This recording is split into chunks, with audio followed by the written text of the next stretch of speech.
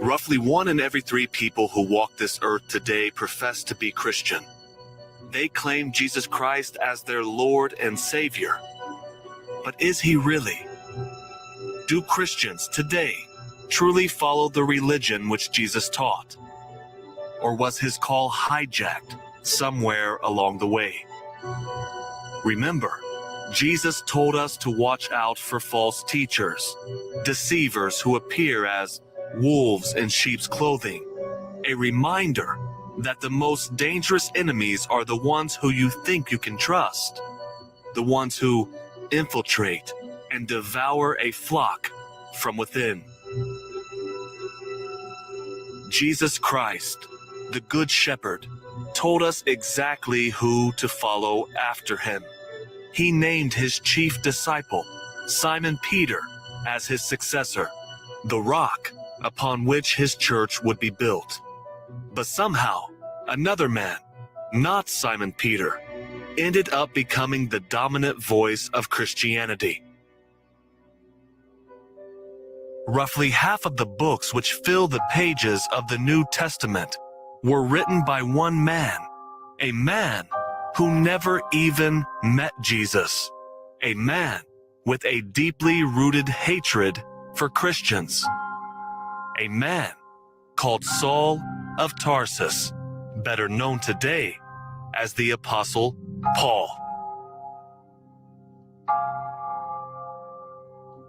Paul's teachings are so influential, some have even dubbed him the founder of Christianity, a claim which reveals a big problem. Paul's doctrine is often at odds with the message of Jesus, which begs the question, was Paul an apostle or an impostor, a messenger from Christ, or an antichrist who has led 1/3 of the world's population astray? Join us on YHWH'S satellite channel as we tell the story of the man who stole the religion of Jesus and founded Christianity as we know it today, Paul, the false apostle.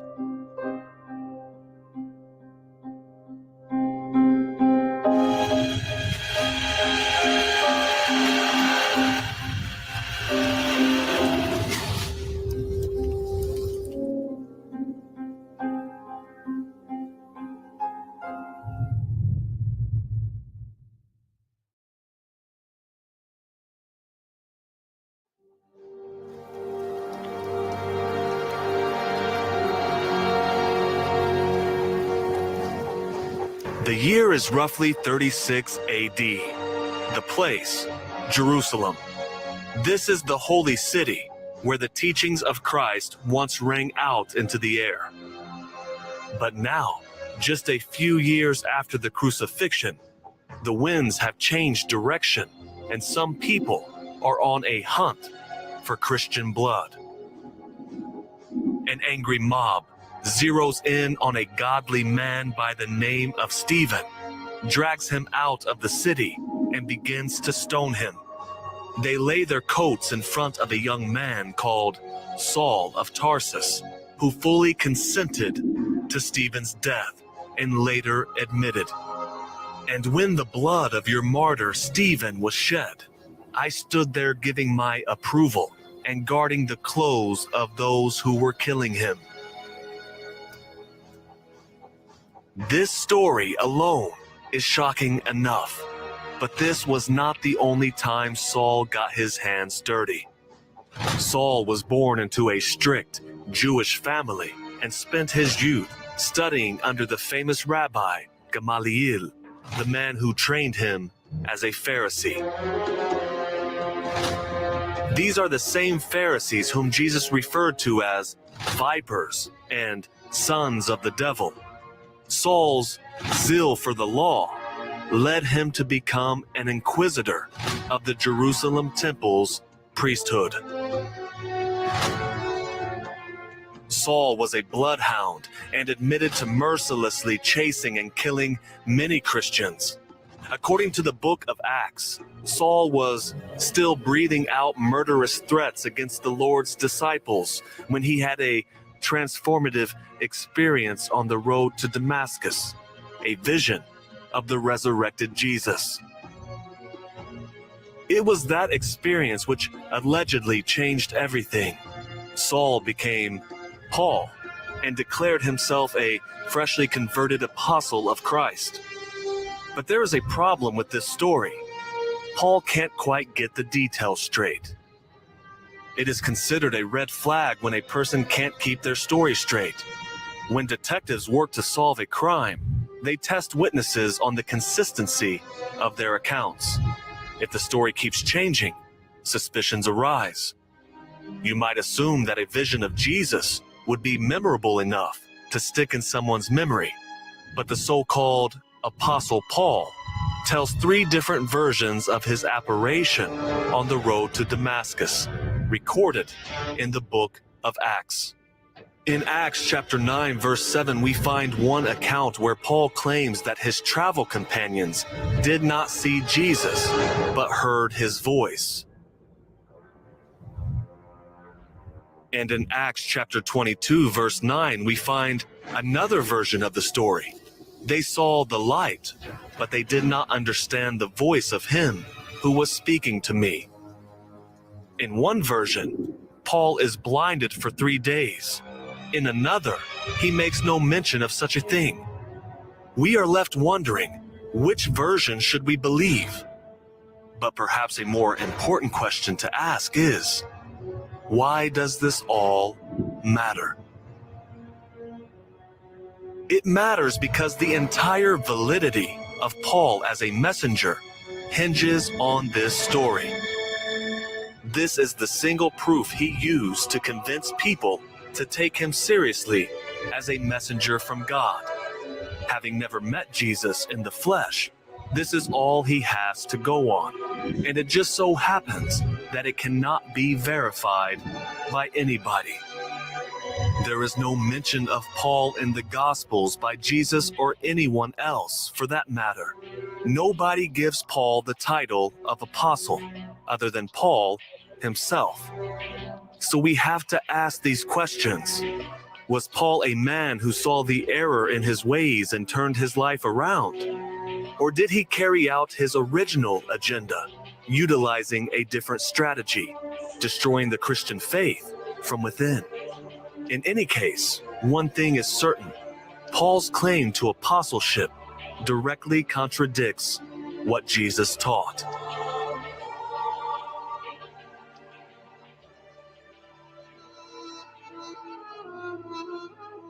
Throughout his ministry, Jesus had many disciples. At one point, he amassed followers in the thousands. But there was always an inner circle of 12 men, handpicked by Jesus. That number, 12, was no accident. There was a specific purpose behind it. Talking about his second coming, Jesus said, "Truly I tell you, at the renewal of all things, when the Son of Man sits on his glorious throne, you who have followed me will also sit on 12 thrones, judging the 12 tribes of Israel." These words demonstrate just how important the sacred number 12 is. How could 11 or 13 apostles judge 12 tribes? The disciples themselves understood the significance of this number. After Jesus left them, the remaining 11 apostles set out to replace the fallen one from among them, Judas Iscariot, who betrayed Jesus. Praying for divine guidance, the men drew lots, and in the end, they reported that God chose Matthias to be the 12th disciple. There was one important criteria for the selection.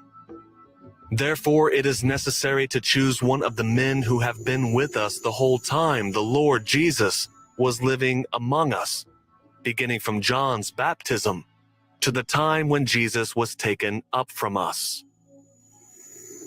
So imagine the confusion of the 12 disciples when, years later, Paul came along and inserted himself into the equation as the 13th disciple. Paul, a man who never met Jesus, certainly didn't qualify to be one of them. But that didn't stop Paul from making some dramatic changes to the religion of Jesus. And the early Christians did not consider Paul to be an authority in the same right as the 12.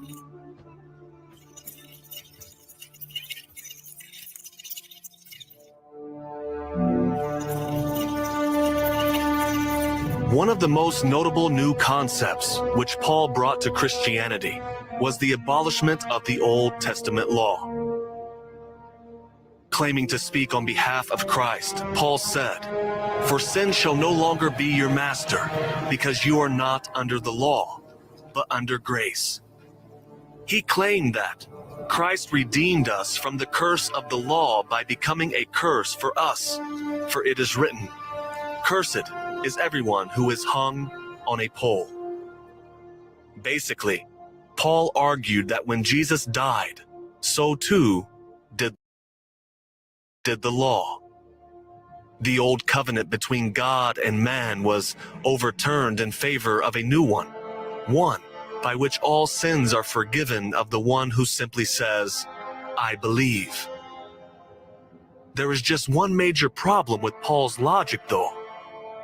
According to the Gospel of Matthew, Jesus appeared to the 12 after the crucifixion, saying this, "Therefore go and make disciples of all nations, and teaching them to obey everything I have commanded you." And Jesus clearly commanded them to keep the commandments. "Think not that I am come to destroy the law or the prophets. I am not come to destroy, but to fulfill them." Jesus was a reformer. His mission was to bring things back to the old ways of theology. He came to guide people back to the religion of God. Jesus, the long-awaited Jewish Messiah, affirmed the message of the Hebrew prophets before him.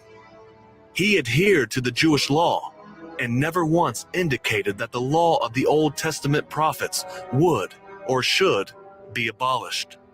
In fact, he said, "It is easier for heaven and earth to disappear than for the least stroke of a pen to drop out of the law." So why did Paul come out and teach the opposite? Just as Jesus said, "If you want to enter life, keep the commandments."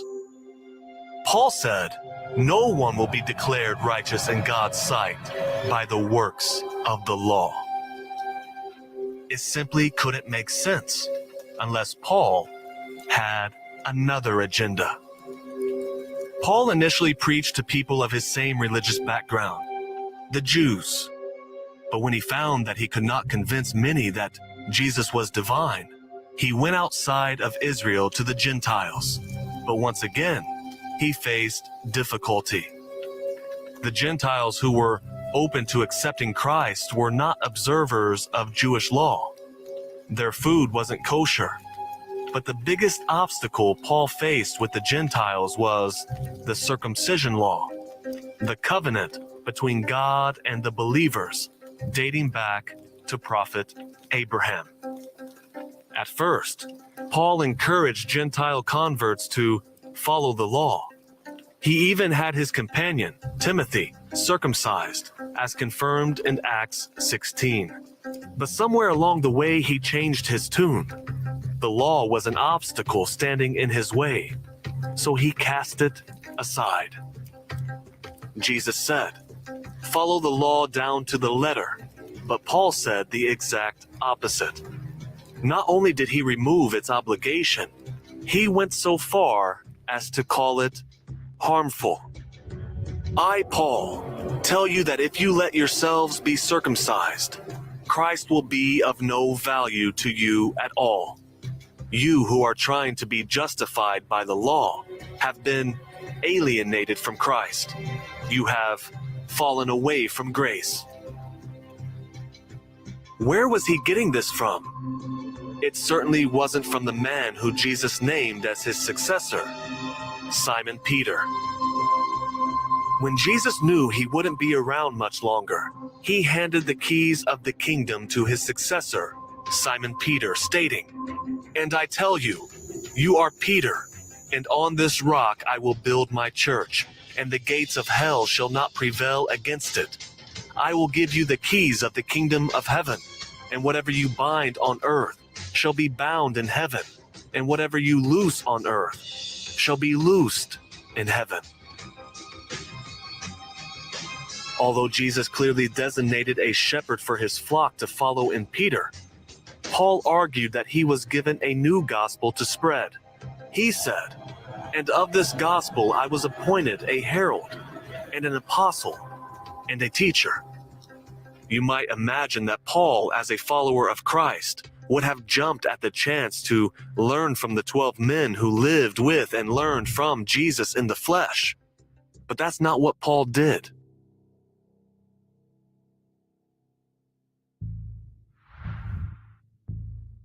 It was a full decade after Jesus' death that Paul first met Peter in Jerusalem. Then he went out, preaching and teaching his own gospel in Asia Minor for another 10 years before making a return trip to Jerusalem around 50 AD. It was only then, 20 years after the crucifixion, that Paul met the rest of the apostles for the first time. Paul did not preach the same thing as the 12 apostles, and there was constant friction between him and the Jerusalem church about one issue, in particular, the law. Tensions eventually boiled over and caused Peter and Paul to come to blows. When Peter visited Antioch, he clashed with Paul over whether or not Gentile Christians needed to uphold the law.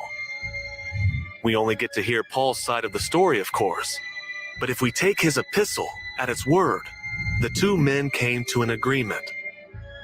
Paul would go forth as an apostle to the Gentiles, while Peter would preach to the circumcised. But there is a problem there. The agreement, which Paul speaks of, contradicts the book of Acts, which states that Peter, not Paul, was chosen by God to minister to the Gentiles.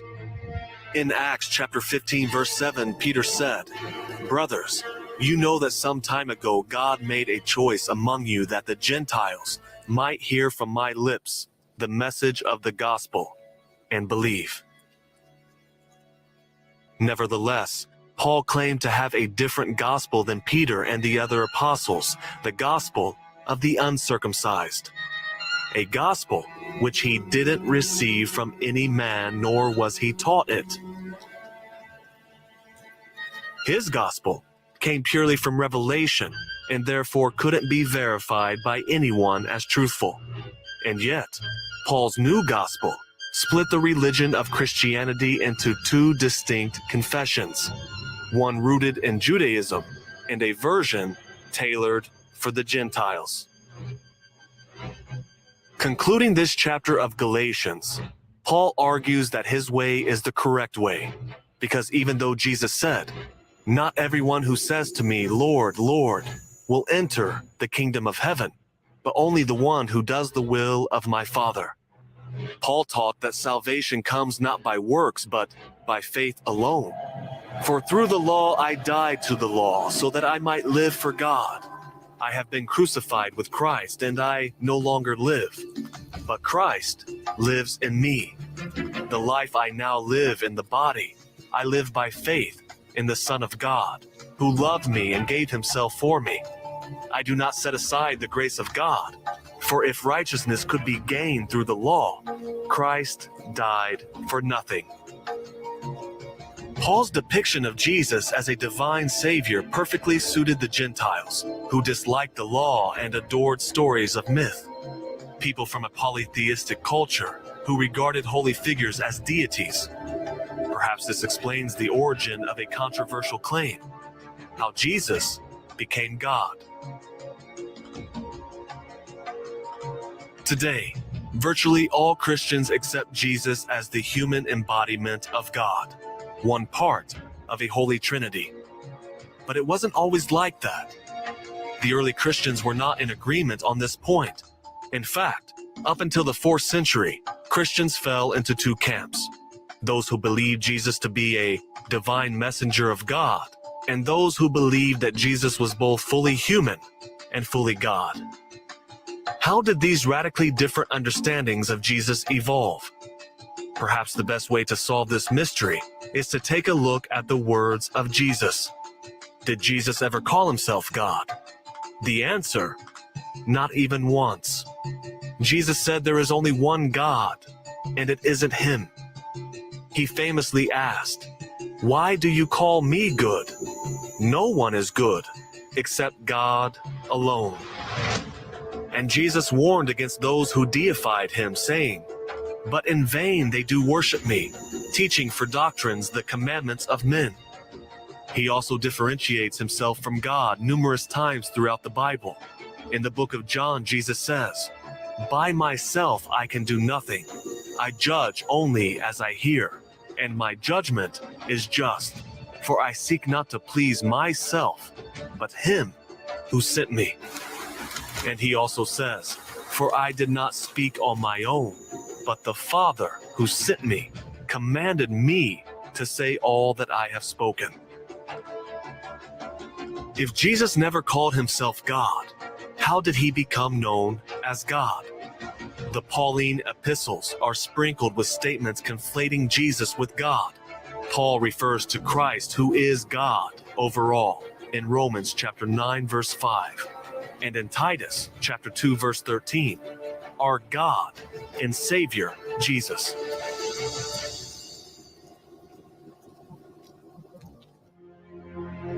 It seems like a blatant contradiction, but perhaps it suited Paul's grand agenda to misguide people. If people are worshiping Jesus as God, they are associating others with him, undercutting the very foundation of monotheism. Not only did he call Christ God, he revamped Christ's image. If Jesus was God, he couldn't be seen as an ordinary man. He had to be seen as celibate. If you know anything about Jesus today, it's that Jesus, unlike all the messengers before and after him, was supposedly celibate. But what exactly do the scriptures say? The answer is absolutely nothing.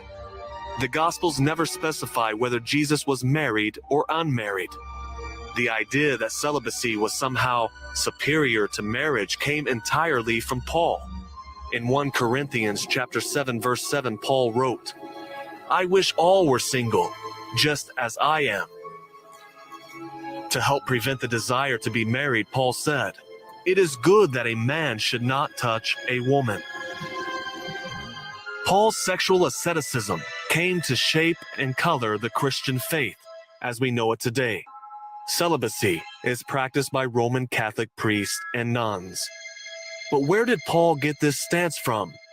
It certainly wasn't Jesus, because as Paul admitted himself, "I have no command of the Lord, but I give my opinion as one who by the Lord's mercy is trustworthy." Had Jesus been celibate, Paul would certainly have invoked him as an example when arguing for celibacy, but he doesn't. Never once does Paul argue that Christians should be celibate because Jesus was celibate. For one, we know that Jesus' apostles were married. In fact, Jesus famously resurrected Simon Peter's mother-in-law from the dead, as recorded in the Gospels. And the Gospel of Matthew records Jesus affirming the sanctity of marriage, quoting Old Testament scripture saying, "Have you not read that from the beginning the Creator made them male and female, and said, 'For this reason a man will leave his father and mother, and be united to his wife, and the two will become one flesh. So they are no longer two, but one flesh. Therefore what God has joined together, let man not separate.'" Despite what Jesus said, Paul, in his epistle to the Corinthians, said that all unmarried people should not seek to get married. Why might Paul want to spread this doctrine of celibacy? What would it mean for the future of Christianity? Well, if marriages stop, so too do children, dramatically reducing the number of Christians born into the world.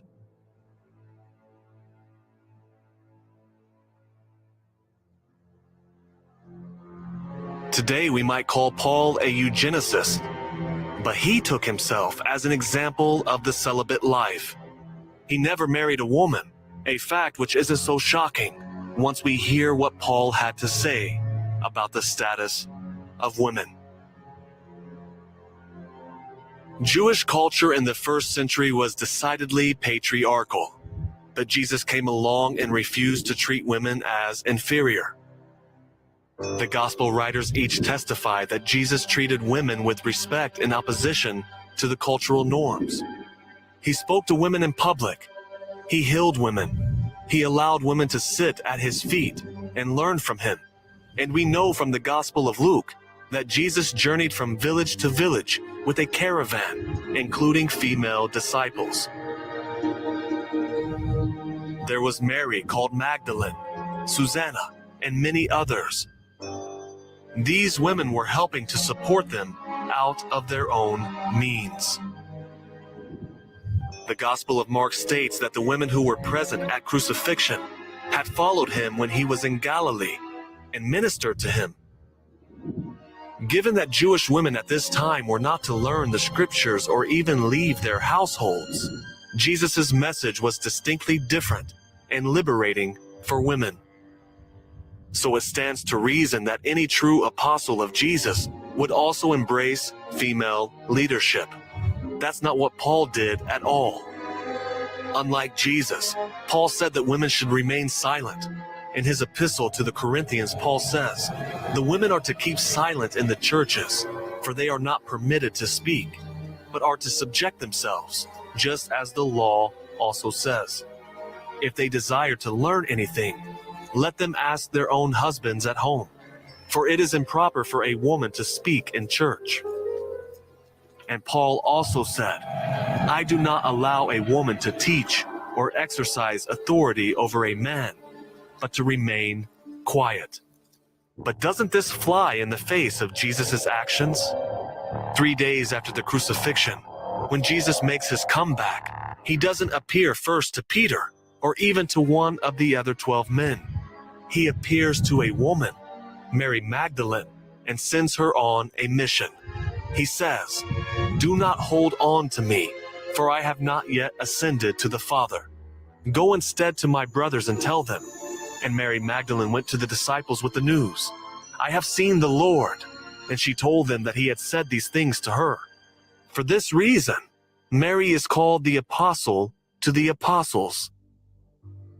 But Paul tried to strip her of this honor and erase her important role from history.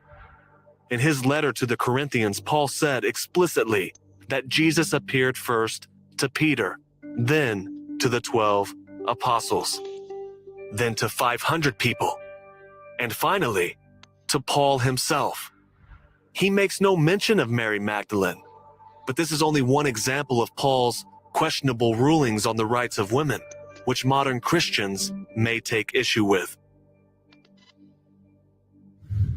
Paul also demanded that women cover their heads with a veil. Today, the hijab, or veil, is viewed as an Islamic tradition, but it did not originate with the religion of Islam. It traces back to the words of the so-called Apostle Paul, who explained that women must cover their hair while praying, not for the purpose of modesty, but because, according to Paul, women are inferior to men.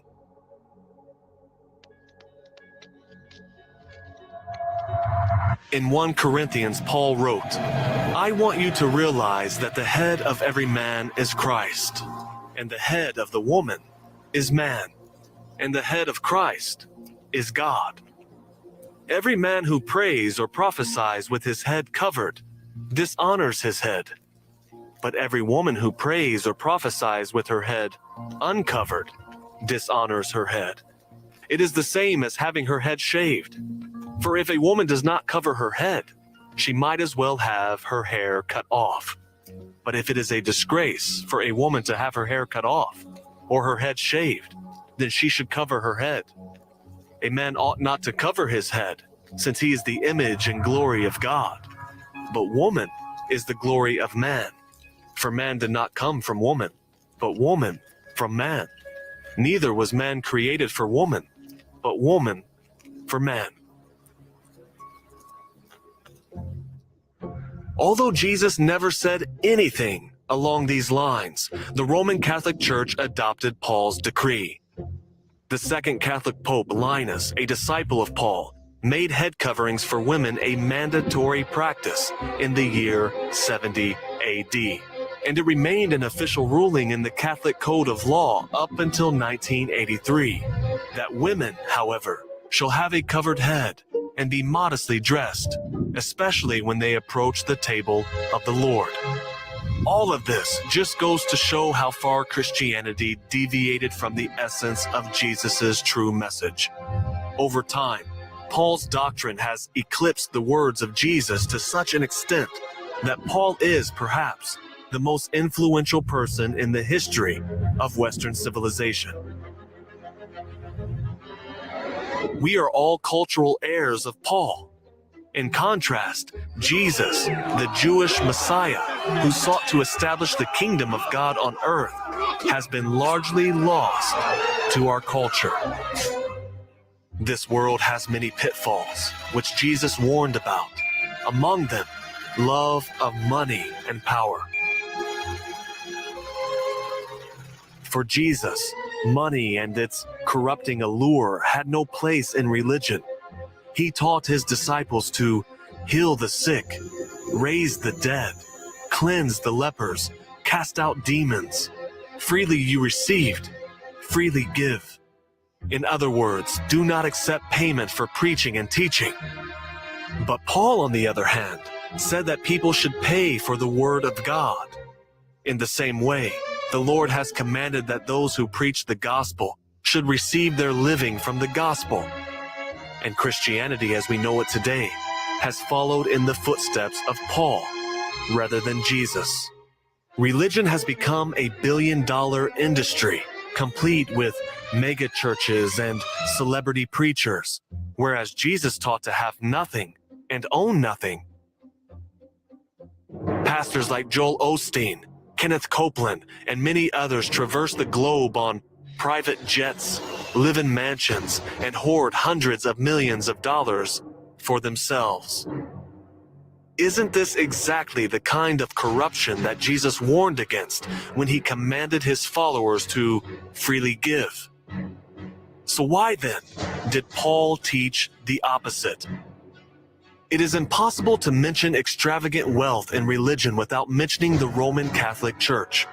Well known for its opulent costumes and decor, the Vatican sits atop billions of dollars in assets. The Pope exemplifies the word of Paul rather than Jesus, and what's more, the Pope's hands are dirty from shaking hands with the tyrants of this world. Jesus taught that the nations of the world are under the rule of the devil. In the Gospel of Matthew, Satan offers Jesus authority to rule the kingdoms of the world, but Jesus refuses, saying, "Away from me, Satan, for it is written, worship the Lord your God and serve him only." Jesus was a revolutionary who taught that submission should only be given unto God.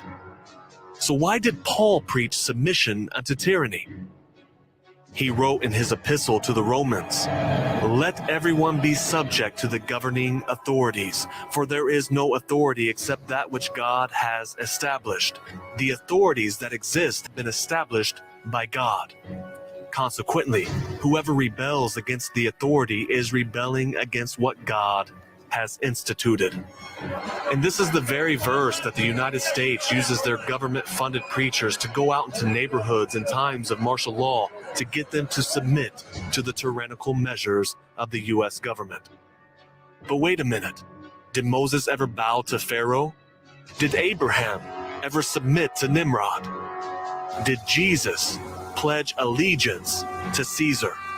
Or was it Paul who led his followers down a dangerous road, teaching them to love the very same tyrants who put Jesus to death?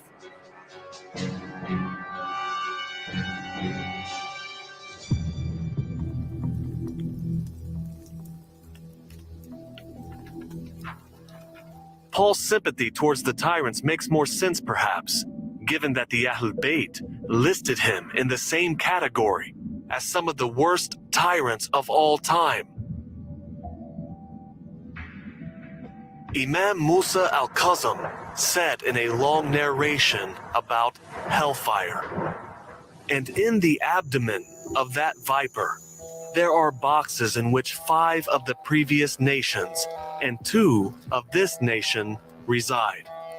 As for the 5, they are Cain, who killed Abel, and Nimrod, who argued with Abraham about his Lord and said, 'I give life and cause death,' and Pharaoh, who said, 'I am your most exalted Lord,' and Yahud, who brought forth a new Judaism for the Jews, and Paul, who Christianized the Christians anew." And isn't it clear that Paul's doctrine was a brand new version of Christianity? He altered the very core of the religion with his innovative concept of atonement.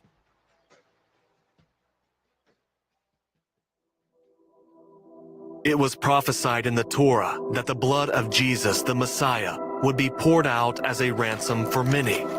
Isaiah said, "All we like sheep have gone astray. We have turned every one to his own way, and the Lord hath laid on him the iniquity of us all."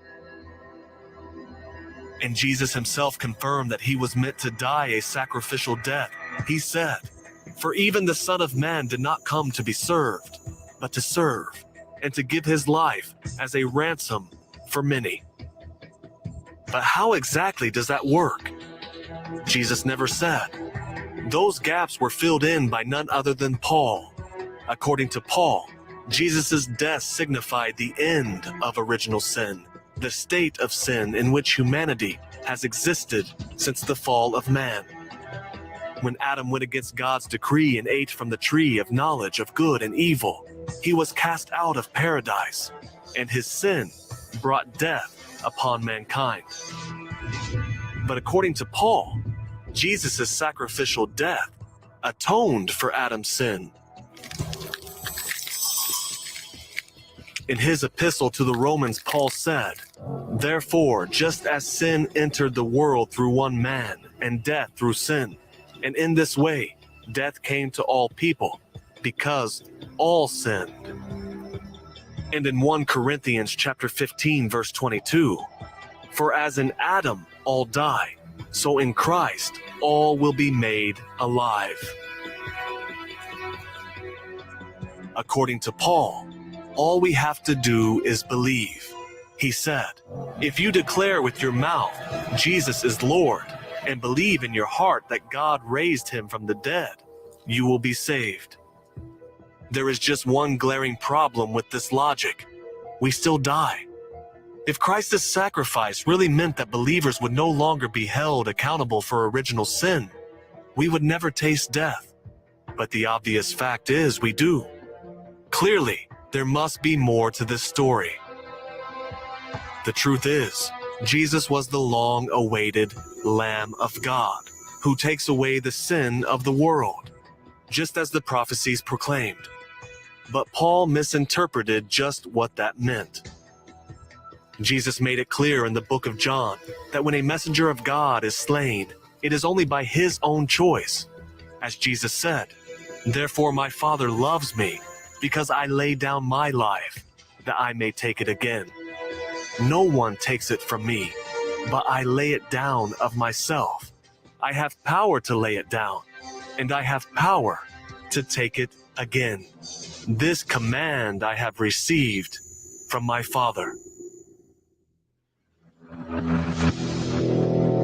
So God's messenger can only be slain if he chooses. Jesus chose to die as a mercy for many, because anytime God's vicegerent is martyred, his death signifies the forgiveness of humanity's sins at that time, which are breaking the covenant of God. But not forever, as Paul misunderstood, because over time, sins accumulate once again. But the moment a messenger lays down his life for the sake of God, the people's sins are wiped clean. This applies to nearly everyone. The only people who evade this mercy are the enemies, those who fight and kill God's messengers. But it doesn't apply for all people, for all eternity.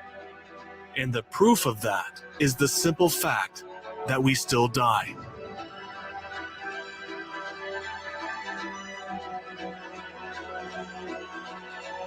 As a result of Paul's deception, many people have gone to their graves believing that faith alone will save them. But that contradicts Jesus, who clearly said that faith alone is not enough. He said in Matthew chapter 7 verse 21, "Not everyone who says to me, 'Lord, Lord,' will enter the kingdom of heaven, but only the one who does the will of my Father who is in heaven." If you take a look at Paul's overarching message, he made salvation effortless.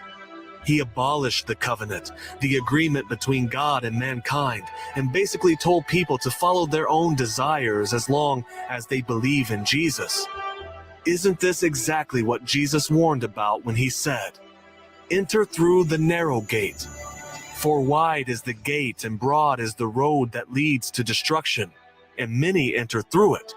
But small is the gate and narrow the road that leads to life, and only a few find it." So here we have two distinct camps, Jesus Christ and someone who comes along after Jesus, pretending to speak on his behalf while leading people astray. The opposite of Christ. What can only be described as history's very first antichrist. And he is responsible for repeating a pattern which has plagued God's religion throughout time.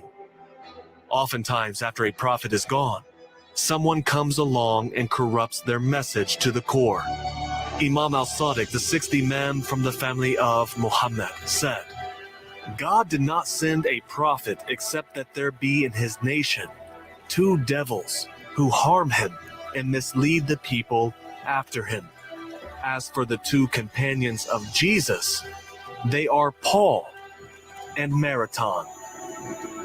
And this may come as a shock, but Jesus himself told us that Paul was a liar.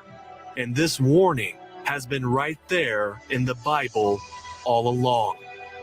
Hiding within the pages of Revelation is a secret encoded message from Jesus. As the story goes, 2 decades after Paul's ministry came to an end, Jesus appeared to John on the Isle of Patmos, sometime in the final years of the 1st century, and revealed a wealth of knowledge. Much of the revelation focuses on the events of the end times that we are living in today, the signs of Christ's second coming. But the 2nd chapter of this book contains more timely advice. In Revelation chapter 2, verse 2, Jesus addresses 7 churches, among them the church at Ephesus in Asia Minor. According to Jesus' words, there was a trial at Ephesus of persons who told the Ephesians they were apostles, but the verdict found they were not true apostles.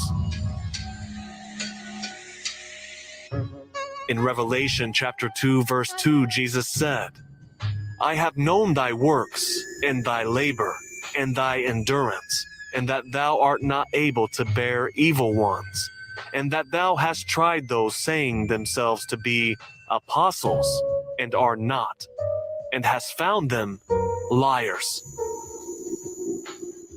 Now, who could this verse be referring to? Do we know of any individual who visited the church of Ephesus claiming to be an apostle of Christ? As a matter of fact, we do. Remember how Paul went off for 10 years preaching his gospel in Asia Minor. He definitely visited the Christian community at Ephesus, and in his epistle to the Ephesians, he declared himself an apostle, addressing his letter from Paul, chosen by God to be an apostle of Christ Jesus, to God's people who live in Ephesus, and are faithful followers of Christ Jesus. There is no evidence for Paul being an apostle except from Paul's own mouth. Even in the book of Acts, none of the 12 apostles lend that title to Paul. The only person in the entire New Testament to say Paul is an apostle of Jesus is Paul himself. Is that enough to prove someone is truthful? If we listen to the words of Jesus, no, it is not. Jesus said, "If I testify about myself, my testimony is not true." Jesus was verified by a witness, John the Baptist, who passed on the torch of God's leadership to him. Paul had no witness and no one to verify his claim. Now the question becomes, is there any evidence in the Bible that the Ephesians determined Paul as not an apostle? And the answer is yes. Both Paul and Luke mention that Paul was subject to a heresy trial at Ephesus. In one of his epistles, Paul says, "This thou knowest, that all that are in Asia turned away from me." And the book of Acts records, Paul came to Ephesus, and he entered into the synagogue at Ephesus, and spake boldly for the space of 3 months, reasoning and persuading as to the things concerning the kingdom of God. But when some were hardened and disobedient, speaking evil of the way before the multitude, he departed from them, the Ephesians. All of this parallels what Jesus spoke about 20 years later in Revelation. Clearly, Paul went to the Ephesians and preached before they decided his message deviated from Christ and turned against him. But just what was their complaint against Paul? Fortunately for us, their complaint was recorded in the book of Acts. In Acts chapter 21, Luke tells us that Jews from Asia at Jerusalem were disturbed by what Paul was preaching, that Jesus' death brought a new covenant, one which abolished the law of Moses and the Jewish people's position as covenant partners with God. In Acts chapter 21 verse 28, Jews from Asia appealed to the apostle James for help, complaining, "This is the man that teacheth all men everywhere against the people and the law." These Jewish followers of Jesus who appealed to James for help against Paul, who was pressuring them to break the promise of God, the law which Jesus said to uphold. The Ephesians back in the first century chose to stick to the words of Christ, and Jesus commended them for it. But what about us today? Fast forward nearly 2,000 years and most of the world has forgotten, or perhaps chosen to ignore, all that Jesus had to say. Long ago, Saul of Tarsus set out to destroy the religion of Christ. And if you really look at it, isn't that exactly what he did? Over the years, Paul dedicated his life to spreading his religion far and wide. But exactly what religion did he spread? Did he succeed in converting many to Christianity, or an entirely different religion? Paulinity. Isn't he exactly the type of person Jesus warned about when he said, "Many will say to me, Lord, Lord, did we not prophesy in your name, and cast out demons in your name, and do many mighty works in your name? And then will I declare to them, I never knew you. Depart from me, you workers of lawlessness." Jesus came with a certain message to call the people back to God. But if you look at Christianity today, it is defined not by his message, but by the message of Paul. Just take a look at the Apostles' Creed, which states that Jesus was conceived by the Holy Ghost, born of the Virgin Mary, and that he was crucified, dead and buried, and on the third day he rose again from the dead. It jumps straight from Jesus' birth to his death, completely erasing what he taught in the middle. Now consider how Christianity, as we know it today, erases the life of Christ and is defined by Jesus' birth and death, Christmas and Easter, a direct result of Paul's doctrine. If we erase Paul's contribution from the Bible, Christianity would look like something else entirely. And how can we honestly call the faith Christianity at all when it goes against all that Jesus taught?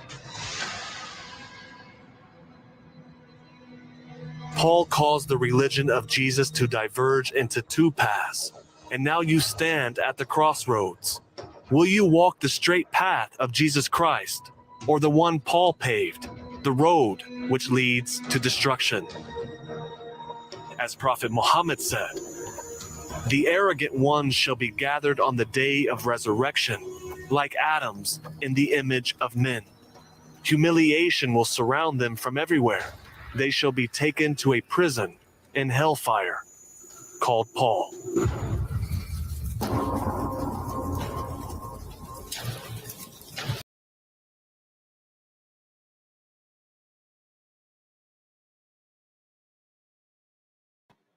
Mic check, 1 2 1 2. If I can be heard, give me a Yahoo up in the chat. Bless up, all praise to the Most High. Good to see the family in the building. I see y'all in the building. Bless up. Give me a Yahoo if I can be heard, though. Give me a Yahoo if I can be heard. Nazarene edition, part 85. Part 85. Saul of Tarsus, apostle or apostate. All right. Y'all know how I do, though. Sometimes I like to, I throw a little appetizer out there before the meal get to going. You dig? So I just find these things interesting. Let me share that link with y'all too. Hold on. Let me go ahead and copy and paste that. Well, y'all can look at that at your own time. Add it to your archives. We get her done. Good to see y'all in the building. Yeah, man. Shout out to all the haters, jaw jackers, and naysayers. We love y'all too. We love y'all too. Bless up, bless up, bless up. Shout out to my brothers also, the Scorned Black Man podcast. This upcoming Thursday, the bros want me to come back on there and talk about the dietary law from a Nazarene as seen, perspective. So that should be good. That's this Thursday coming up on the Scorned Black Man podcast. You dig? So all praises, all glory, all honor to the Most High, power of all powers. Y'all already know. Good to see y'all in the building. I see y'all. Okay. I see a little sword swinging a little bit in the chat, but it's all good. Hey, look, all are welcome to disagree. All are welcome to disagree in the chat. That's all good. You got to agree with everything we say, and that ain't how we rock. You did. But look, let's keep everything respectful, too. All right. Let's keep everything respectful. Jamia Brown said, what does the live usually start? I want to be on time next week. Hey, it's really just, on the fly for real. Feel me? Creator woke me up this morning. This is what I was on. This is what he put me on. So, hey, you know what? Let's go ahead and get it done. Here first. Let's go ahead and bust up a few hills and get it done. You know what I mean? Let's go ahead and challenge our people to think and use their minds and all that. So let's go ahead. Let's go into the scripture. Absolutely. Let's go into the scripture real quick. I see all y'all in the building. It's a gang of y'all. Over 80 in the chat today. Okay. All right. I know there's some haters and jaw jackers in here today, baby. Hey, but hey, look, blessings and comfort even to the enemies, man. It's all good. That's all good. Let's get into, we're going to go into the book of Acts first. Let's get the criteria on being a disciple, and not a disciple, an apostle, should I say. All right, let's go ahead and get the criteria of being an apostle. All right. All good. All good. All right, we're going to go to Acts, the first chapter. All right, and we're going to jump down to verse, bang, bang, bang, verse 20. Verse 21. All right, let me go ahead and share my screen real quick. Let's go ahead and eat. Let's work. Peace to all y'all. Bless up. Daddy baby in the building. My daddy baby. Choo-choo. My baby girl turned 13 yesterday, y'all. Juju, the miracle baby. Love you, girl. You already know. Bless up. Bless up. Shout out to my baby Juju. Judea. All right, so look, let's get this done real quick. All right, let's eat. If anybody that want to come on, I'm gonna drop the link in the chat too. You can come on. We can chop it up. Let's chop it up about these things. Let's chop it up about these things. Right? We can discuss these things, you know, cordially. I'm on whatever time you on. If you want to be cordial, we can be cordial. All right. So Acts chapter 1, verse 21 through 22. All right. Messiah is already dead, already ascended. All right. And the problem comes in about, well, who fills the 12th seat, or who fills Judas or Judas' chair? Who fills his chair? You know, he the sellout, you know what I mean? So he must be replaced as an apostle. All right. They went from disciples, meaning students, to apostles, those sent forth with authority. All right. Now, either you fit the criteria of an apostle or you don't. If you don't, that's just what it is. That's just what it is. You just not no apostle. You feel me? That cut ain't for you. Those shoes too big for you to fill. That's just what it is, right? Now look at this. According to Acts, the first chapter, Acts chapter 1, verse 21, excuse me. Wherefore these men which have companied with us all the time that the Master Yahshua went in and out among us. So first and foremost, when they went to select an apostle, he had to be one that was there. You had to know Messiah. You understand? You had to be a witness while the Master was going in and going out amongst the brethren. That's one of the criteria of being an apostle. Not saying you can't follow the teachings of Messiah. Not saying you can't even be a disciple, which means a student. Ain't saying none of that. Ain't saying none of that. Not saying you can't be, one of the, if that's your thing, you claim you one of the top disciples today, whatever. But are you an apostle though? That's the question. When it came down to them choosing an apostle, one to fill the seat that Yahudah vacated, Judas vacated. This is the criteria. Now, if you don't fit the criteria, guess what, Jack? You just not no apostle. That's it. That's it. It ain't nothing to get mad about. It's just you're not an apostle. That's it. Now look at this. So, wherefore these men which have companied with us all the time that the Master Yahshua went in and out among us, beginning from the baptism, the immersion of YAH'KI, until that same day that he was taken up from us, must one be ordained to be a witness with us of his resurrection. There it is right there. Right? Must one be ordained. But you see the criteria. He had to be there. You had to be a witness. Of Mashiach interacting with the disciples and the apostles and all that. You had to witness that. Starting from when he first was immersed by YAH'KI, the immerser, John the Baptist, until the day that he was taken up. Ascension. So meaning you had to be there. You had to know him. From the beginning of the ministry or the mission to the end of it. Must one be ordained to be a witness with us of his resurrection. Look at this. And they appointed two. Joseph called Barsabas, who was surnamed Justus, and Matthias.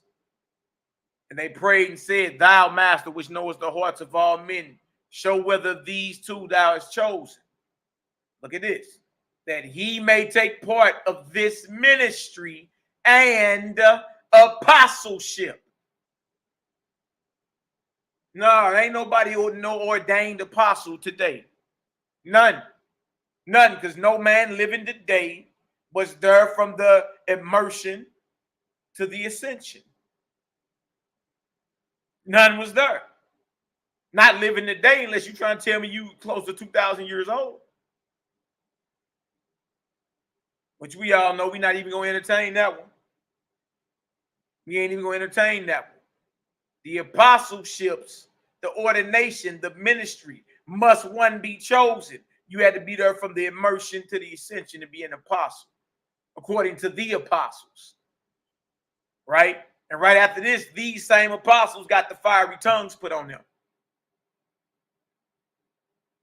They already was out doing what was commanded of them. All over. You see what I'm saying? So yeah, this is about an apostle being ordained. That he may take part of this ministry and apostleship from which Judas by transgression fell, that he may go down to his own place. And they gave forth, so they got spiritual. They cast their lots. They prayed. They consulted the Spirit. Is this spiritual communion right here? Uh-oh. Uh-oh. Is this spiritual communion right here? What are they doing? Because NAM Israelite do this today. NAM. NAM. Who casting lots and getting spiritual and consulting the Spirit? Who doing spiritual communion and casting lots to decide the fate of what's going to happen here? Who doing that?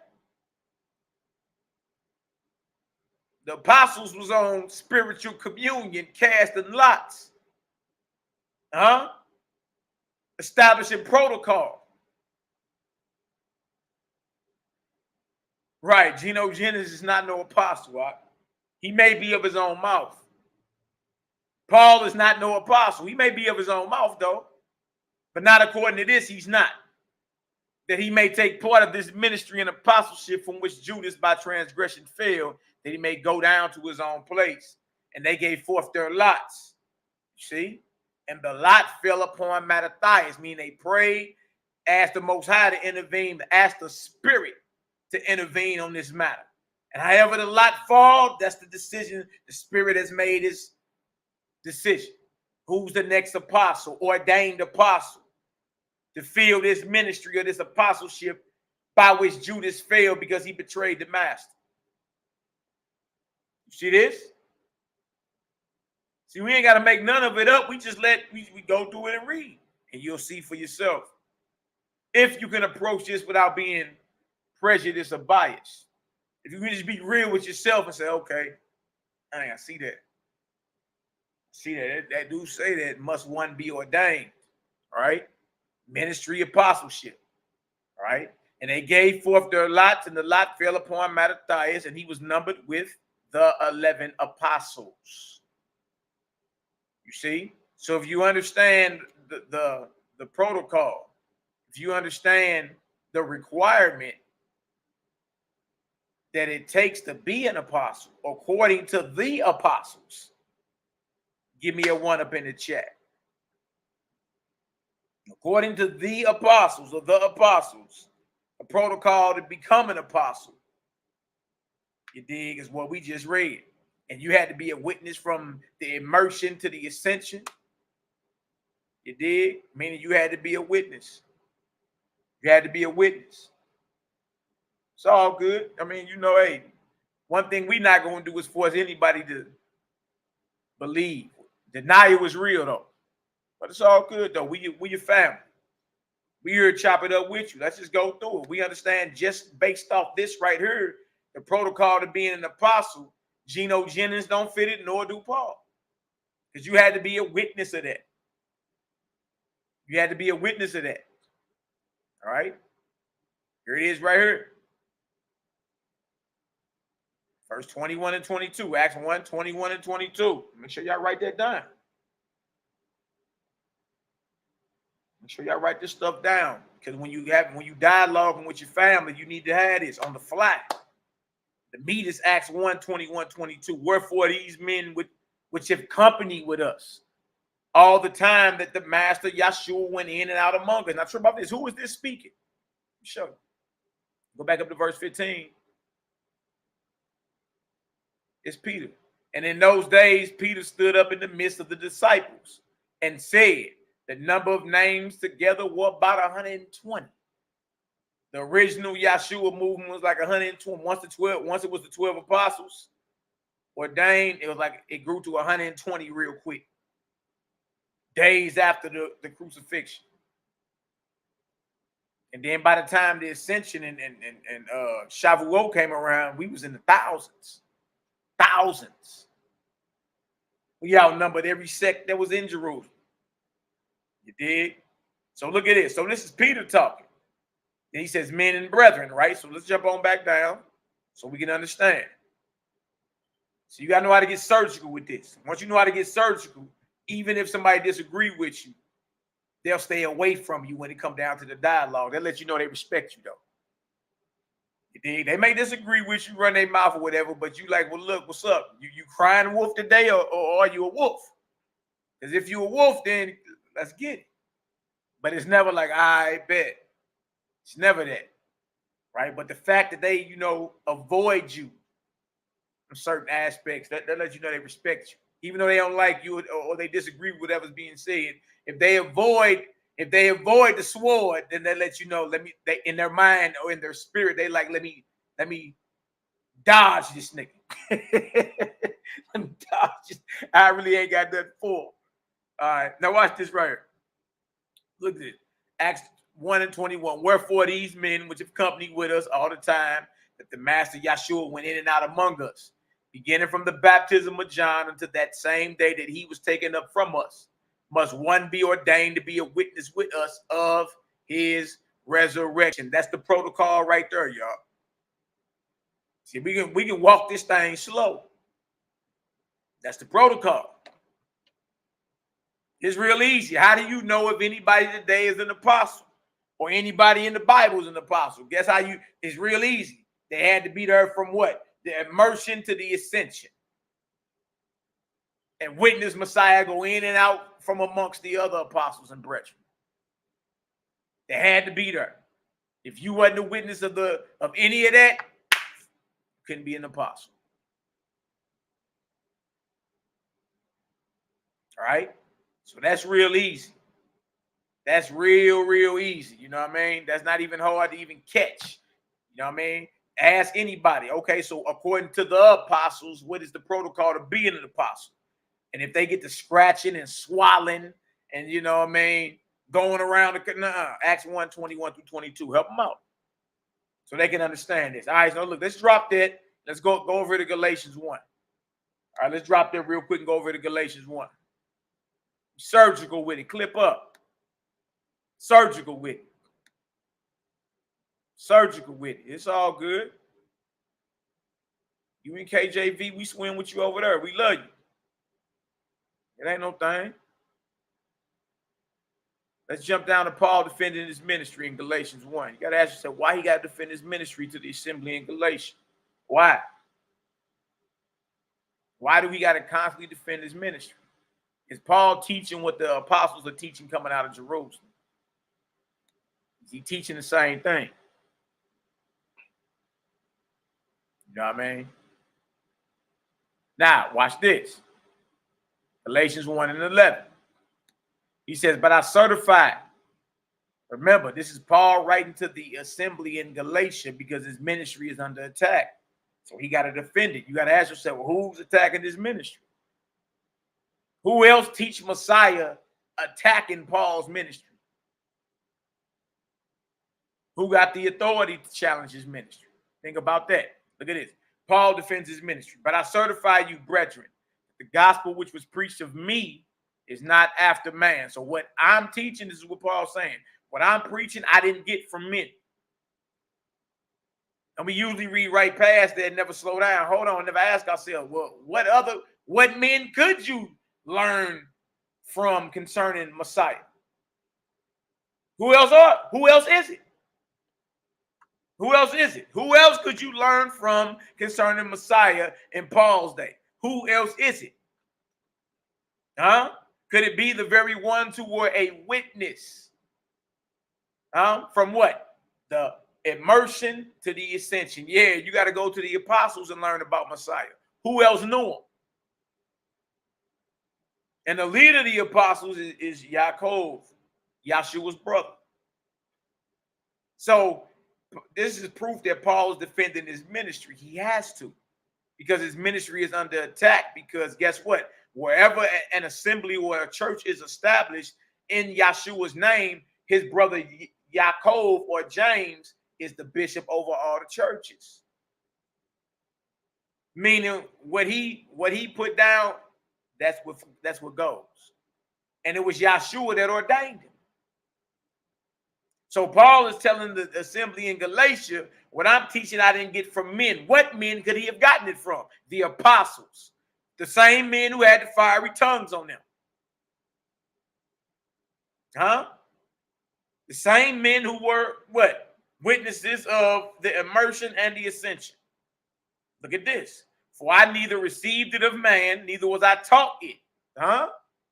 So if he never was taught it by a man, Paul is openly declaring that what? He is not a disciple, a student of the apostles.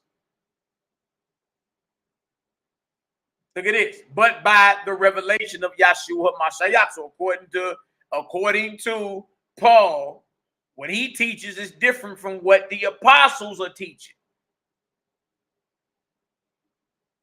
His is a revelation. You understand? Anybody else learning out here got to go to the apostles and learn, but he ain't come to the apostles and learn. His is strictly revelation. This is very important because this is his whole claim to being an apostle. His revelation. No revelation, no apostleship. No revelation, no apostleship. So he got to hang his ministry on this. His whole ministry is based off this revelation he says he had. And I ain't the one to tell you if he did or if he didn't. Let's just deal with the text. Now watch this. For you have heard of my conversation in time past in the Yahudim religion, how that beyond measure I persecuted the assembly of the Most High and wasted. Look at this. And profited in the Yahudim religion above many my equals in mine own nation, being more exceedingly zealous of the traditions of my father. Now look at this. Verse 15. Verse 15. But when it pleased the Most High, who separated me from my mother's womb, separation or holiness from the womb is claimed by Nazarites. All right. Historically speaking, James or Yaakov HaSedek, the bishop of Yahshua's movement after Yahshua made his transition, was a Nazarite. See, a lot of people don't realize Paul and James and Peter, a lot of them are they're responding to each other, to each other's letters. That's a quick little shot right there. Like I was separated or called holy from my mama's womb too. Right? But Nazarites is men from the womb called that, like Samson. You understand? Like James and them, they were called that from the womb, right? And called me by his grace to reveal his son in me, that I might preach him among the heathen. Immediately I conferred not with flesh and blood. Look at this. Look at this.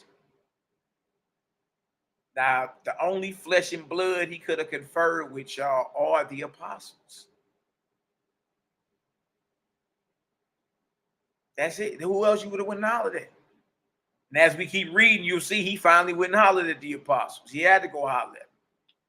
But if you slow down and reread Paul's letters, what you'll find out is Paul, it teaches his version of the gospel is different from what the apostles are teaching. You understand? Now trip off this. What the apostles are teaching is what Yahshua ordained them to teach.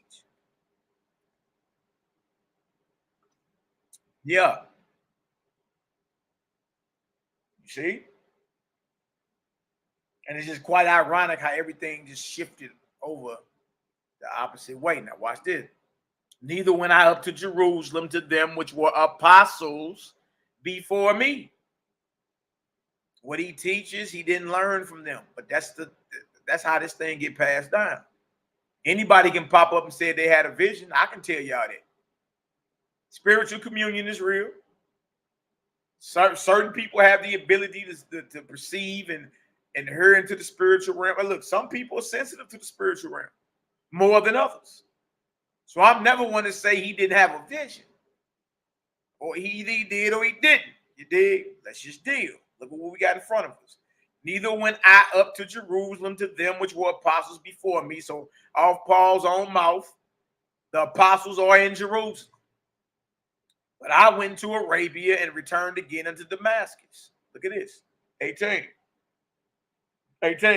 Then after 3 years, I went up to Jerusalem to see Peter and abode with him 15 days, a fortnight, 15 days. But other of the apostles saw I none, save James, the master or the Messiah's brother. So all Paul's own lips for any hater, jawjacker, and naysayer, how you know James was an apostle? Off Paul's own lips, James is an apostle, and he's the Messiah's brother.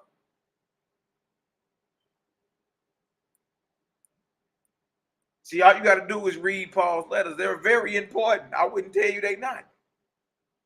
If you throw them out, you miss out on a lot. That's, you know what I mean? Because he right in there. He right in there telling you what it is. Like, look, I'm gonna tell you what it is. This is how it's gonna go, and this is what happened. Now, the only question is, does his message line up with the apostles who leads Yahshua's movement coming out of Jerusalem? If his message is different, then you got a question. Like, I can't make you arrive there. You know what I mean? There's nothing wrong with you being a critical thinker. That's what the Most High gave you common sense for. Anytime you can't critically examine any spiritual understanding, any spiritual system, any belief, run. You should be able to critically examine anything you involved in. You an investigator. You ain't trying to be out here looking silly, is you? So we got every right to examine it, but trip off this. We're examining his own writings. Supposedly he wrote these, right? So according to Paul, the apostles are not only in Jerusalem, and he finally, after been out there preaching his own revelation for 3 years, he finally goes to Jerusalem and stay with Peter, an apostle, a fortnight. But other of the apostles he didn't see, except James, the master's brother. There it is right there. There it is right there. See? So his letters are very important. You know, read, slow down and reread what he's saying. It'll blow your mind. It'll blow your mind. Like, you be like, dang, hold on. Like, it wasn't as peachy, it wasn't peaches and cream like everybody think it was. Right? James kept sending men right behind Paul, checking his temperature. Right? Because Paul, when he finally went to Jerusalem, he got letters to teach amongst the nations, but it was only supposed to teach what James and them told him to teach. He started teaching opposite. See, there's a rift there that the brothers don't want to see, the brothers and sisters. We all think that, you know, James and Paul and Peter and like all the apostles was on one accord with Paul. No. It was static. It was static. Look at this. So off his own lips, James is not only an apostle, he's the master's brother. Now the things which I write unto you, behold, before God I lie not. So he's claiming I'm not lying. He's defending his ministry. He got to come out. But trip off this. He got to name drop. He got to certify what he's doing. He got to certify his revelation. Because without revelation, there's no apostleship with him. But we already read what the apostles ordained or put in place as what? Protocol to be an apostle. And if you don't meet that, you're just not no apostle. That's just what it is. Now watch this. Afterwards, I came into the regions of Syria and Cilicia and was unknown by face into the churches of Judea which were in Messiah. But they had heard only that he which persecuted us in time past now preached the faith which once he destroyed, and they glorified God in me. All right. So since Paul is saying that the Most High revealed his son, all right, Galatians 1:15, but when it pleased God, who separated me from my mother's womb and called me by his grace. So he's claiming Nazarite already. Pretty ironic because the leader of the movement is a Nazarite. Right? He's a Nazarite. It's crazy.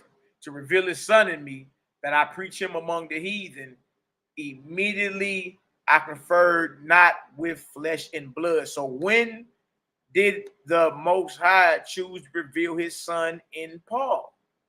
When was this? We got to go back to the conversion, right? Let's go back to Acts 9. Let's go to the accounts in Acts 10. Remember, if he out here claiming to be an apostle by sure revelation, then we need to go to the revelation. Let's go over it. Because according to the apostles, you had to been a witness there from the immersion to the ascension in order to be an ordained apostle. That means nobody today is an apostle. Nobody.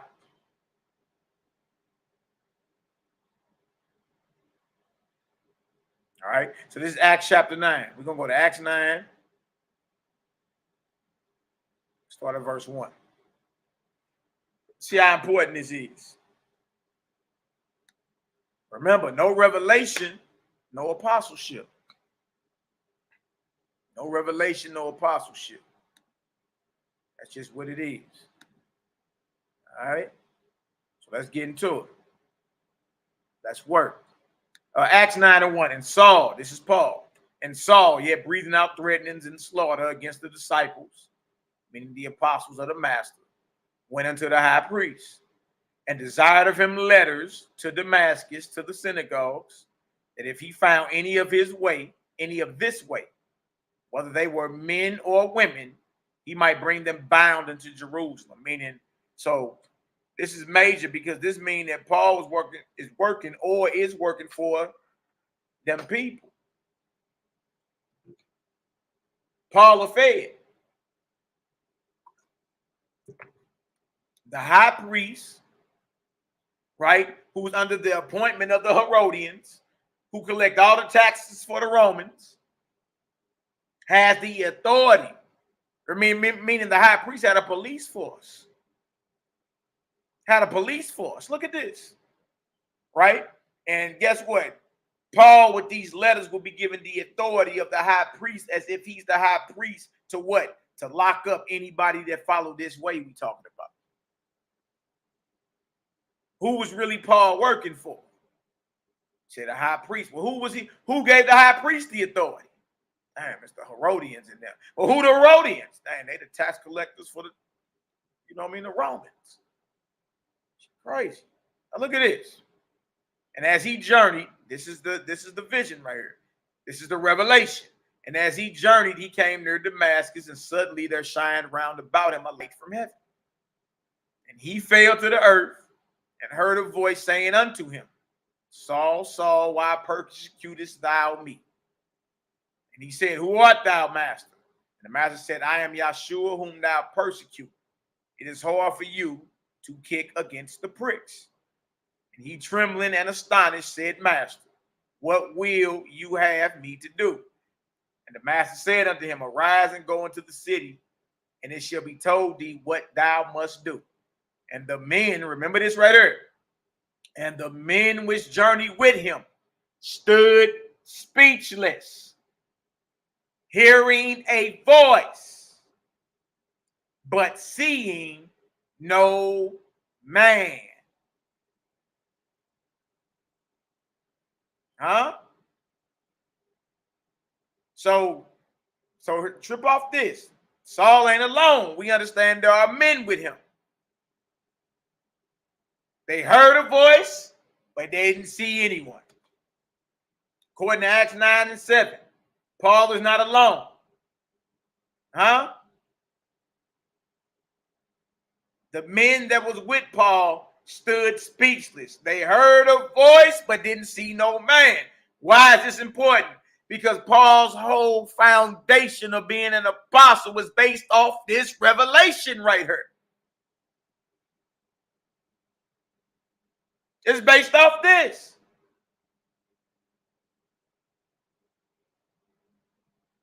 Since it can't be based off Acts 1 verses 21 and 22, since he didn't know Messiah, he wasn't around the brethren in them from the ascension, from the immersion to the ascension.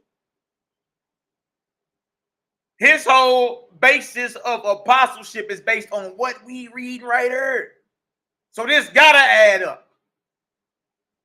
This gotta add up. If this don't add up, then guess what? His whole apostleship or his whole claim of being an apostle has to be under scrutiny. It has to be brought into question. That's it. That's it. All right.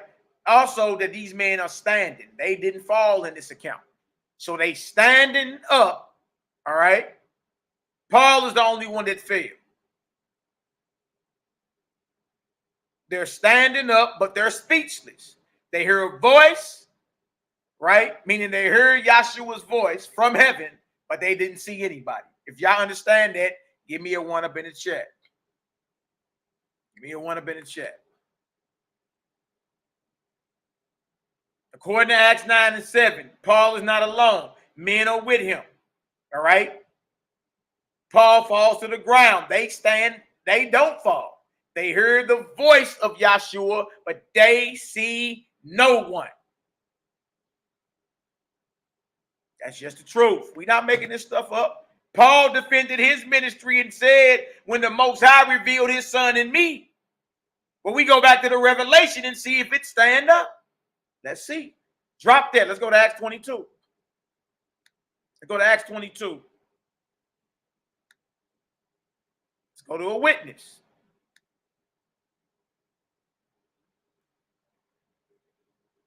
You got to get surgical with it. Shout out to all the haters, jaw jackers, and naysayers. We love y'all. Believe that.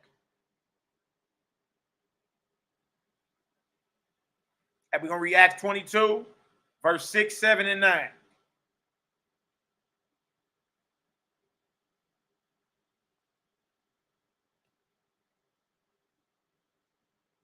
Let's work. And it came to pass that as I made my journey and was come nigh unto Damascus about noon, suddenly there shone from heaven a great light round about me. And I fell into the ground and heard a voice saying unto me, Saul, Saul, why persecutest thou me? And I prayed and I answered, who art thou, master? And he said unto me, I am Yahshua the Nazarene, whom thou persecutest. Verse 9. And they that were with me saw indeed the light and were afraid, but they heard not the voice of him that spake to me. Now, hold on. Hold on. According to Acts 22 and 9, the people that were with Paul saw the light. In Acts 9 and 7, they didn't see no man.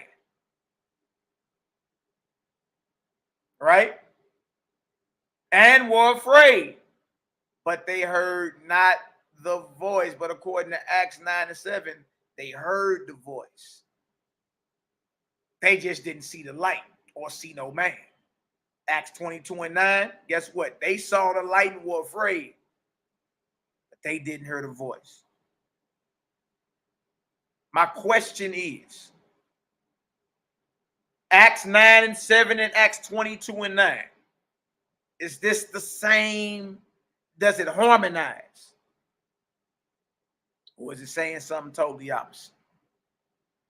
Acts 9 and 7, Acts 22 and 9. If it harmonizes, give me a 1. If it doesn't, if it conflict, give me a 2.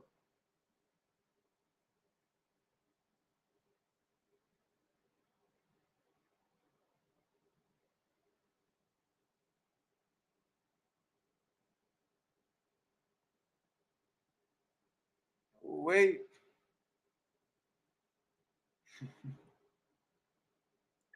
Yeah, that conflict, man.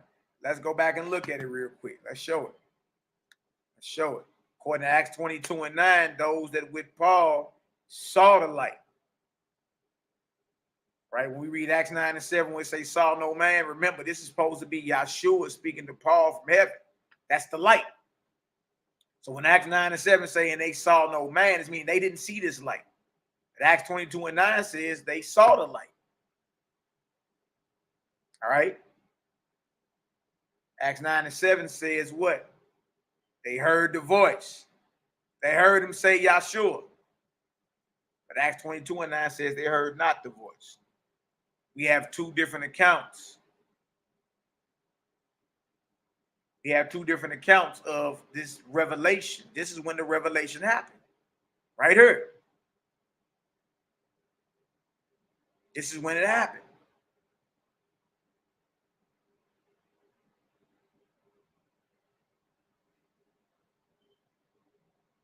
Wait. Now, let's go over to Acts 26 real quick. Matter of fact, I'm going to go back to Acts 9 and 7 just to show it. The account don't add up. Now, we can form our own theories about why it don't add up. We can say, you know what? Luke wrote what he remembered that Paul told him in Acts 9. But Luke also wrote Acts. Suppose he wrote Acts 22 as well. You dig? But it's more from the perspective of him like being a court recorder. Because that's Paul defending himself in court. So it's like Luke is writing like he's there, witnessing Paul defend himself. You know what I mean? Now look at this. Acts 9 and 7.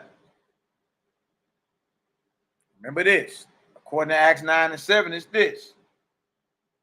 All right. And the men which journeyed with him stood speechless, hearing a voice, meaning they heard him say, Yahshua. What voice? Acts 9 and 5. And he said, who art thou, master? And the master said, I am Yahshua, whom you persecute.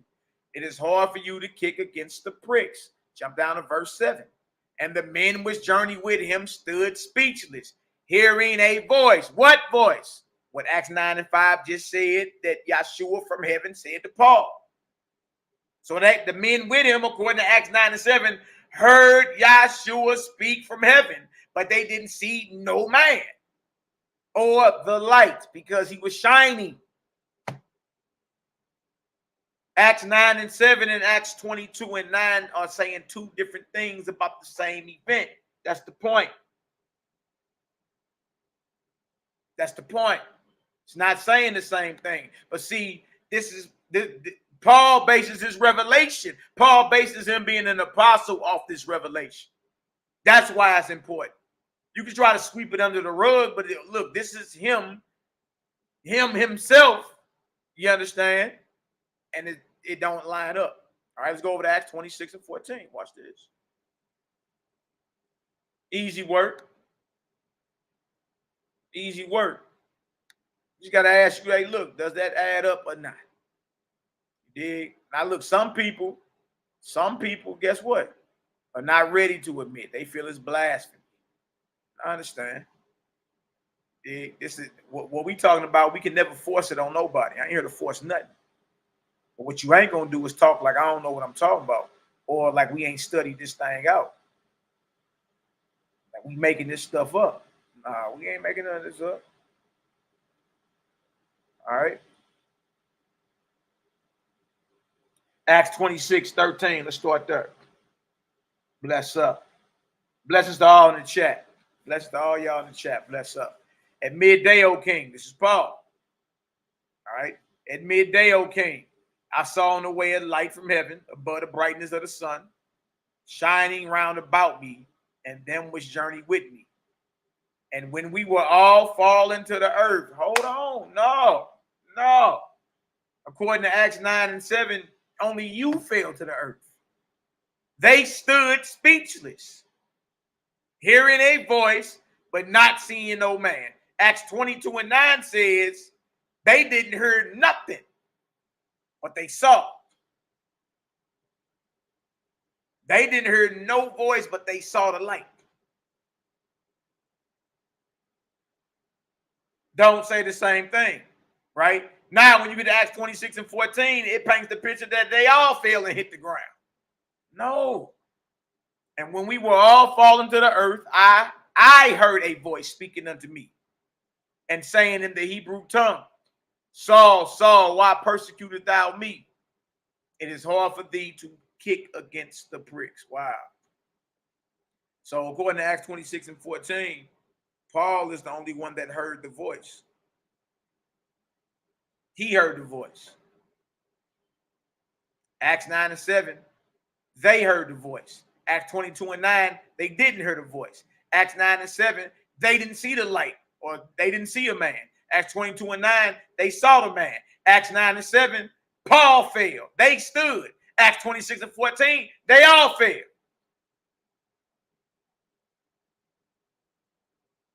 Which one is it?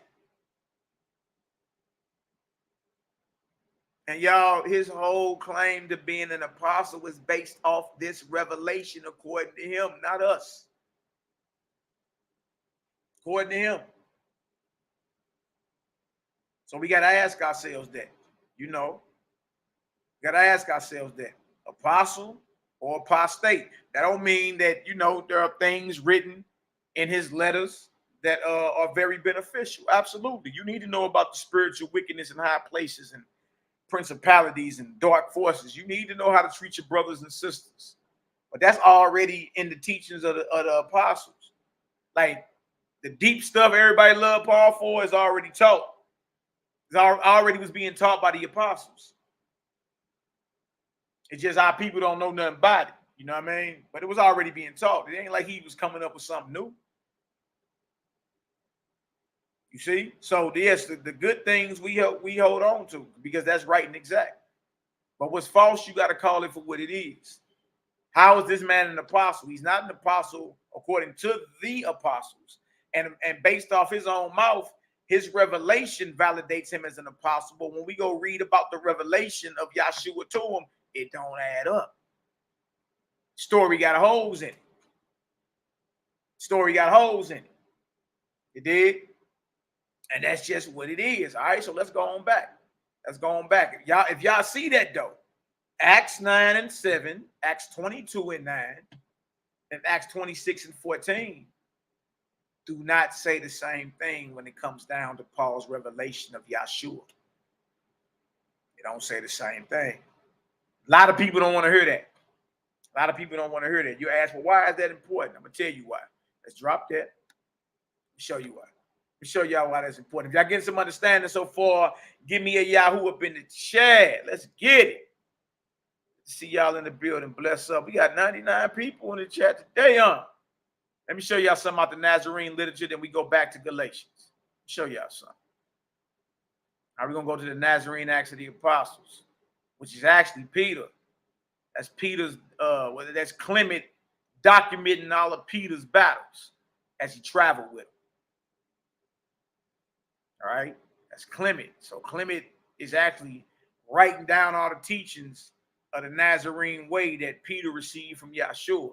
Very, very powerful. All right, very, very powerful. I suggest the brothers and sisters that want to understand a little more about it and the doctrine of reserve. How the brothers they came up with a vetting system to reserve their doctrine that Yahshua taught them, because men were popping up claiming they had visions and were coming up with things that were contrary to what Yahshua ordained. See that? So look, let's deal with it. Let's go to the Nazarene Acts real quick. I'm gonna share my screen. Let's get it. Shout out to all the haters, job jackers, and naysayers. That ain't just a catchphrase, y'all. We really love these haters. We really love y'all. I gotta get back to talking my talk though. Yeah. Got to get back to talking my talk. All right, let me get this for y'all. Nazarene Acts. All right.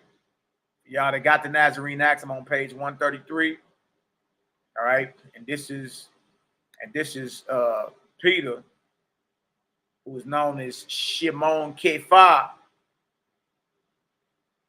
This is the Nazarene Acts of the Apostles. All right. This is about the temptation of Messiah and false apostles that follow. Remember, Nazarene edition, part 85, right? Saul of Tarsus, apostle or apostate. Let's just deal. All right. What do we have so far? Based off the apostles themselves, the protocol is, in order to be an ordained apostle, you had to be a witness of Yahshua going in and out amongst the brethren, beginning with his immersion to his ascension. Then guess what? They prayed. Guess what? They got spiritual. They did spiritual communion, cast lots, and the lot fell upon Matthias. Meaning they let the Spirit choose what this was about. Since we talking ordination, right? Being ordained, huh? That's what they did. All right. Then we did what? We went over to Paul in Galatians, him defending his ministry, and he letting it be known based off his own mouth that the apostles are in Jerusalem, that Peter's an apostle, that James, the brother Messiah, is an apostle, and that he's his brother. But he claims that what? I didn't learn from them. That's the point. When he say men, he's talking about the apostles. I didn't learn from them. Right into the assembly in Galatia, because he's losing grip on the ministry. Because what he's teaching about Yahshua doesn't come from Jerusalem. So Jerusalem, specifically James, is sending men at him. So he got to defend everywhere where he went. This is what happened. Now watch this. According to Shimon K5 Peter, temptation of Mashiach, this is what happened. This we would have you know assuredly that a demon has no power against a man. That a demon has no power against a man unless one voluntarily submit himself to his desires. Yeah, every tub got to sit on his own bottom. Yes, you are accountable and responsible for yourself. No dark force or spirit has any power over you unless you bow your knee to him. You voluntarily submit. Whence even that one who is the prince of immorality, talking about Slick Willie himself, Satan, right? Approach him who, as we have said, is appointed of the Most High, King of Peace, tempting him and began to promise him all the glory of the world, because he knew that when he had offered this to others for the sake of deceiving them, they had worshipped him. Therefore, disobedient as he was and unmindful of himself, which indeed is the special peculiarity of immorality, he presumed that he should be worshipped by him by whom he knew that he was to be destroyed. Meaning, Satan tripped when he tempted Yahshua. He tripped. And he said, that's a special peculiarity to those, who are immoral. They're unmindful of themselves and they disobedient. Therefore, our master, speaking of Yahshua, confirming the worship of one creator, one Yahweh, one creator, one Yahweh, answered him, it is written, you will worship the creator and him only will you serve. And he, talking about Satan, terrified by this answer and fearing lest the true obedience of the one and true Yahweh should be restored, hastened straightway to send forth into this world false Navim, false prophets, false Shlikim, false apostles, and false Morim, false teachers, who should speak indeed in the name of Messiah, Christ, Messiah, but should accomplish the will of the demon. Do y'all hear what's going on here? According to Peter, the reason the false apostles are out here speaking in the name of Messiah is because guess what? Satan feared that the true worship of the Creator was being restored by the Messiah. So he hurried up and sent out false apostles, false teachers, and false prophets who should speak in the name of Messiah, but should accomplish the will of the demon. Do y'all see this? So in order to know if a prophet is true or false, he got to be scrutinized. That's it. That's it. Because Satan sent out false apostles, fearing that the true worship of the Creator was being installed back in this earth. So, but these apostles wouldn't be against Yahshua in name, only in their doctrine and work. But in name, they claim they would. Oh, wait. If y'all get some understanding, give me a 4 up in the chat. Bless up. Bless up. Bless up. Now watch this. False shlikim. False shlikim mean apostles. Now this is how you tell. This is how you tell if Saul of Tarsus is false or true. And look, and that don't mean that what? There ain't true things that come off his mouth. There is. But even the tree of what good and knowledge had both what? Good and evil in it, right?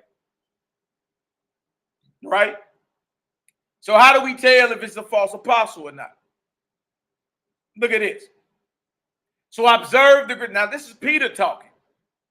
So observe the greatest caution, that you believe no teacher, that you believe no teacher, unless he bring from Jerusalem the testimonial of Yaakov, the testimonial of James, Yahshua's brother. Look at that. Look at that. Because these false apostles who speak in the name of Messiah are under the vibration of Satan. Satan under the vibration of fear, because the worship of the true creator was being instilled back in the earth by Yahshua the Nazarene. It's a whole chain reaction story. This says right here, Peter says right here, first century documentation, baby. No, you don't believe no teacher unless he stamped valid from Jerusalem by James. So that's why when we go to Acts 15, Paul finally had to come to Jerusalem. You got to check in.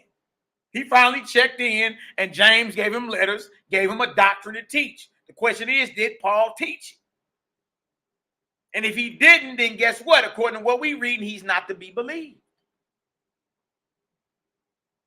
So observe the greatest caution, that you believe no teacher, unless he bring from Jerusalem, the testimony of Yaakov, James, Yahshua's brother. And according to Galatians 1:19, even Paul said that James is Yahshua's brother. And that he's an apostle. Peter is saying, don't believe nobody. If they ain't stamped valid, if they didn't receive this from Yaakov, who was ordained by Yahshua, don't believe him. Don't receive him. I mean, y'all, even if we did want to believe him, even his own testimony got holes in it. His own testimony about his revelation don't even add up.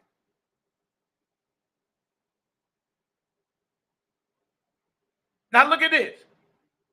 So observe the greatest caution, that you believe no teacher, unless he bring from Jerusalem the testimony of Yaakov, Yahshua's brother, or of whosoever may come after him. For no one, unless he has gone up to Jerusalem, and there has been approved as a fit and faithful teacher for preaching the word of Messiah, unless, I say, he brings a testimonial there or from there, is by any means to be received.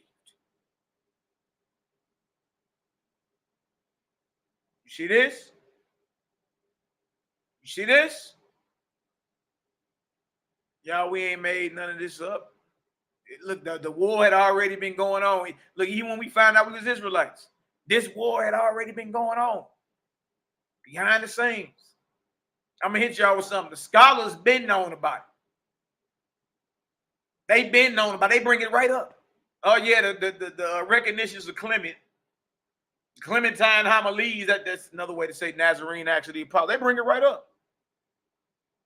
They bring it right up. Here we go arguing. And I believe everything, bro. Listen to me. You really, look, your shelf, your bookshelf ain't deep enough.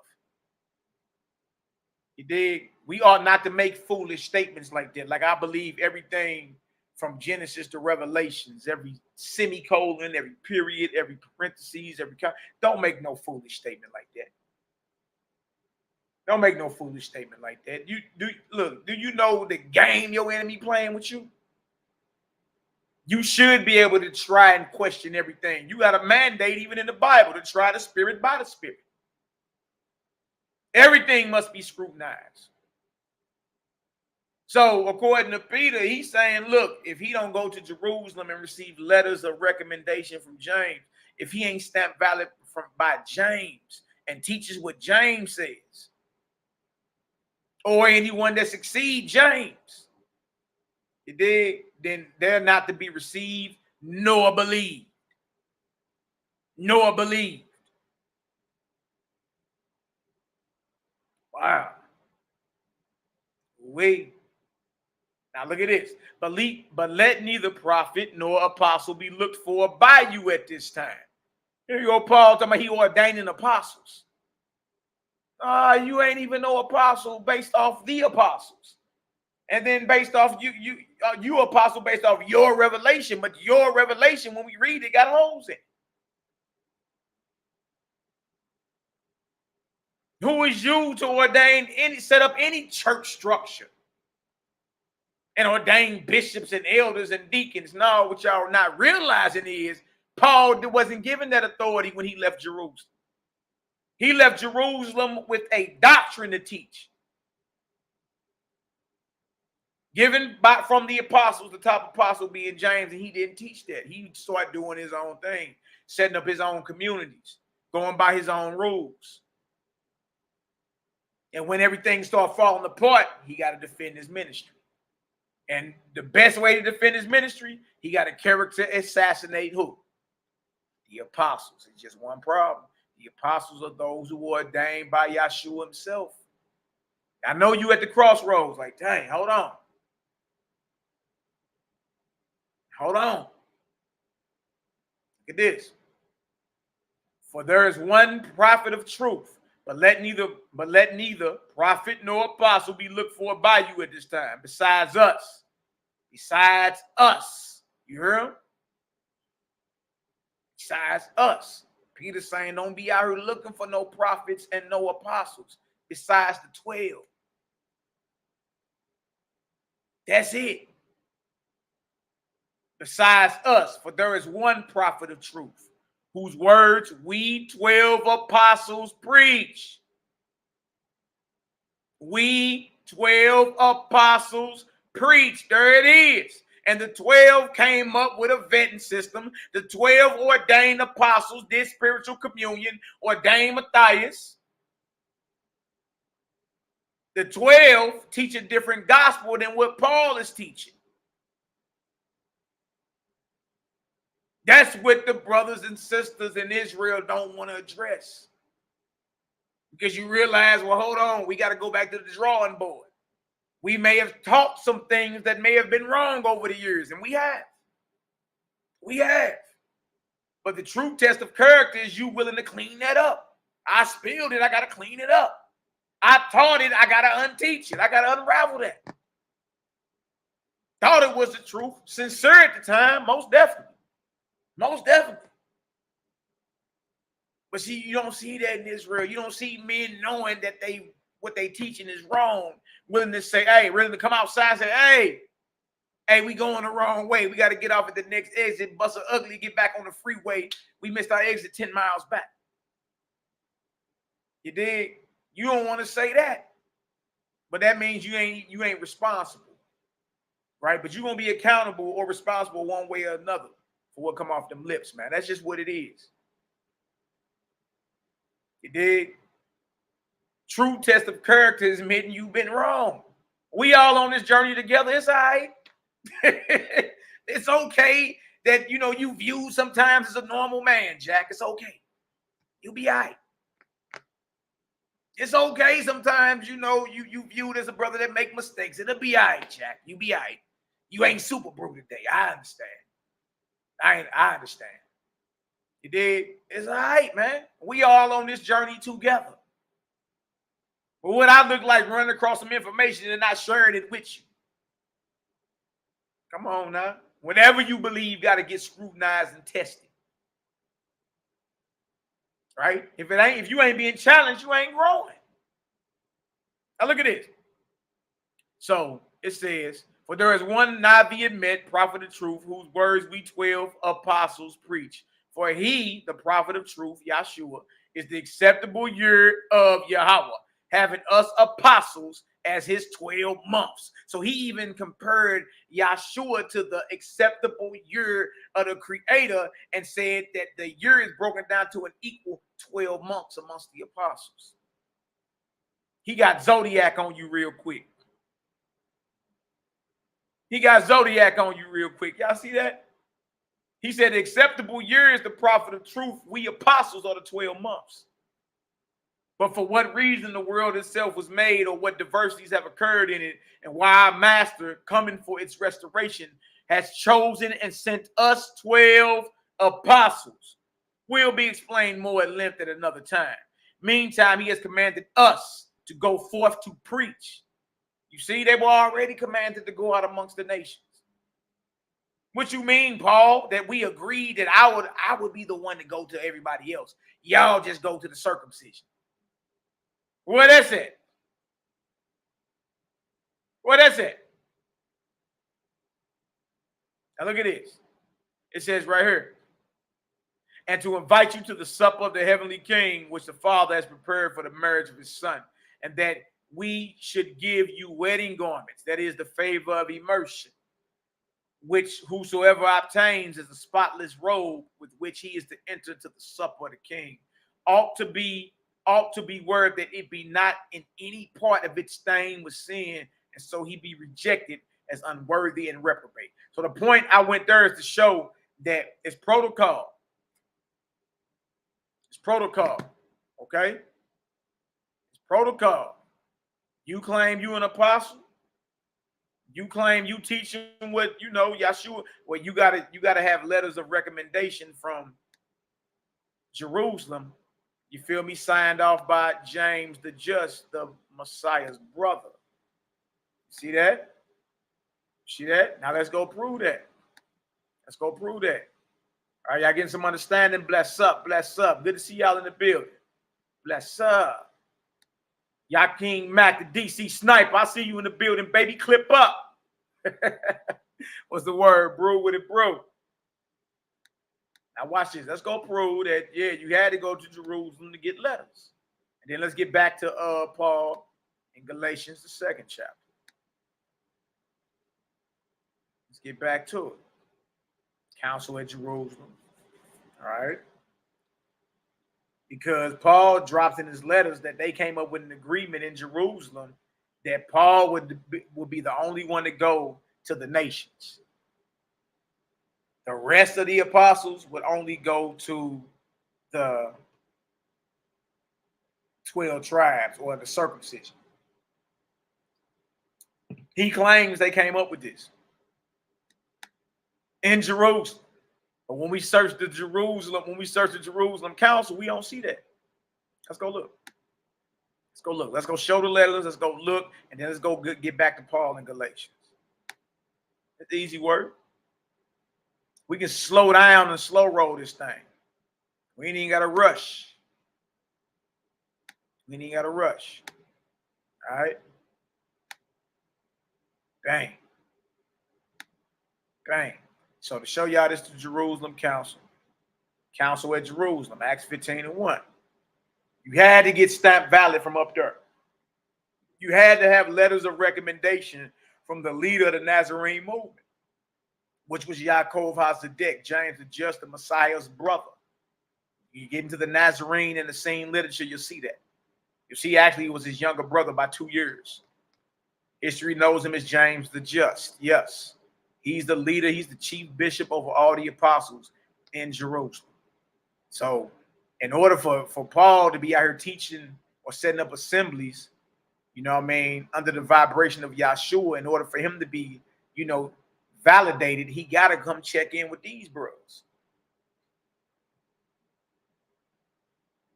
You dig? Now watch this. Watch this. All right. Acts 15:7. Let's see if that's true. Acts 15:7. And when there had been much disputing, Peter rose up and said unto them, Men and brethren, ye know how that a good while ago God made choice among us that the Gentiles by my mouth should hear the word of the gospel and believe. Hold on. Hold on. According to Galatians, the 2nd chapter, Paul claims when he was in Jerusalem, they agreed. They came to an agreement. Paul and the rest and everybody else came to an agreement that Paul would preach a gospel of uncircumcision, and Peter would preach the gospel of circumcision. That's according to Paul's letters. We're going to go back there. I'm going here to show that the letters had to be given from Jerusalem, and whoever came from Jerusalem with them letters had to teach what was in the letters. And if he didn't, then he was doing his own thing. That's the point. All right, that's just the point. Look at this. So Peter is saying that God made choice among us that the Gentiles by my mouth should hear the word of the gospel and believe. Right, this is what's going on in Jerusalem. All right. Now, when you jump down, then Paul and Barnabas start talking. Verse 12. And all the multitude kept silence and gave audience to Barnabas and Paul, declaring what miracles and wonders God had wrought among the Gentiles by them. All right, so at Jerusalem, y'all, the topic basically is circumcision. All right, and when you get into the Nazarene literature, you'll see eventually a Gentile believer would have to be circumcised. Like eventually Abraham was circumcised. Eventually. It just they wouldn't put that on them right up front.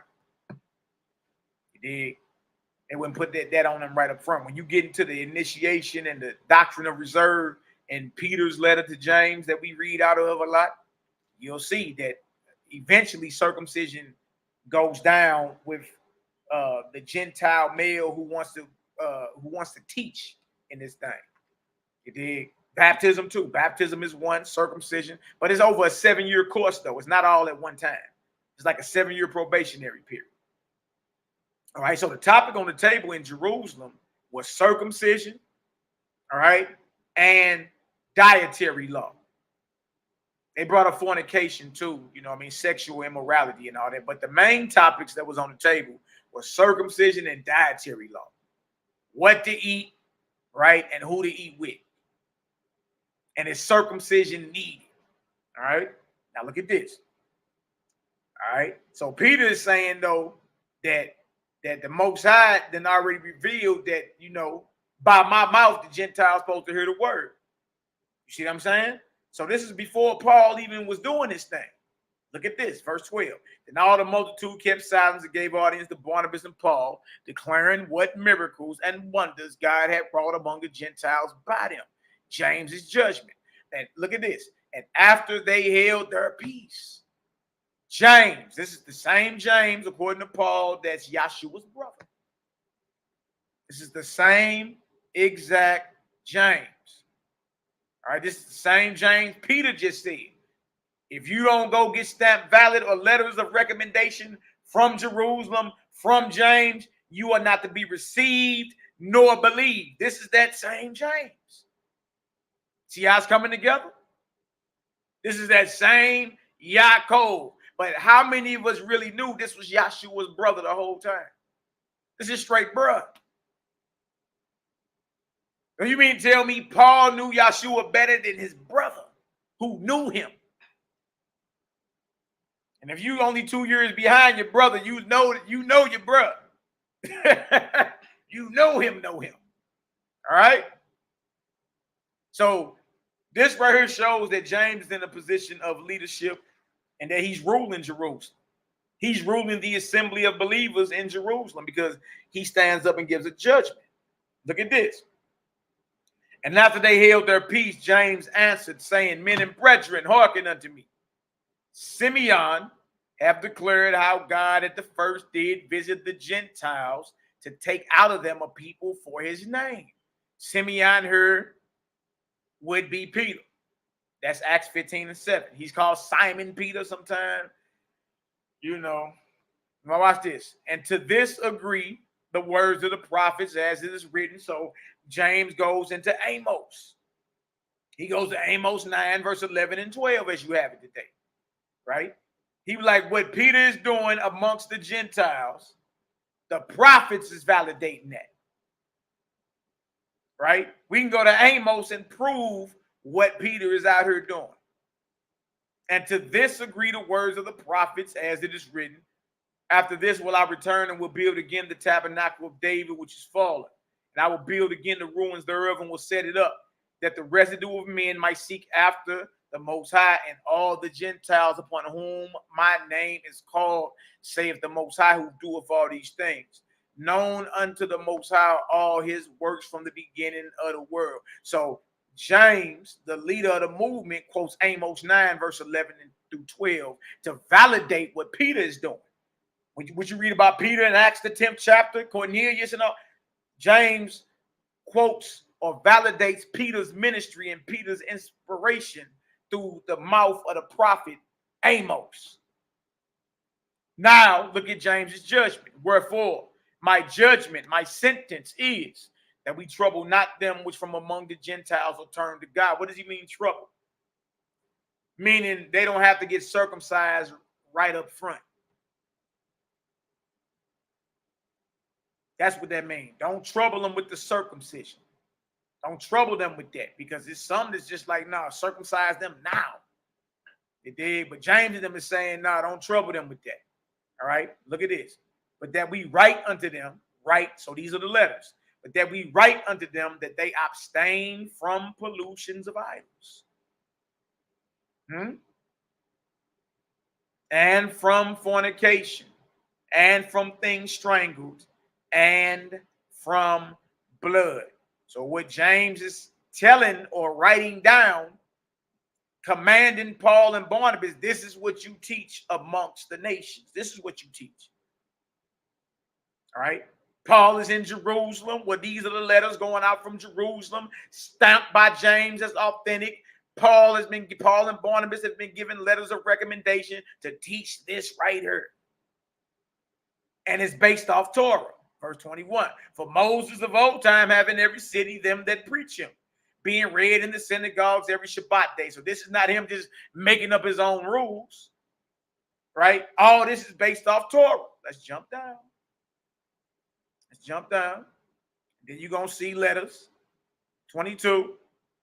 Then pleased it the apostles and elders with the whole church to send chosen men of their own company to Antioch with Paul and Barnabas, namely Judas or Yahudah, surnamed Bar-Sabbah, meaning son of the prophet, okay, and Silas, chief men among the brethren. And they wrote letters. By them after this manner, the apostles and elders and brethren send greeting unto the brethren which are of the Gentiles in Antioch and Syria and Cilicia. You see this? This is what was written. So when Paul and Barnabas leave Jerusalem, they leave with these letters right here. And there are instructions in these letters, right? Now look, for time's sake, let's jump down. Y'all read it on your own time. You'll get it. Look at the instructions in the letters. That you abstain from meats offered to idols. The abstaining from meats is an order that came from Jerusalem, based in Torah, though. And when you ask most of the brothers and sisters today, what is that? What does it mean to abstain from meats offered to idols according to the Torah? Because remember, Paul and them about to be traveling with these letters from Jerusalem that validate everything that come off their mouth. But what come off their mouth got to match with what's in the letters. So what is meats offered to idols according to the Torah? Or what is food offered to idols? And the question is, did Paul teach what was in the letters he received? You see? That you abstain from meats offered to idols, and from blood, and from things strangled, and from fornication, from which if you keep yourselves, you shall do well. Fare ye well. You did? So look at this, verse 30. So when they were dismissed, they came to Antioch, and when they had gathered the multitude together, they delivered the epistle. You see this? These are the letters.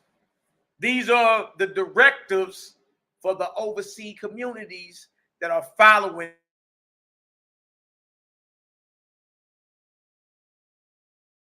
the teachings of Yeshua the Nazarene. But so he had to go to the apostles to get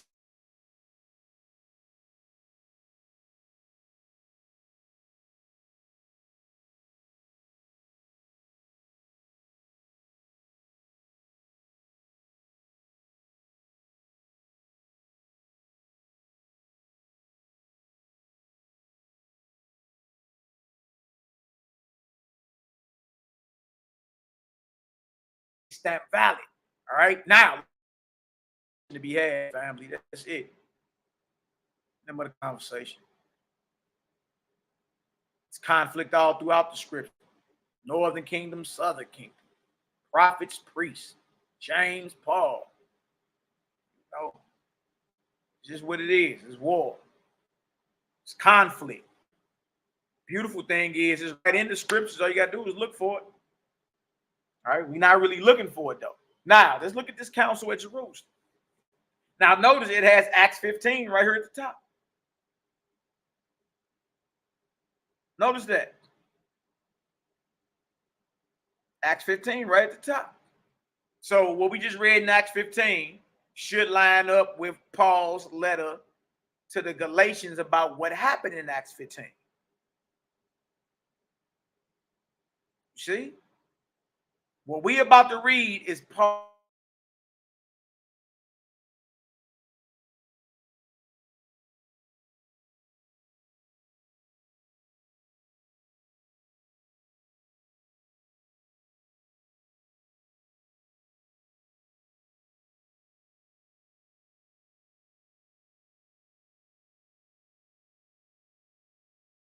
Paul's account of what we just read.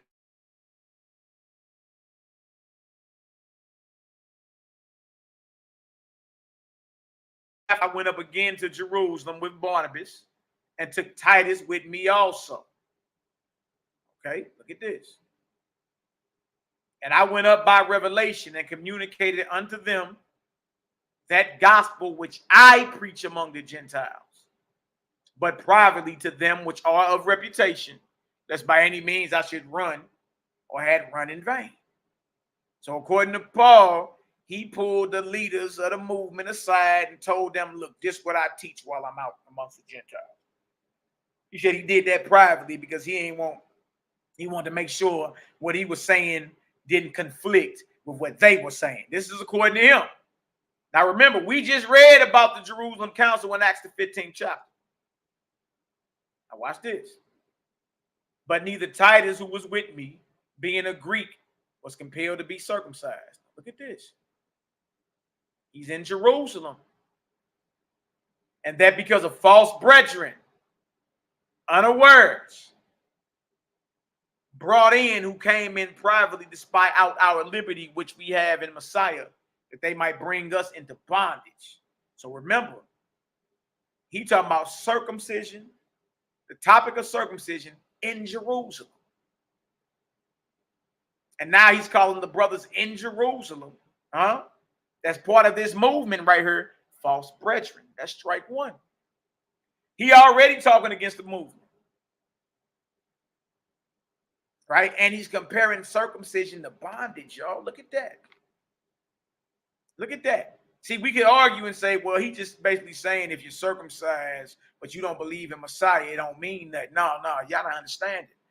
The people that he has a problem with are the apostles who believe in Messiah, who are ordained by Messiah, who all are circumcised. You dig? So he calling men fake brethren already, right? And these are not non-messianics. That's the point. These are not people who don't profess the belief in Messiah. These people learned about Messiah from the apostles who lead the assembly in Jerusalem and everywhere in Yahshua. chiefly James. All right, now look at this. Look at this, verse 5. To whom, look at this, to whom we gave place by subjection. No, not for an hour, that the truth of the gospel might come with you. Now look at this. So he's saying it went down in Jerusalem over circumcision, and we refused to be in subjection to them for 1 hour. Subjection to whom? Who is he talking about? Look at this, verse 6. He gonna tell you. We ain't gotta guess who he talking about. He gonna tell you. But of these who seem to be somewhat, look at this. But of these who seem to be somewhat, whatsoever they were, it maketh no matter to me. God accepteth no man's person. For they who seem to be somewhat in conference added nothing to me. Do y'all hear this? Let's go read this in a clearer version, just in case y'all think you ain't hearing what you're hearing. Galatians 2 and 6. New Living Translation. And the leaders of the church. Hold on. What church? Who are we talking about? Who's the leader? For one, who's the leader of the church in Jerusalem? James, Yahshua's brother. Then the apostles right up under him. Look at this. And the leaders of the church had nothing to add to what I was preaching. Huh? Hold on. By the way, their reputation as great leaders made no difference to me. For God has no favorites. Hold on. For one, the leader of the church is YHWH'S or James the Just. Then the apostles right up under him. 2, what you mean wasn't nothing else added to you? What you mean that you only talked about circumcision in Jerusalem and you refused to be in subjection to the leaders of the church of Jerusalem? Well, we read that at in Acts 15. Hold on, rewind, hold on. What he's saying happened in Acts 15 in Jerusalem, it didn't happen according to Acts the 15th chapter. He even saying after the circumcision, after I refused to be subjected to the leaders of the church about circumcision, they didn't even add nothing else to me. That's a lie. Abstain from meats offered to idols, blood, things strangled, and fornication. This man straight lying. What you mean they didn't add nothing else to what you was teaching? They did. Acts 15 and 29, that you abstain from meats offered to idols. Paul would have you thinking that he got up out of Jerusalem. He basically punked everybody in Jerusalem. He refused to be in subjection to the leadership of the church. And whoever they are, it don't matter to me. Most High ain't got no favorites. But remember, he's writing this in defense of his ministry to the assembly in Galatia about his experience in Jerusalem. But this experience, just like the road to Damascus experience, it don't add up. How his experience is not adding up. Acts 9 and 7, Acts 22 and 9, Acts 26 and 14 don't line up about his revelation of Yahshua. Now we read Galatians the 2nd chapter, and that don't line up with Acts the 15th chapter. He's saying he went to Jerusalem, refused to be in subjection to the leaders of the church. You understand? And whoever they are don't even mean nothing to him. Well, hold on. What you mean? The leaders of the church are the apostles. The leader is Yahshua's bloodline biological brother. What you mean? It don't matter. So he's lying right here. All right? That's just what it is. That's a lie. That's not true. They did add to you more than just circumcision. They like, look, don't even worry about the circumcision right now. And the reason I'm saying right now is because when you get into Peter's letter to James, in the initiation into this Nazarene way of life, the teaching of Yahshua, Eventually, during your 7-year probationary period, before you can even teach, you got to roll with a qualified apostle for 7 years. During those 7 years, eventually you get circumcised. Eventually you get baptized. You see what I'm saying? So they saying, not, look, don't even worry about that right now, but look, this is what we about to put on them. Dietary law, food restrictions. Huh? Think about it. Abstain from meats offered to idols. That's food. That's dietary law. Things strangled. That's flesh. Dietary law. Blood. That's flesh. Huh? And then it says fornication, which has to do physically and spiritually. You got spiritual immorality, sexual immorality, then you got physical sexual immorality. But he lying, talking about they didn't add nothing else to him, and that he went to Jerusalem and pumped everybody. That's not true. That's not true. All right? And if y'all understand that, if you understand that Galatians 2:6 is not true concerning Paul claiming nothing else was added to what he teaches. Meaning Galatians 2:6 is a lie. Acts 15:29 says that he was given more than just this doctrine of circumcision. Or don't trouble them right now about the circumcision.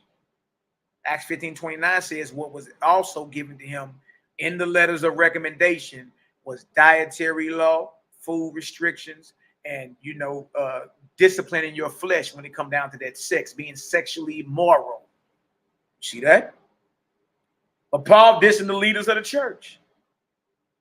So we know who he's talking about. And he's saying it don't matter to him who they are. Don't matter to him who they are. All right. So if you understand that Galatians 2:6, Paul is lying when he say nothing else was given to him to teach. In other words, Galatians 2:6 does not line up with Acts 15:29, James's directives to the overseas community. If you understand that that's different, if you understand Paul is not telling the truth concerning what happened in Jerusalem, the full truth, he's not telling the truth. If you understand that, give me a 1 up in the chat. Bless up.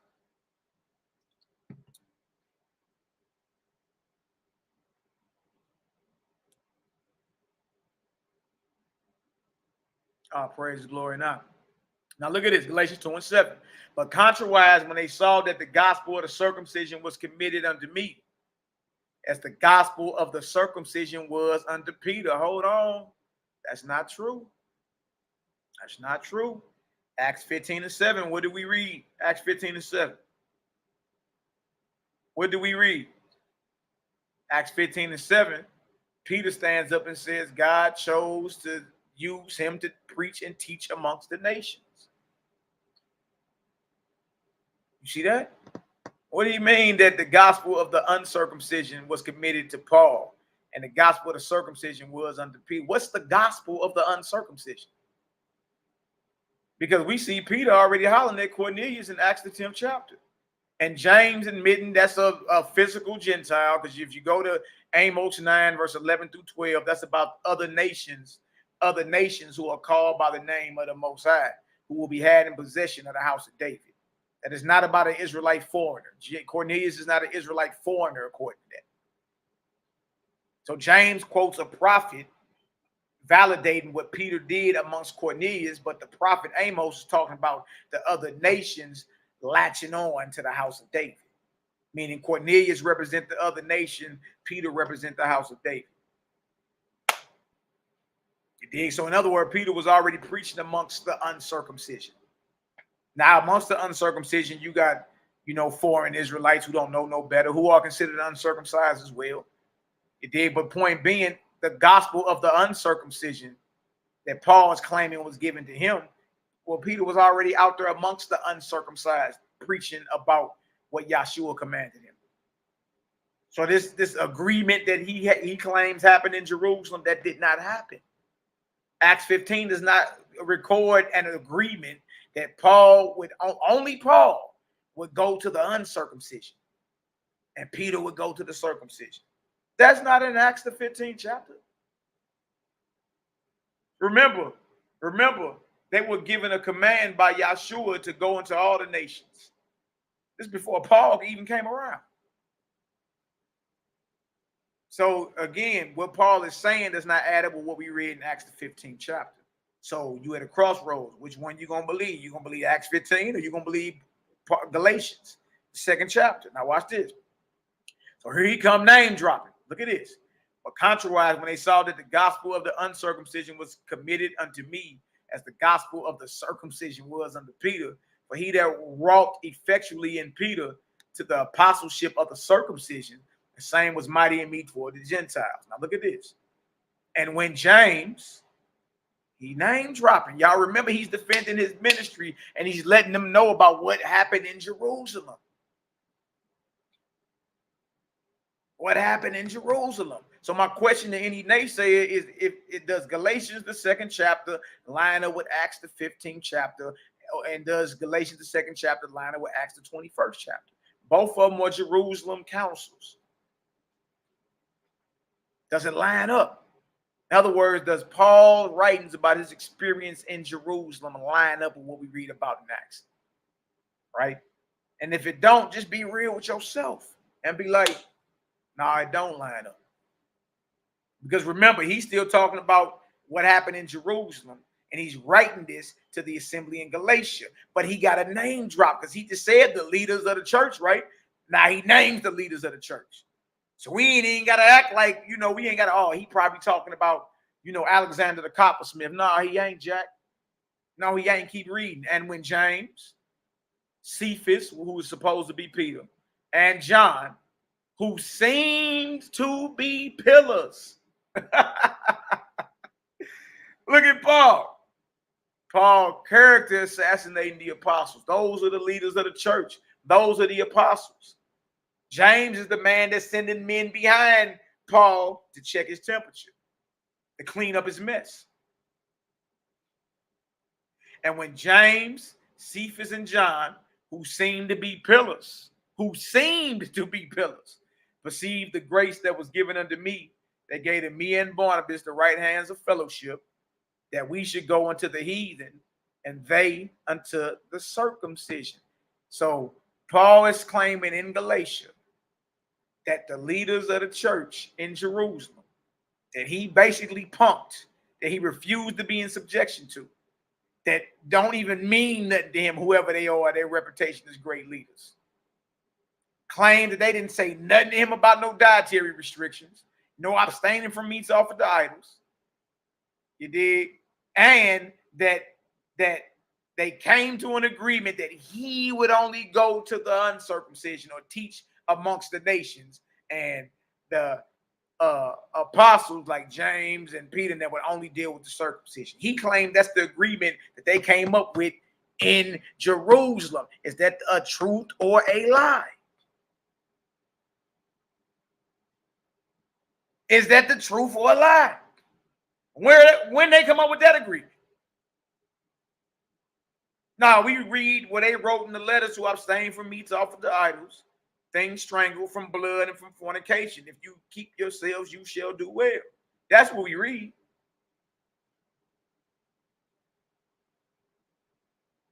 Now look at this, verse 10. Only they would that we should remember the poor, saying which I also forward to do. Remember, they in Jerusalem, though. So the poor he talking about is in Jerusalem. All right, well, you out there teaching about Yahshua the Nazarene, make sure you remember the poor in Jerusalem, meaning collect money for Jerusalem. And you'll see, and once you put all that together, by the time you get to Acts 21, Paul's last time to Jerusalem, he actually comes some money. Now watch this. Peter opposed by Paul. See, now he got to assassinate the leaders. Man, he just said it, whoever they are don't mean nothing to me. He just said they came up with some secret agreement that he would be the one specifically to deal with the heathens. They would only deal with the circumcision. He claimed they didn't add nothing to him about abstaining from meats offered to idols. None of that. He claimed he punked them and refused to be in subjection to them. And then he named them. So we ain't got to guess who he's talking about. We ain't got to guess which men that he didn't go learn from. He named them. He named James. He named Peter. He named John. So far, right? Now look at this. But when Peter was come to Antioch, I withstood him to the face because he was to be blamed. Look at this. For before that, certain came from James. What do you mean? So you mean to tell me there are men being sent by James right behind every word with Paul and them teaching? Now remember, the directive from Jerusalem is to abstain from meats offered to idols. Remember that. That's what's on the table. For before that, certain came from James. He, talking about Peter, did eat with the Gentiles. What is Paul accusing Peter of doing? Eating unlawful.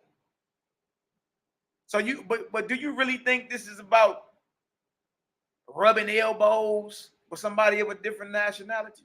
What does it mean to eat with the Gentiles? You think that really mean about rubbing elbows?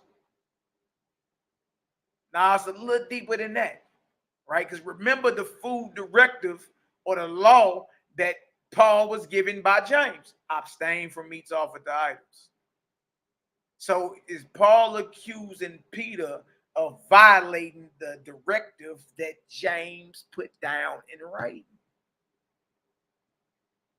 Is he claiming Peter out there? Is Paul charging and accusing Peter of eating meats offered to idols? That's what I'm asking. Because we got James who wrote the letters of what the food restrictions are.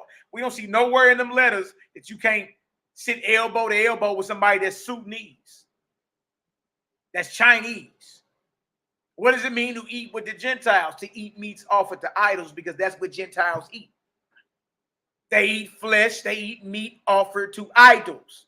That's why you got to understand based off Torah what that means. Look at this. For before that, certain came from James. Peter did eat with the Gentiles. But when they were come, he withdrew and separated himself, fearing them which were of the circumcision. Look at this. Look at this.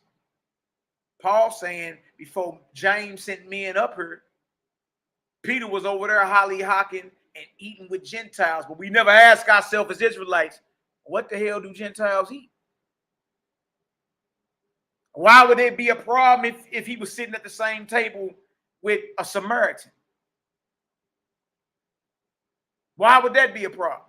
Or is Paul saying that Peter is eating the flesh offered to idols in the assembly at Antioch? He don't even obey that stuff that James said. Look at this.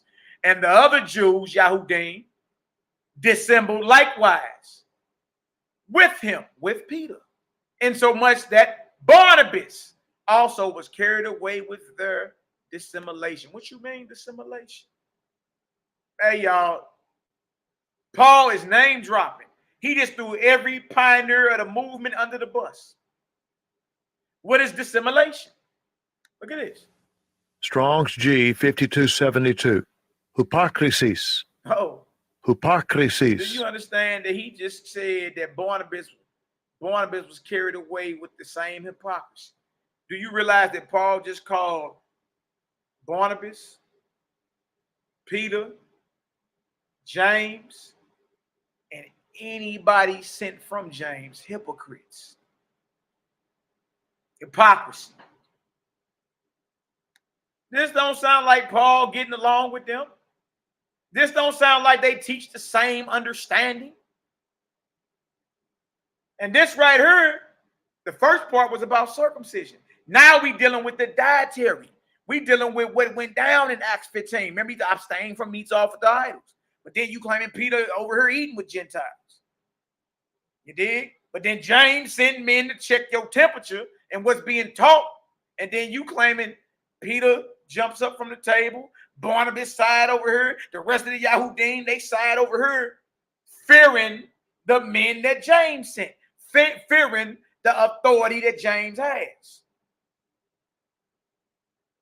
But he just called them all hypocrites. Dissimulation means hypocrisy, hypocrites. Paul is calling the leaders of Yeshua's movement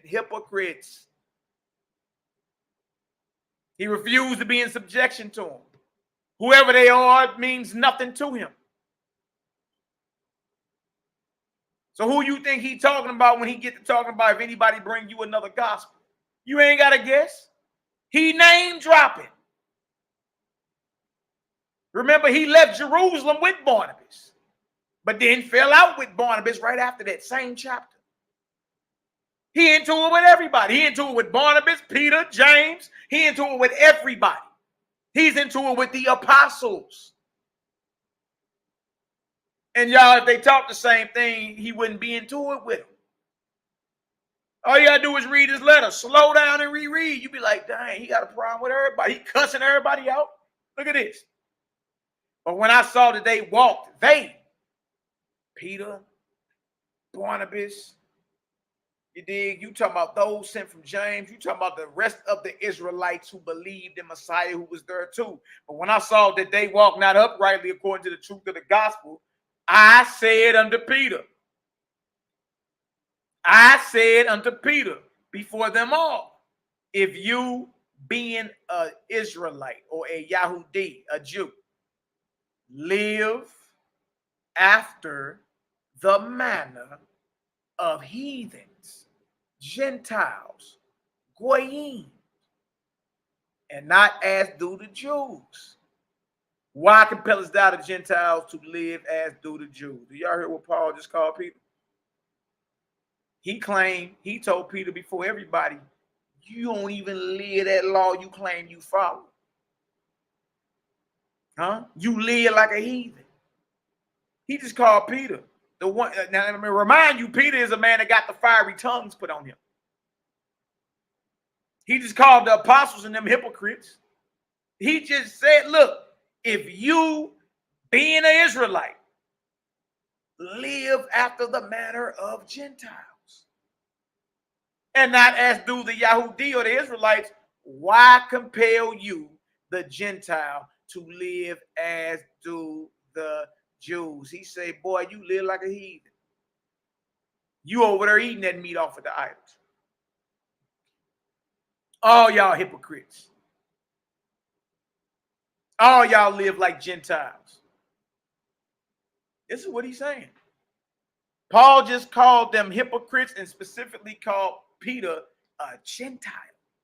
If you, being a Jew, live after the manner of Gentiles. He's saying, Peter, you live like a Gentile. You are Israelite, but you live like a Gentile. You don't follow the very laws you claim you follow, you keep. You ain't following them overseas directives from James. Now, this is according to Paul. When we go into Peter's letter to James, it says something totally different. Peter actually teaches exactly what James said teach. And he lets you know what the table of the devil is and how that has to do with dead animal flesh on your plate. He going to the abstaining from idols and all that. You dig? But according to Paul, Peter lives like a heathen. Barnabas and Peter and James, all of them are hypocrites. Now, if you choose to believe that Paul checked and punked Peter and the apostles who got the fire put on them, then, hey, that's all on you. I can't make you believe nothing. All right? Look at this. He's still talking to Peter. We who are Jews by nature and not sinners of the Gentiles, knowing that a man is not justified by the works of the law. Remember this, y'all. Keep it in context. Top of this Galatians is about circumcision. When they get to verse 11, it's about dietary law. It's about directly what James sent, abstaining from meats offered to idols, because that's what Gentiles eat. Paul is accusing Peter of breaking the very overseas directive that James gave him. So the works of the law he's talking about is abstaining from meats offered to idols. Paul is saying right here, obeying that, you understand, you won't be justified. You only justified by your belief in Yahshua HaMashiach. Obeying that abstaining from meats off the idols law is not going to justify you. This is his argument. We ain't got to wait. He talking about the law of fringes. He talking about the law of liberty. He talking about the law of this. No, we know we as of right now, he's responding to Peter about dietary law, eating with Gentiles. So that's the works of the law he's talking about. He don't agree with the overseas directive of abstaining from meats offered to idols, right? It said, but by the faith of Yahshua, even we have believed in Yahshua that we might be justified by the faith of Messiah and not by the works of the law. For by the works of the law shall no flesh be justified. That's what he's saying, right? But the works of the law that he's talking about has directly to do with dietary law, food restrictions, what to eat. And we've been commanded, you understand, by Yahshua's brother. And this command is based in Torah, to abstain from meats offered to idols. And if you don't know what that is, then how is you mad at us for telling you to stop chewing on animals? If you don't know what meat offered to idols is. Maybe you just don't understand what it is.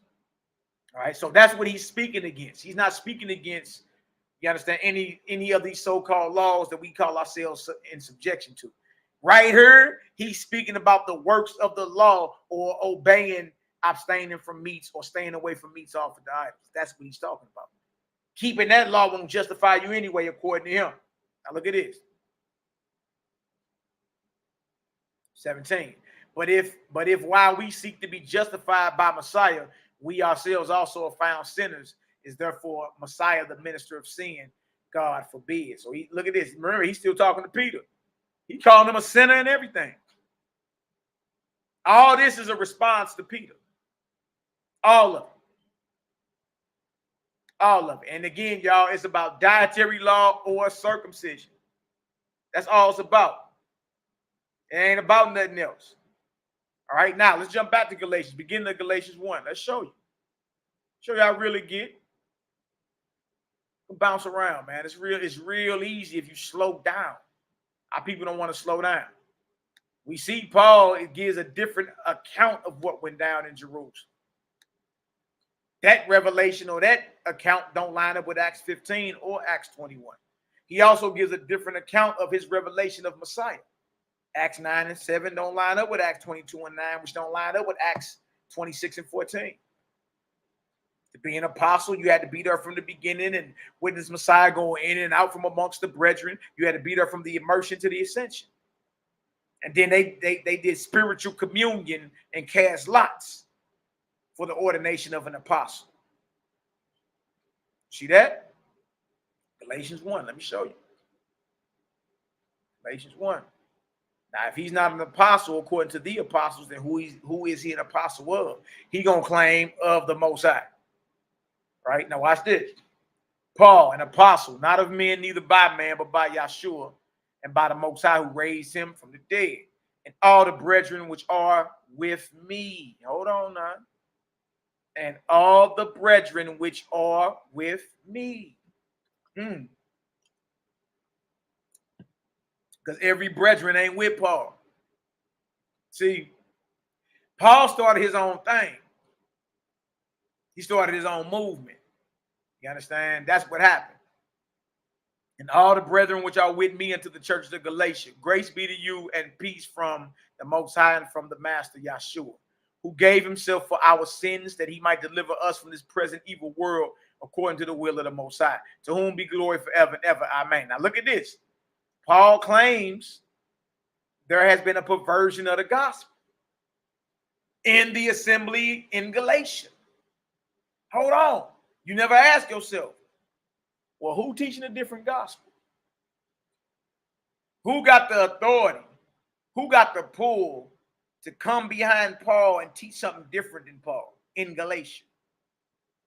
And remind you this, whoever this is has a testimony of Messiah. Whoever this is not a somebody who don't believe in his testimony. Whoever this is messianic. All right. I marvel that you are so soon removed from him that calls you into the grace of Messiah unto another gospel. Another gospel. You see, we're not realizing that what Paul is teaching, he's teaching a different gospel than what the apostles are teaching. And wherever he go teach, James will send people behind him to clean him up and adjust him basically. Adjust him. Everywhere he go, he got to send men behind him to clean him up. I marvel that you are so soon removed from him that called you into the grace of Messiah into another gospel, which is not another, but there be some that trouble you and would pervert the gospel of Messiah. Huh? Look at this. But though we or an angel from heaven preach any other gospel unto you than that which we have preached unto you. The we, y'all, is not Paul along with James and Peter. The we is Paul and those with him. He said, though, and those brothers with me.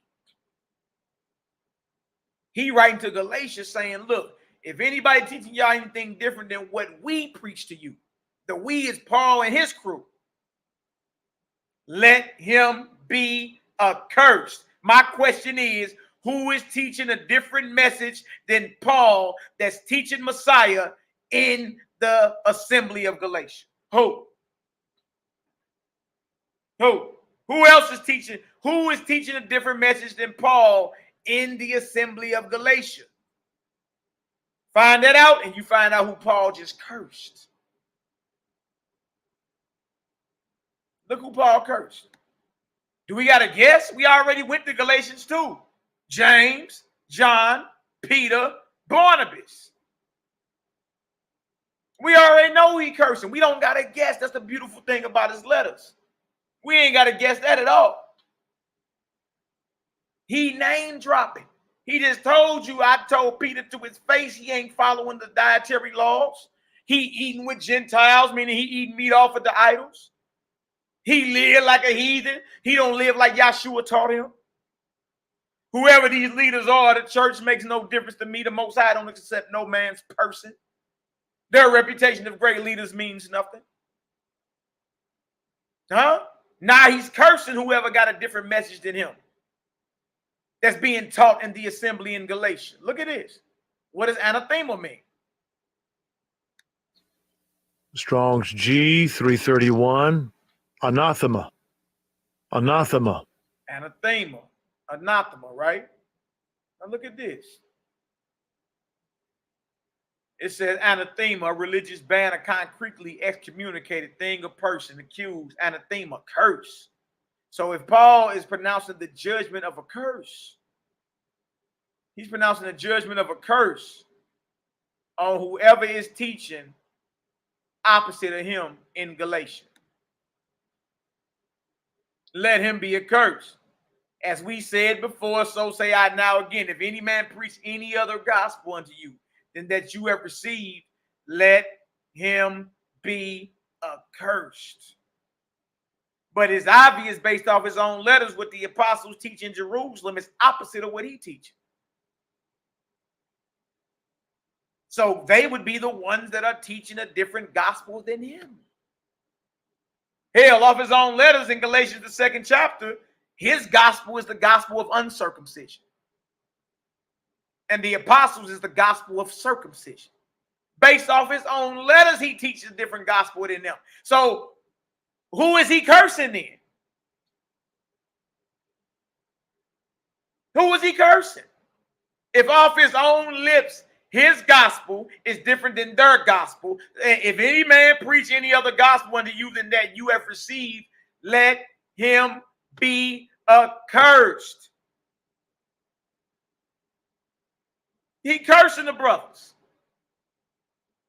Oh, you forgot he said he teach a different gospel? Hold on, you forgot that?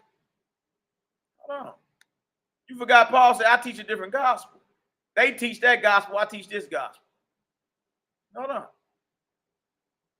Here it is right here.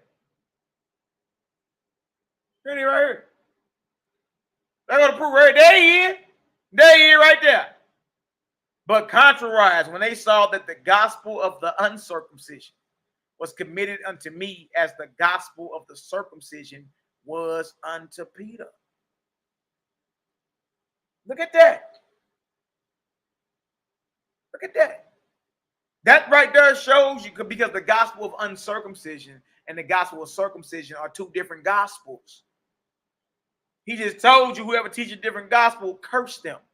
Whoever teaching you something different than what we tell you, me and those with me, let them be accursed. Let them be damned. Let them be damned. They hypocrites anyway. They live like heathens and Gentiles anyway. Huh? So if the gospel of circumcision is committed to Peter and the gospel of uncircumcision is committed to Paul, then what's going on here? Let's go to Galatians 5. Go to Galatians 5. Now, mind you, the assembly of Galatia is constantly being sent men from James to adjust Paul and what he teaching, showing you that the understanding was never that, okay, well, if you believe, you ain't never got to get circumcised as a grown man. Now, eventually, Abraham was circumcised, even though Most High was making a covenant with him while he was uncircumcised. But eventually, he received a cut. And the Nazarene lit, the initiation, and the doctrine of reserve. During your 7-year process, you receive a cut, the baptism and all that. You understand? Now, remind you, these men that Paul are calling false brethren are sent from James. Now, look at how Paul feels about circumcision. The very gospel that he say Peter got. The gospel of circumcision. Now, look how he feels about it. Look how he feels about it. Galatians 5:1. Stand fast, therefore, in the liberty wherewith Messiah hath made us free, and be not entangled again with the yoke of bondage. So he calling something bondage. You got freedom, don't be entangled in that bondage again. Right? Same thing he said when it came down to the dietary law in Galatians, the 2nd chapter, and also the circumcision in the top of Galatians, the 2nd chapter. He called circumcision bondage. That's what he calls it. Look at verse 2. Behold, I, Paul, say unto you, that if you be circumcised, Messiah shall profit you nothing. What do you mean if you be circumcised? Dang, that's everybody in the movement. Everybody's circumcised. Ain't the hell even Paul. Everybody's circumcised. You saying Messiah profits nobody that's circumcised? Is that what that man's saying? Messiah profits nobody that's circumcised. But remember, he got to go this hard to defend what he's teaching, because he got people thinking that they can believe and never got to get cut. You dig? And coming out of Jerusalem, it's a different spin on that. It's basically they ain't got to get cut right now, but eventually, if they want to be out here and be fully initiated teachers in this, then yeah, that's just what it is. You dig? So look what he said. Behold, I, Paul, say unto you, that if you be circumcised, Messiah shall profit you nothing. Wow. For I testify again to every man that is circumcised, that he is a debtor to do the whole law.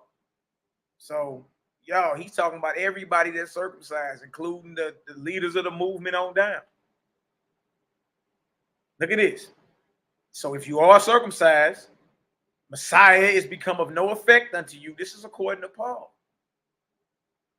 You might as well not even believe in Messiah if you circumcised. This is how hard Paul going. This is the stance he's taking against circumcision, because Jerusalem is checking him on his doctrine concerning circumcision. Messiah is become of no effect unto you. Whosoever of you are justified by the law, ye are fallen from grace. The law here is the circumcision law. He ain't speaking about food right now. He's speaking about the cut. Right? And he's throwing it out there like, okay, well, that's what justifies you. Not showing that it's protocol in this. It's a whole movement. It's a whole way. You got to have protocol. Stuff got to be vetted or to be destroyed. All right? So I don't believe no Nazarene believe just because you circumcised that you are guaranteed in good graces with the Almighty. But this is how hard Paul got to go to justify his stance. He's anti-circumcision. He only circumcised Timothy because he knew when he came through Jerusalem, it was going to be a problem. You know what I mean? Like, yeah, you already know what time it is. So he was forced to do that, but he's really against that. All right, so he's saying if you are circumcised, Messiah has become of no effect unto you. Whosoever you are justified by the law or the law of circumcision, you are fallen from grace. For we through the Spirit wait for the hope of righteousness by faith. For in YHWH'S, neither circumcision availeth anything, nor uncircumcision, but faith which worketh by love. He's saying circumcision nor uncircumcision don't even matter if you got faith or belief in Messiah. This is his understanding. Look at this, verse 7. Ye did run well. Who did hinder you that you should not obey the truth? Huh? You did run well. This is his, so he's throwing a guilt trip on the assembly in Galatia. Y'all gonna follow them? If it ain't about circumcision, it's about abstaining from meats and all that. You gonna follow them? You did run well. Who did hinder you that you should not obey the truth? In Galatians, the 4th chapter, he was like, I stand in doubt. I got to change my voice on y'all. I stand in doubt of y'all to this very hour. And y'all, these are not like pagan elements. Like, this is the assembly in Jerusalem. This is James, who is in charge of all the movement, sending those from Jerusalem and everywhere else to adjust Paul and his teachings. Because the letters he was given, that's the doctrine he was supposed to teach. Nothing else. He ain't got no authority to teach nothing else. He was only given the authority to teach what the said in Acts 15 and 29. So he telling them, you did run well. Who did hinder you that you should not obey the truth? This persuasion cometh not of him that calleth you. A little leaven leaveneth the whole lump. I have confidence in you. Now look, he's comparing circumcision to leaven. And Bruce love to quote that, but you ain't realizing Paul is comparing circumcision to leaven. And we all know leaven is equivalent to sin. Here's the proof he's comparing it to it. It says right here, a little leaven is leaven at the whole lump. I have confidence in you through the master that you will be none otherwise minded. Now I got confidence you will stop listening to what they saying. I have confidence that you'll stop listening to what Jerusalem and them is saying. But he that troubleth you, he who keep bothering you with this doctrine of circumcision and abstaining from meats, shall bear his judgment, whosoever he be. So Paul, like, look, he about to pronounce judgment. Now he brings judgment. He already done cursed the brothers. He already called them hypocrites. He already called Peter and them heathens and Gentiles. Lawless. He already said whoever they are means nothing. I'm not in subjection to them. They didn't add nothing else to me. This man lying. He's straight lying. Look at this. Meaning what he's writing about, it don't say that in Acts. So either what he's saying is true or Acts is true. But you can't have both because they don't line up.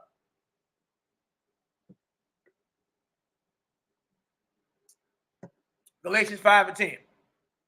I have confidence in you through the master that ye will be none otherwise minded.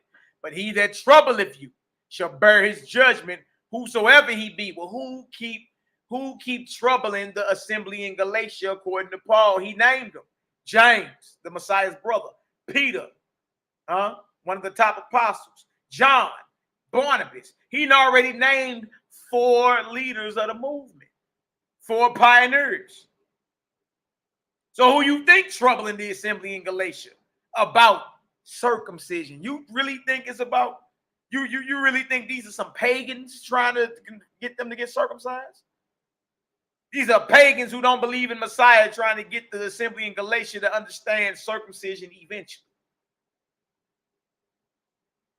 But these are believers in Messiah as well.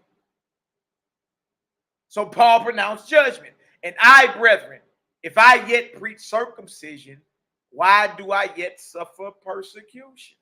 Why do I yet suffer persecution? Then is the offense of the cross ceased. You dig? So he like, basically, because circumcision is preached. Remember, Peter was given the gospel of circumcision according to him, Paul. But look at his outlook on circumcision. Watch this. And that right there shows you he's not teaching what the apostles are teaching. And I, brethren, if I yet preach circumcision, Why do I yet suffer persecution? Who's persecuting him? Right? Who's sending men to clean up his mess? Who you think he's talking about? Look at this. Then is the offense of the cross cease. I would they were even cut off, which trouble you. Do y'all hear this? Remember, we talking about circumcision, and then his judgment that he pronounced is cutting off. Now, remind you, we're speaking of circumcision. What judgment did Paul just pronounce on the apostles sent by James, who keep having to clean up Paul's mess? He already called them hypocrites. He already called Peter lawless. He already cursed them. Already said he wasn't in subjection to none of them. Said their reputation as leaders meant nothing. Said they added nothing else to them. And now when we get over to Galatians 5, he talks about this circumcision, right? And he said, I would they were even cut off, which trouble you. Now, what does cut off mean? Look at this. Look at this. We go to a different Bible. All right, we got the KJV. Look at the NLT right here. It says, I just wish that those troublemakers who want to mutilate you by circumcision would mutilate themselves. As for those agitators, I wish they would go the whole way and emasculate themselves. Look at this. His judgment that he pronounced was to emasculate. Anybody teaching about circumcision to you, my judgment is they need to be emasculated. Cut your privy member off. Now, mind you, he tell you in Galatians 2 that the gospel of circumcision was given to Peter, and the gospel of uncircumcision was given to him. But then go back to Galatians 1, he say, whoever teach a different gospel than what I teach, curse him. Then he started name dropping, throwing all the brothers under the bus. James, Peter, John, Barnabas. Now he's pronouncing the judgment of castration and mutilation.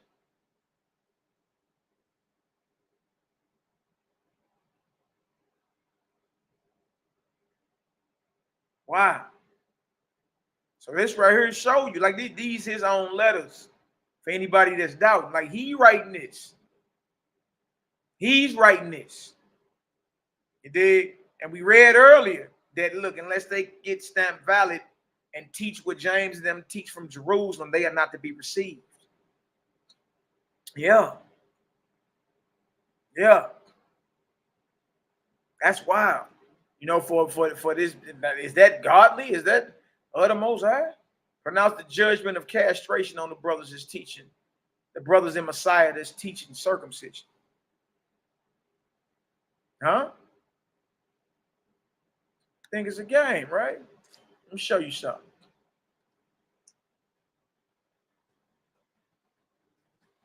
Let me show you something.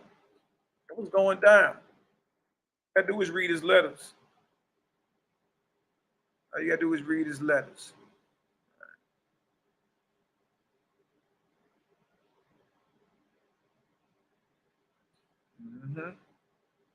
All right, first we're gonna go to Acts 19.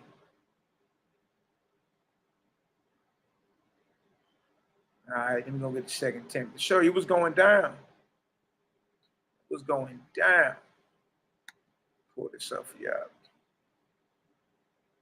Look at this.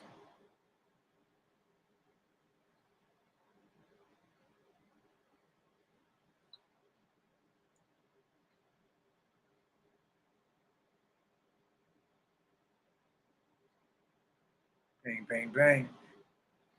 It's all good. But you got to understand. You got to understand that, look, Messiah left order. He left structure.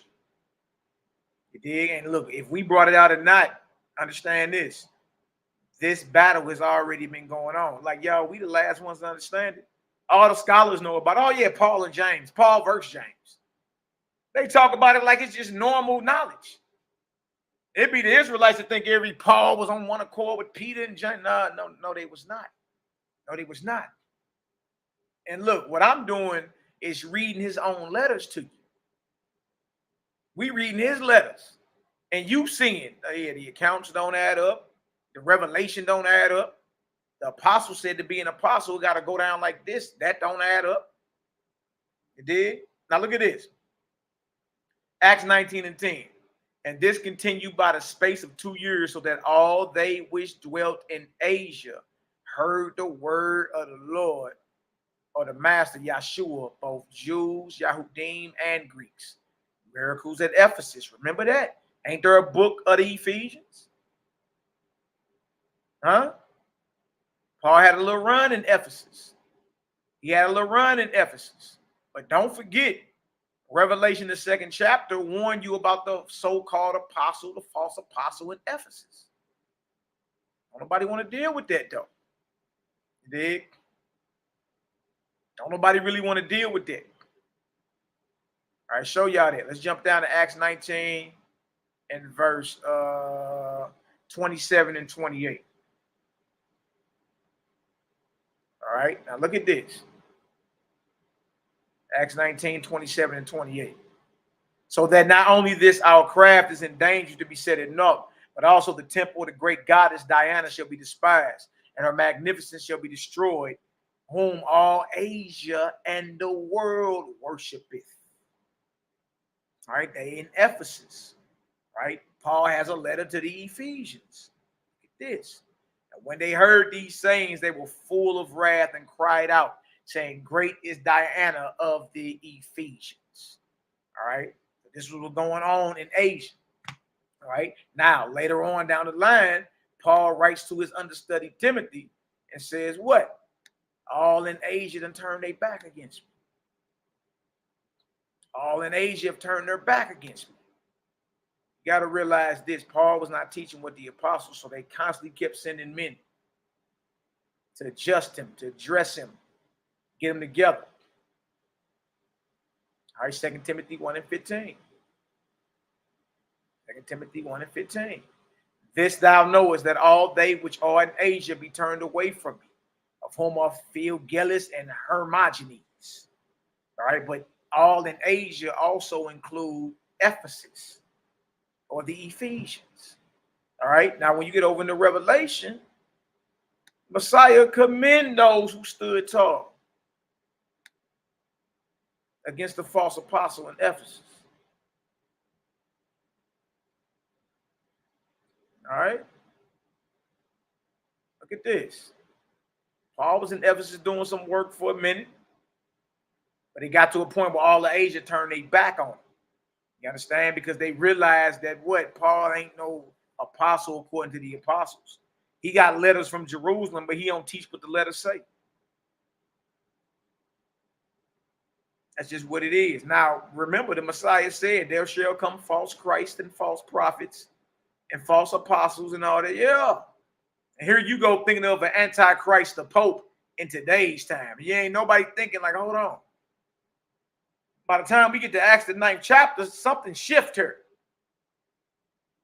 Something, look, Paul comes on the scene and the apostles slowly fade out. Everybody fade out. Everybody that knew the Messiah slowly fade out. When the dust settled, the book of Acts is more about Paul than anybody. Anybody. There's an agenda at play. Message to Ephesus unto the angel of the church of Ephesus write, these things saith he that holdeth the 7 stars in his right hand, who walketh in the midst of the 7 golden candlesticks. I know your works and your labor and your patience, and how you cannot bear them which are evil, and that you tried them which say they are apostles and are not, and has found them liars. Ooh, wait. Ooh, wait.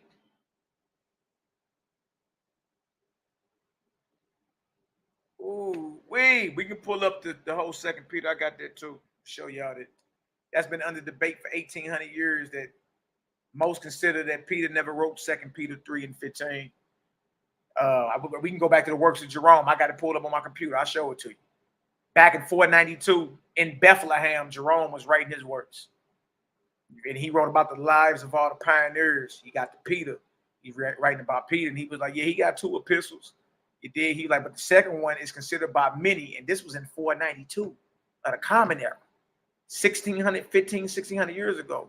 In his day, it was considered by the historians not to be written by him because the writing style is different. So it's a lot of pseudo works or anonymous works floating around that a lot of people. I'm going to hit you with something. Matthew, Mark, Luke, all that wasn't even written by the apostles. It's a lot of anonymous works that go on, and a lot of works get written down based off tradition. And then it'll be the gospel according to Matthew, the gospel according to Mark, the gospel according to Luke, the gospel according to John. But y'all, it's all in Greek. Right? None of the apostles wrote Greek. You know what I mean? They weren't educated in Paideia. That's the Greek understanding of the Roman world and all that to compose Greek literature. Right? When the dust settled, your literature is being produced from overseas in a foreign tongue. You know what I mean? So, again, you don't want to get hung up in all that. If you look at this thing from a historical lens, it'll blow your mind. It'll blow your mind. Like, oh, hold on. Yeah, watch out right there because there's an agenda at play. All right? But we'll read some of that. And think about this. If you know anything about the Greek language, if you author anything, you put on there by so-and-so. You don't put according to. You know, the book of so-and-so, according to Malaki. Nah. The fact that it says according to proves they're not the authors. An author in Greek don't sign his name off according to. It's by so-and-so. And that's just one example. You dig? But again, that don't mean there ain't Jews in the scriptures. There's plenty of Jews. You dig? But you gotta critically think. So you don't be out here worshiping a false god. You understand? Being used like a puppet. So again, look at this. Now look at this. I know thy works and thy labor and thy patience and how thou cannot bear them which are evil, and thou hast tried them which say they are apostles and are not, and hast found them liars. Now trip off this. We understand the process of ordaining an apostle. Acts 1, verse 21 and 22. And they consulted the Spirit. They did spiritual communion and cast lots. And the lot fell on Matthias, and he was ordained an apostle in the place of Judas. See that? So if that's not the curriculum or the criteria to be an apostle, to having been a witness of the Messiah's movement from his immersion to his ascension, if that ain't the criteria, then what is?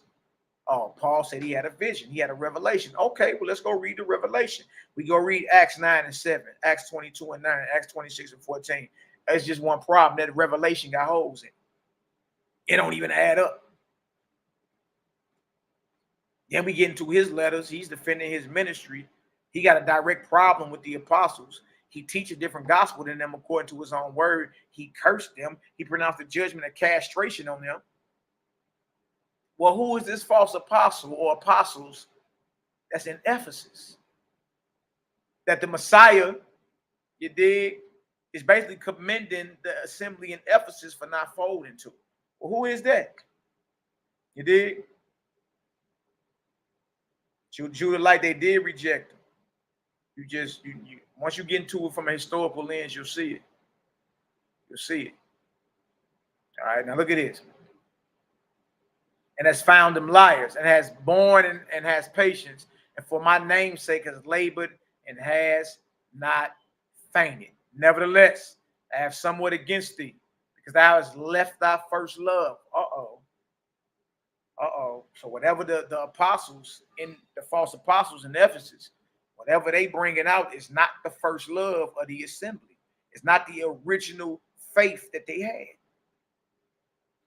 The false apostles, led by the false apostle in the assembly of Ephesus, based off what's being taught, guess what? It means that the assembly in Ephesus has forsook the original faith they were being taught, their first love.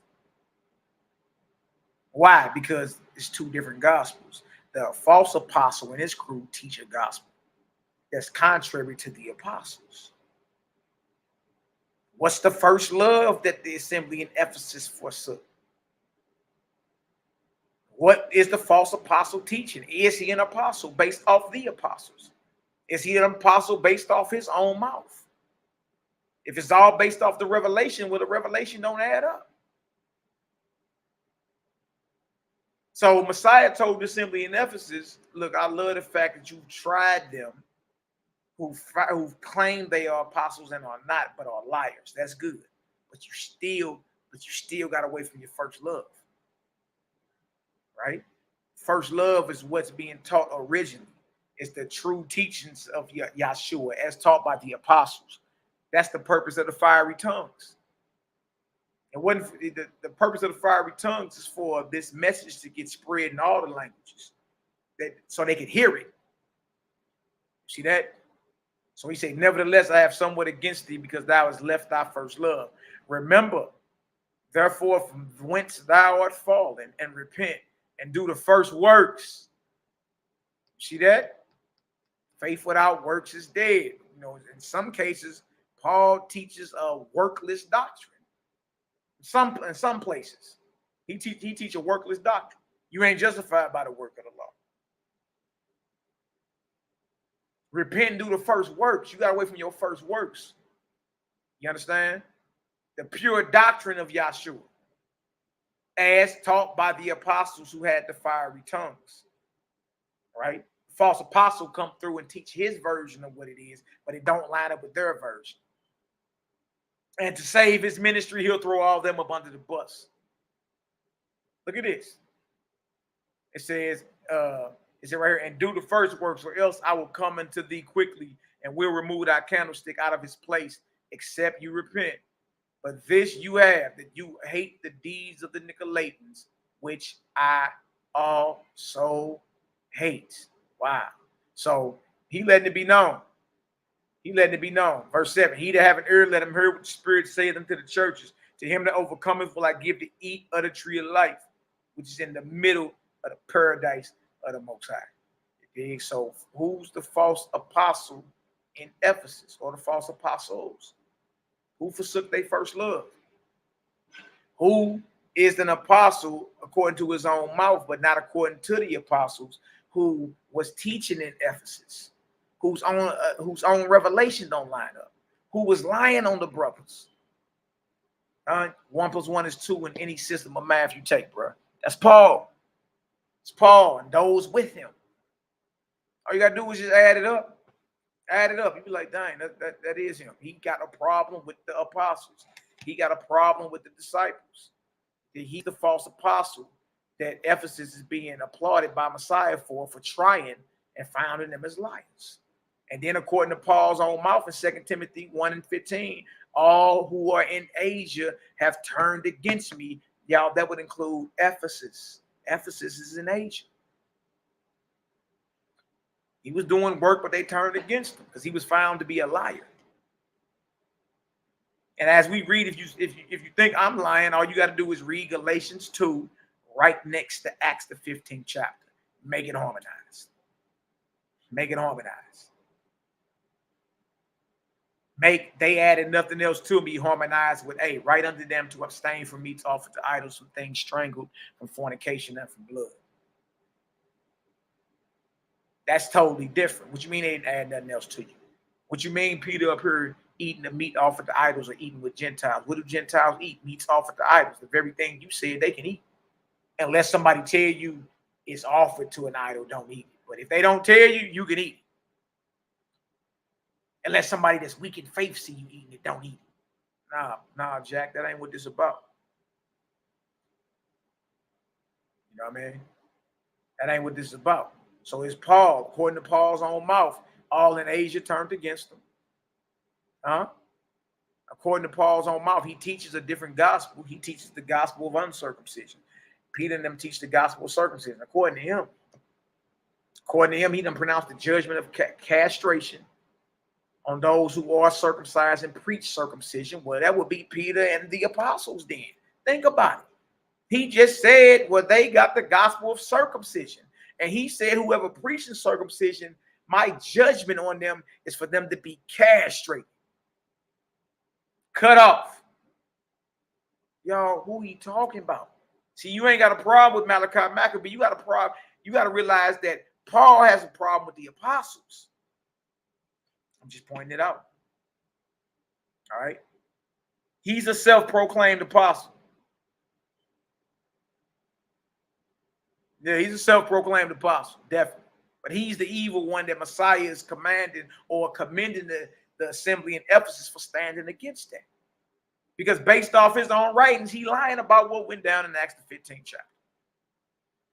You see that? And off his own mouth, everybody in Asia, including Ephesus, we was in Acts 19, turned against him. Yeah, they tried him and found him up to be a liar. Wow, okay. Watch this. Let's just do a little something more, just real quick. Then we get up off here. I know, I know sometimes people ain't trying to rock that long, but it is what it is, man. All right, now watch this. Let's go to 1 Corinthians. Go to 1 Corinthians. Something else going on. Something else going on here that people really don't want to talk about. And I understand. the being hesitant and all that. But if you dig deep down, you'll see. Now you'll see, like, dang, straight tripping. It's something different being taught. And once you understand that, then you at a crossroads. You either say, you know what, it make more sense to me that the Messiah's family and his apostles that he taught, that knew him, understand him better than a man who never met him. That's the understanding I came to. I said, oh, okay, yeah, that make more sense. Now, maybe that's not your understanding. It's all good. But one thing you can't deny is we reading his stuff. We reading his letters. We comparing them side by side. You dig? So you still got to deal with that, even if you choose to, not believe what we're saying. It's all good. Anybody can disagree. All right. Apostle Dwayne. What's he up in here today? We got self-proclaimed apostles in the building up. Apostle Dwayne, you got to get on that Acts chapter 1, Jack, verse 21 through 22. If you don't fit the bill, you ain't no apostle, Jack. That don't mean you're not a follower of Yahshua and his teachings and all that, but you definitely is not no apostle, brother. Now the proof should be the scriptures, right? You know what I mean? Proof should be the scriptures. Acts 1, 21 through 22. You should be able to debunk that. You should prove your apostleship based off Acts chapter 1, verse 21 through 22. If you can't stand down, you're a self-proclaimed apostle. Anybody can claim ministry out here. Everybody doing ministry. Hell, the Pope does ministry. Everybody does ministry. So nobody can say, oh, look at what I'm doing over here. I'm growing all these tomatoes. Look at what I'm doing over here. I got all these sheep. Look what I'm doing over here. Look at my building. Nah, Jack.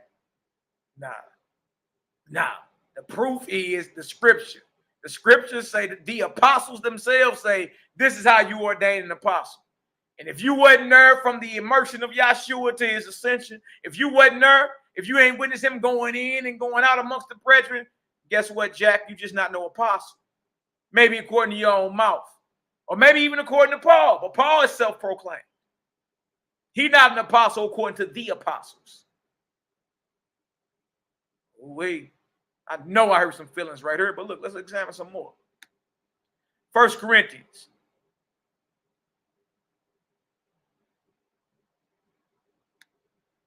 1 Corinthians 15. Let's examine the resurrection. 1 Corinthians 15:1. Moreover, brethren, I declare unto you the gospel which I preached unto you, which also ye have received, and wherein ye stand. By which also you are saved, if you keep in memory what I preached unto you, unless you have believed in vain. For I delivered unto you first of all that which I also received, how that Messiah died for our sins according to the scriptures, and that he was buried, and that he rose again the third day according to the scriptures. Now look at this. And that he was seen of Cephas, then of the 12. So I guess you would call Cephas Peter here. So according to Paul, when Yahshua resurrected, he first was seen by Peter. You see this? Then of the 12, which is like, what you mean Peter's part of the 12? So if this Cephas is Peter, according to what Paul understands, it may be some type of tradition floating around or something, but according to what Paul understands, Yahshua first appeared to who? Cephas. Cephas. All right. Some call Cephas Peter. Strong's G 2786. Kephas. Kephas. Kephas. All right.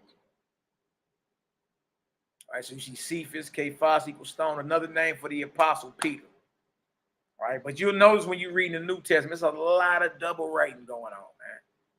Like Mary, the mother of Yahshua, had a sister named Mary, the wife of Cleophas, and they was rolling around with a Mary Magdalene. Like, man, what the?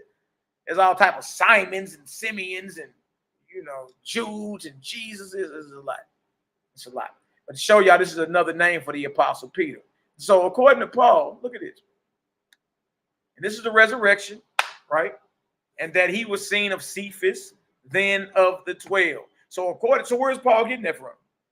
Anybody know?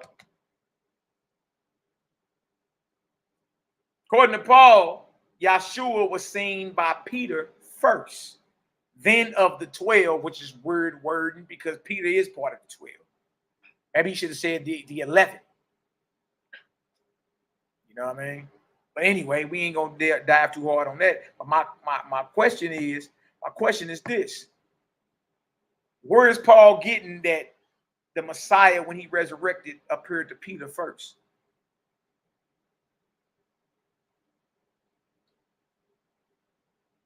Anybody know? Any scriptures? Okay, well, according to the Gospels, who did Messiah appear to first? Was it Peter? According to the Gospels, who did Yahshua appear to first? Because according to Paul, it's Peter, then the 12.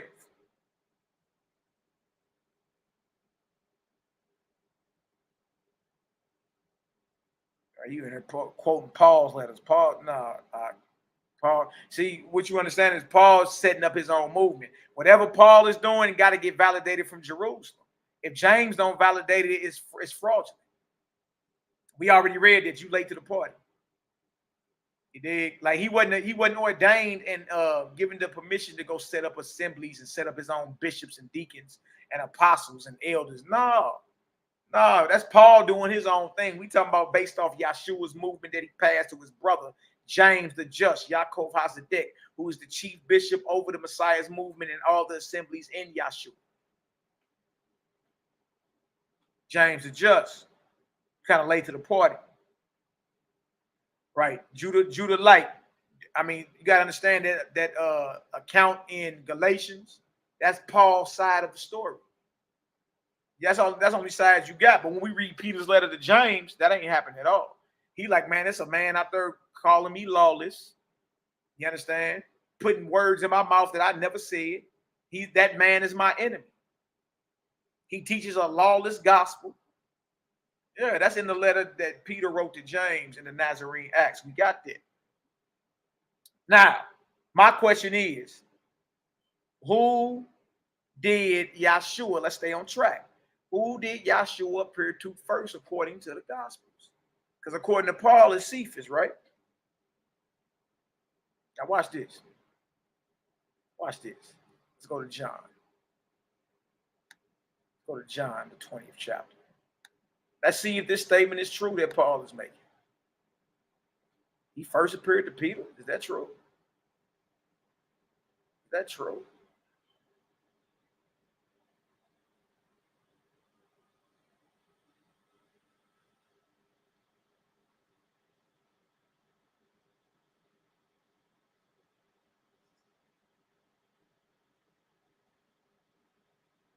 All right, John chapter 20. We're going to read verse 16 through 18.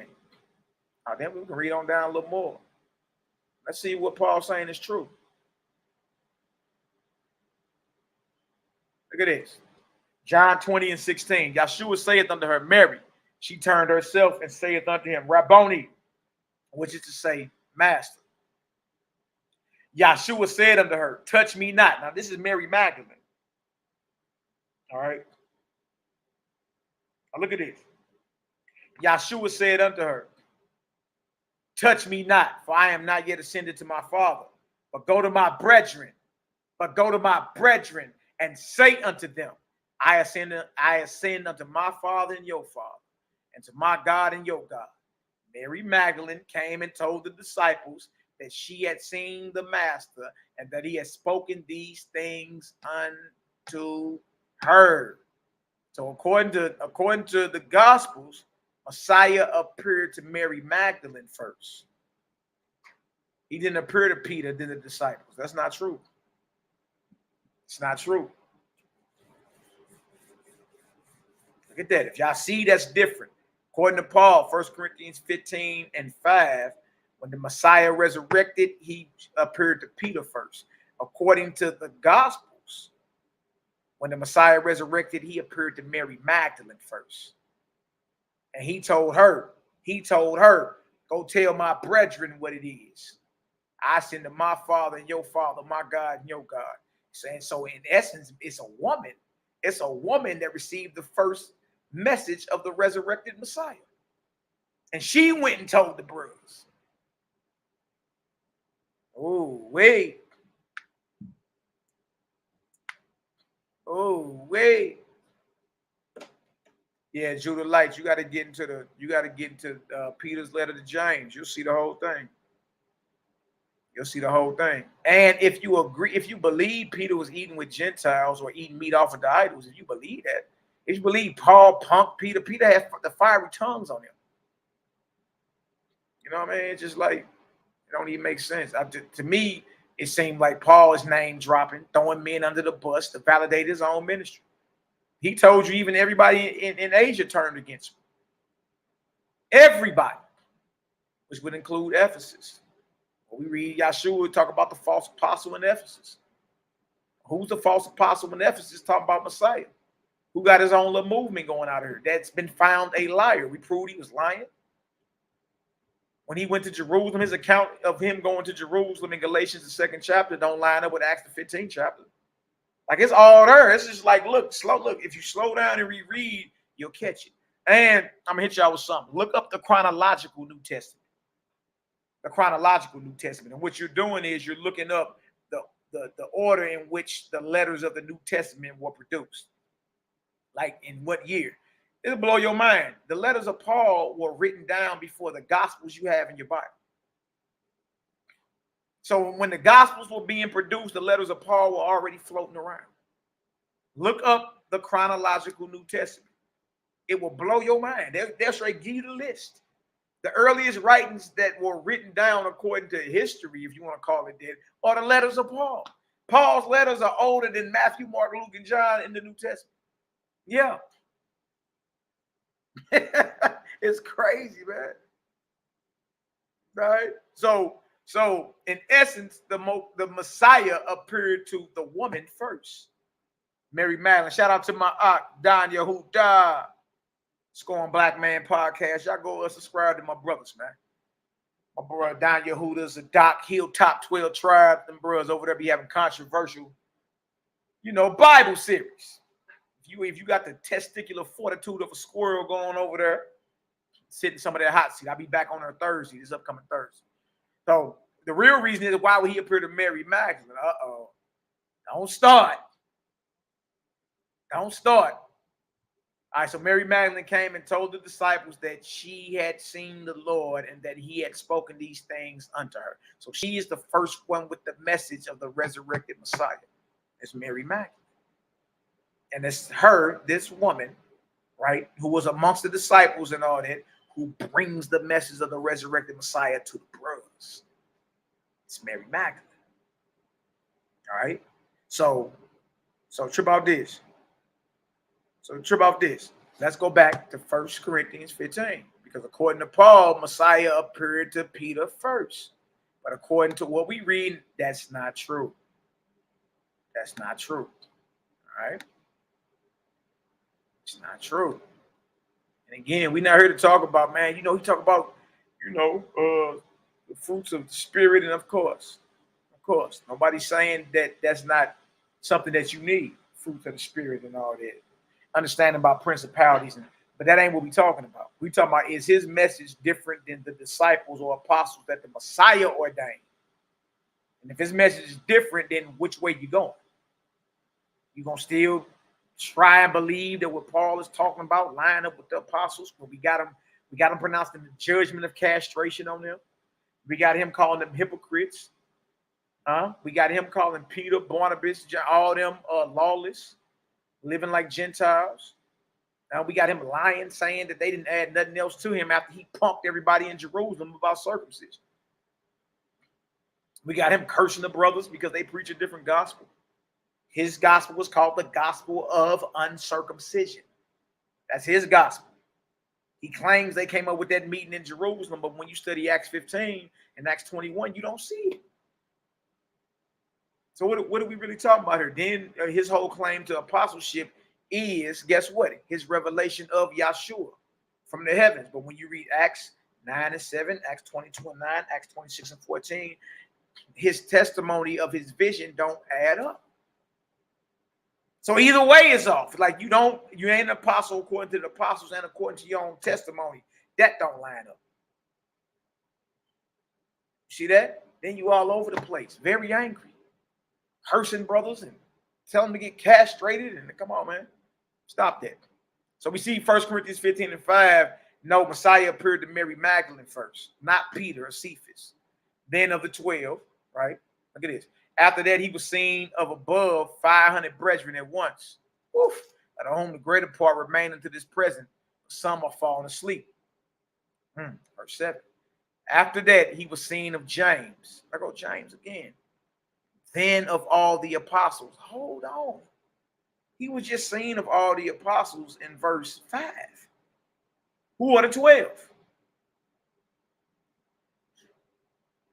And then James is an apostle, even according to Paul in Galatians 1 and 19. But when did he appear to James? Who understand and who know? Right? When did he appear to James? When you get into the gospel of the Nazarenes, you'll see it. You see when he appeared to James, like, hey, look, go ahead at the Sea of Galilee. And they weren't eating fish. They was eating some dried up fruit and all that, and broke some bread. Like, bro, sit on down. You all good. All right. But my question is, verse 5 and verse 7 seem like a problem, because if he appeared to Peter, then the 12, well, the 12 are the apostles. You see? Then you jump down to verse 7, and James is an apostle. He's one of the 12. And that he was seen of James, then all of the apostles. All right. Now look at this. Verse 8. All right. And last of all, he was seen of me also, as of one born out of due season. Look at this. For I am the least of the apostles, that am not meet to be called an apostle, because I persecuted the church of the Most High. So he even admitting, I ain't even worthy of being that. I ain't even worthy of being that. Watch this. Watch this. Keep reading though. But by the grace of the Most High, I am what I am. And his grace which was bestowed upon me was not in vain. Look at this. But I labored more abundantly than they all. Who is he talking about? Now, look, he still got to defend his ministry. I saw him last, I ain't worthy to be an apostle, but look, I labored more than all of them. Paul up here bragging. I heard a brother tell me that one time. Paul say he labored more than everybody. I'm like, bro, you believe that? Paul didn't have the fiery tongues. What do you mean? Y'all need to read the Nazarene Acts of the Apostles. It'll blow your mind how deep Peter is. You think Paul something, wait till you get a load of Peter in that Nazarene, it'll blow your mind. He breaking down everything from creation on down. Miracles, he praying for the masses after he tell them stop eating on flesh, healing them, Then go chase Simon Magus down elsewhere. Some people believe Simon Magus is Paul. Now, that's a whole nother topic, though. But notice him. He always has to have a way. He always has to have a way to defend what he's doing, to make it, to prove to everybody else that he is an apostle. But I labored more abundantly than they all, yet not I, but the grace of God which was with me. You see this? I labored more than them all. He said the same thing when you go over to 2 Corinthians. Let's go over there. I'm in labor more. See what I'm saying? He's bragging, y'all. He's trying to defend his ministry. That's what's really going on. All right. And if you out here doing any type of work, look at it. Here's another one. Look at this. Look at this. Let's say it again. Paul defends his apostleship. Well, who was attacking him? Who was attacking? Yeah, no, hey, no shit, Apostle Dwayne. Real life this. Real life this, no doubt. You dig? As you know, you've been out here being a Hellenized, Romanized Negro by following the agenda of Rome. You understand? You'd have been over here fellowshipping with your brothers and sisters. I know you believe you're right, Jack. You're not right. You're not right at all. There's only one reason why this man got to keep defending his apostleship. Because it's under attack. Well, who's attacking his apostleship? Who's attacking his ministry? Jerusalem is. Led by James, the Messiah's brother, the bishop of all bishops. Yes, you do. You do follow Rome. Yes, you do. You'd have known you're not no apostle. See, only because Paul self-proclaimed himself an apostle do Negroes believe they apostles today. That's the only reason.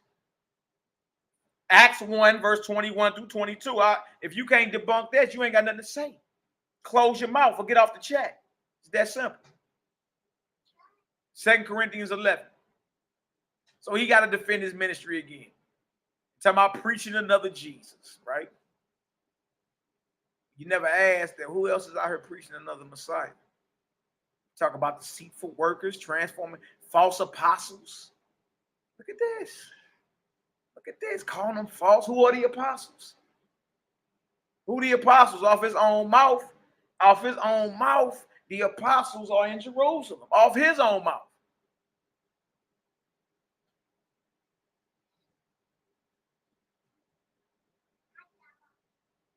Look at this. What's up, son? You fine? You all good? All right, close that door. I'll be up there in a minute. Yeah, I'm going to take you outside. For such are false apostles, deceitful workers, transforming themselves into the apostles of Messiah. Who are the apostles based off Paul's own mouth that he has a problem with? In Galatia, he name dropped them. He called them by name. Right? It'd be different if he was saying these are false students. You know what I mean? No, the apostles are in Jerusalem. So whoever he calling false, he calling them false. You dig? Now watch this. Show you how he keep bragging. There you go. Who you think he talking about? 2 Corinthians 11 and 22. Look at this. It says, are they Hebrews? So am I. Are they Israelites? So am I. Are they the seed of Abraham? So am I. Who is he talking about? Who Hebrew Israelites and seeds of Abraham that teach different than Paul? That teach a different gospel than Paul. That he just called false. He just called them false apostles. Now you can say he ain't talking about James and all them. He got the word apostle in front of him, behind fake or false. The only apostles, even according to Paul, on lips, if it ain't him, it's them in Jerusalem. So who are the false apostles he talking about? And then to give a further clue that he talking about them, he dropped their nationality. They Israelites. I am too. I am too. And watch this, verse 23. Are they ministers of Messiah? Question mark. Are they really servants? I speak as a fool. I am more in labors, more abundant, in stripes above measure, in prison more frequent, in deaths oft, of the Jews 5 times received our 40 stripes, save one. Got whipped 199 times. Thrice was I beaten with rods. Once was I stoned. Thrice I suffered shipwreck. A night and a day I have been in the deep. But y'all, he's comparing himself to some Hebrew Israelite apostles that he called ministers of Satan, who transformed themselves into angels of light. And they Israelites. And he's saying that he labored more than everybody. And he named in that 1 Corinthians 15, he had named Cephas, he named the 12, he named the 500 brethren, then he named James and the rest of the apostles and said, I labor more than them all. And then he asked, well, they Israelites, so am I. Are they the ministers of Messiah? I'm gonna go ahead and boast real quick. I speak as a fool. I am more. I labor more. You know what I mean? Look at this. It's easy work. He's constantly defending what it is because he's losing his ministry. Look, he even said, all that be in Asia turned against me. Certain men sent from James. Peter's a hypocrite, live like a Gentile. Castrate him, curse him. You never stop and ask yourself, who the hell is this man talking about? And if you read it straight through, you'll see. You know what I mean? You'll see. Apostle, I can't even call you that, but Dwayne, come back to the, we teach this over here. It's easy work. Then we got plenty of videos. Go back to our last 5, 6 videos, you'll see it. It's something where you got to connect the dots. And you know what I mean? Like, dang, there it is right there. And the thing about it is, he telling you who he talking about. He telling you who he talking about. You know what I mean? So it ain't even adding Paul off his own lips says Peter, he says James, he says John, he says Barnabas. You're only an apostle if you match up with Acts 1, 21 and 22. According to Paul's own lips, Galatians 1 and 19, James is an apostle. Peter is an apostle. According to Paul's own lips, they teach a different doctrine. Ain't nobody adding, Jack. We read. You the one up under the vibration of, Roman Hellenism or Greek Hellenism. We really study this thing over here. Let me show you something before I get up out of here. Show y'all this. And according to history, the Nazarenes rejected Paul. According to history. Could have read some of that too. But we'll get some of it next time. It's all good. See, that's the epistle of Barnabas right there. That's the Clementine. That's the Nazarene Acts. Which one is this? Hold on one second. I got you. Let me show y'all that. Watch out, son. We the bang. That's the Nazarene Acts. Let me show y'all the history behind it. It's the parallel. That's the Clementine. I think it's this one. I'm like, man, what in the hell is really going on here? All right. Let me show y'all that. Do that real quick. Then we can work.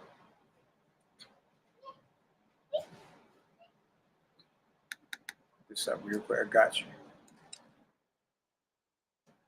I know it hurt, man. People believe in something for so long, come to find out it ain't all the way quite right. Show y'all that.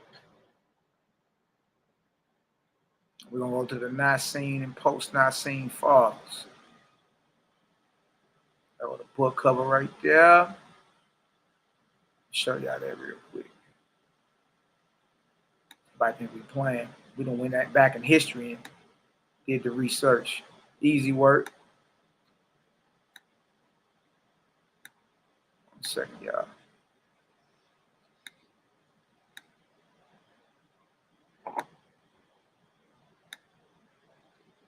Get on. Oh, yeah.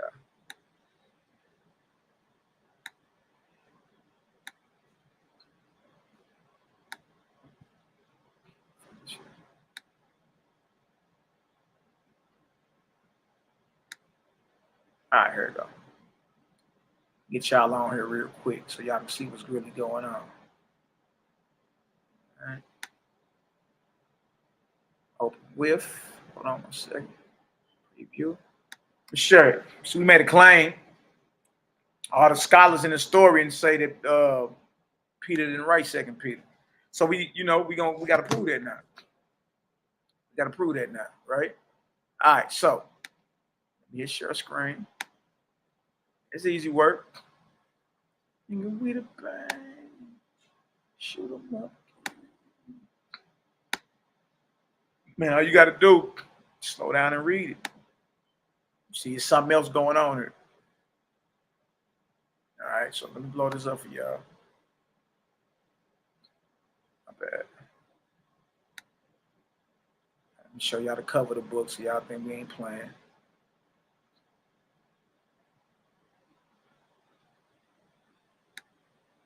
All right, so that's the book right there.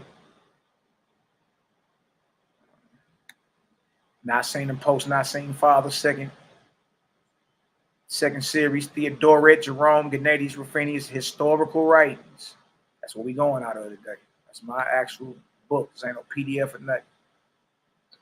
All right, let me show y'all this real quick. Show you how we work.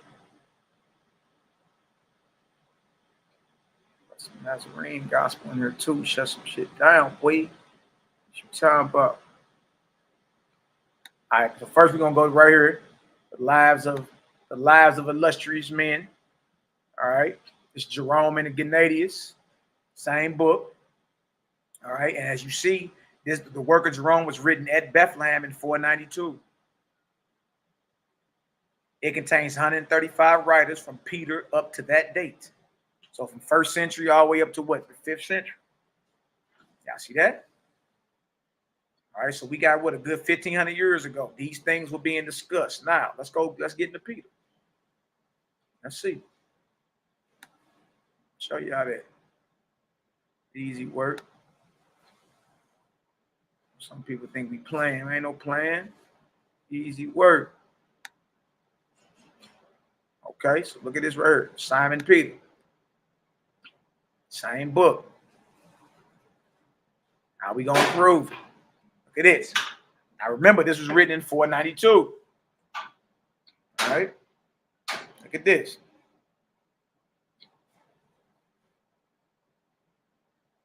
Okay, that's what it is. You ain't listen the whole time. Just get up out of here. You ain't even trying to listen. You're all over the damn place. Sitting time out. Simon Peter, the son of John from the village of Bethsaida in the province of Galilee, brother of Andrew, the apostle. The who? The apostle. Yeah.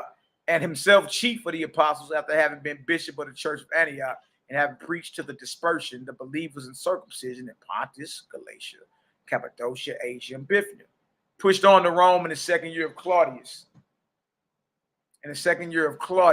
To overthrow Simon Magus. Now, you don't know anything in detail about Simon Magus outside of Acts, the 8th chapter, unless you get into the Nazarene Acts.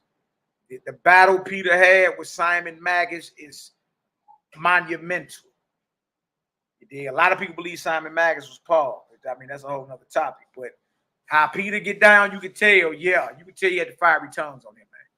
He was confounding everything anybody was saying off the top of the dome in front of in front of a crowd of hundreds of people, shutting it down.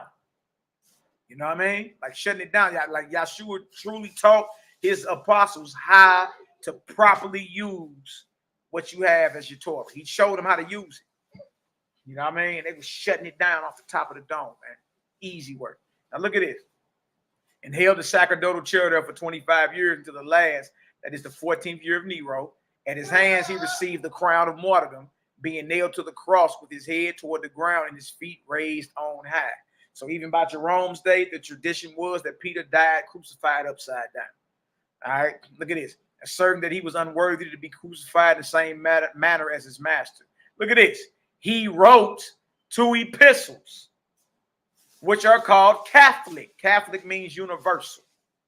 The second of which, on account of its different from the first in style, is considered by many not to be by him. What we arguing about? What we arguing about? What we arguing about? 1,500 years ago, the scholars they already assumed that, you know, they already went in agreement that 2 Peter was not written by Peter. Think about it. All right, let me get you out of here too. Get out of here. Negro, you don't add up to Acts 1, 21, and 22, and you still believe you an apostle. You ain't gonna spew that madness over here. Get the step. Saying, like, we actually over here reading through this stuff, and mumble mouth Negro still got a problem. What's the problem? We ain't even doing no opinion. We reading what it says. Come on, man. Stop that. Be real with yourself. You can't be real with yourself. How is you even over here claiming you looking for truth? No. No, you ain't about no truth if you can't be truthful with yourself. None. Be truthful with yourself, man. Question everything. The Bible tell you that, don't it? Try the spirit by the spirit. You supposed to be testing everything, scrutinizing everything. That don't mean you get on here and agree with everything Malachi, Maccabee say. Hell to the no. You better study that. Research it. Look it up. You may bump into something I skipped over and didn't trip off of. Y'all, we on this journey together. Remember that. Remember that. Nigga Rose try to run up with his titles and all that. That's the first red flag right there. No, get up out of here. No, get up out of here. We just showed you can't be an apostle unless you fit the criteria of Acts 1, 21 through 22. You hold on after that, you got to go. Get up out of here. Oh, but Paul said Paul ain't had no authority to set up no apostles or elders. He have no authority to do that. All the assemblies in Messiah are under the rulership of the bishop YHWH'S. That's the rulership and the authority Yeshua left in charge. And there's all type of stuff that didn't make it into your Bible, like the Gospel of Thomas, that'll tell you that. Tell you right, Messiah told Thomas right in there, after I leave you, you better go search for James the Just. Huh? Oh, Nazarene Acts. James is the leader. Huh? Acts the 12th chapter, Acts the 15th chapter, Acts the 21st chapter. Who is this James giving all this rulership and authority? Galatians 1 and 19. Paul say he an apostle and he a brother. But he cursing the brothers. He yelling castration. Who coming from Jerusalem teaching about what to eat and what not to eat? Who gave Paul letters to teach that? Did Paul teach it? No, he came and started doing his own thing.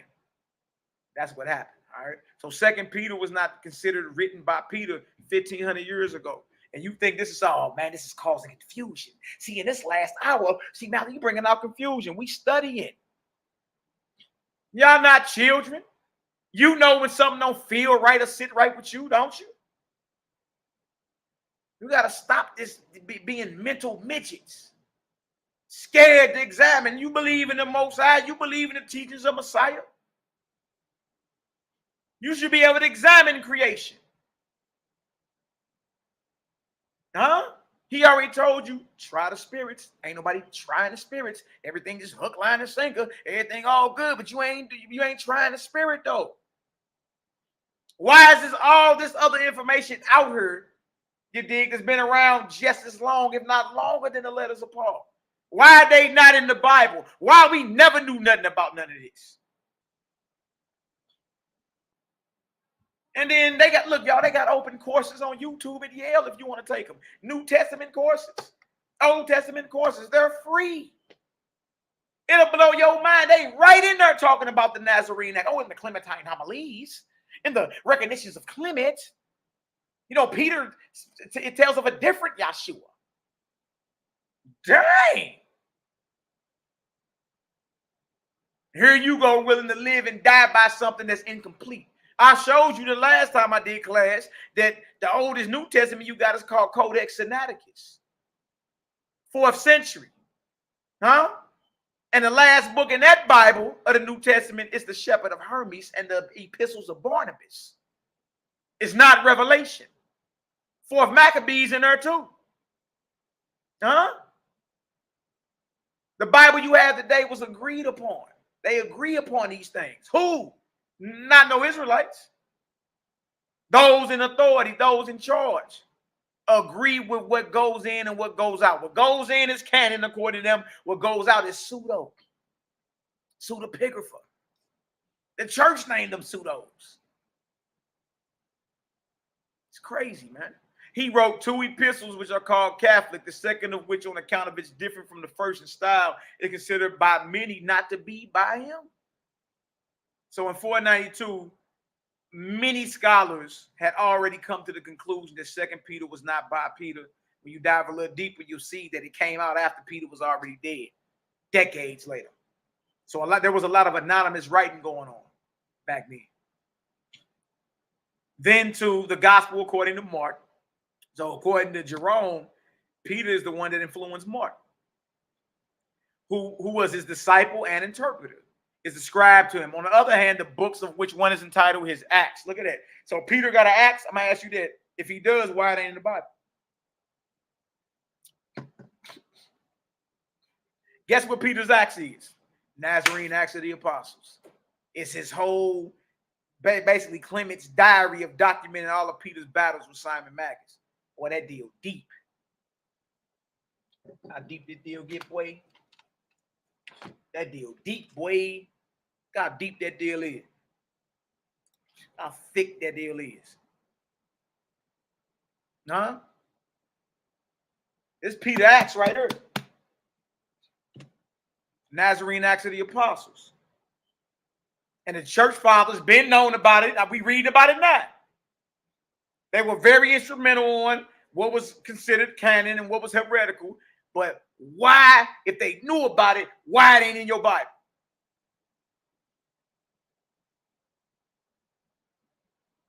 Oh, wait. Oh, wait.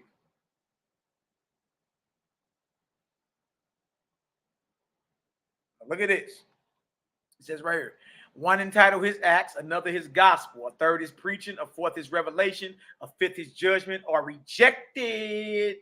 The Nazarene Acts and everything else Peter wrote is rejected by the church as apocryphal or pseudepigrapha.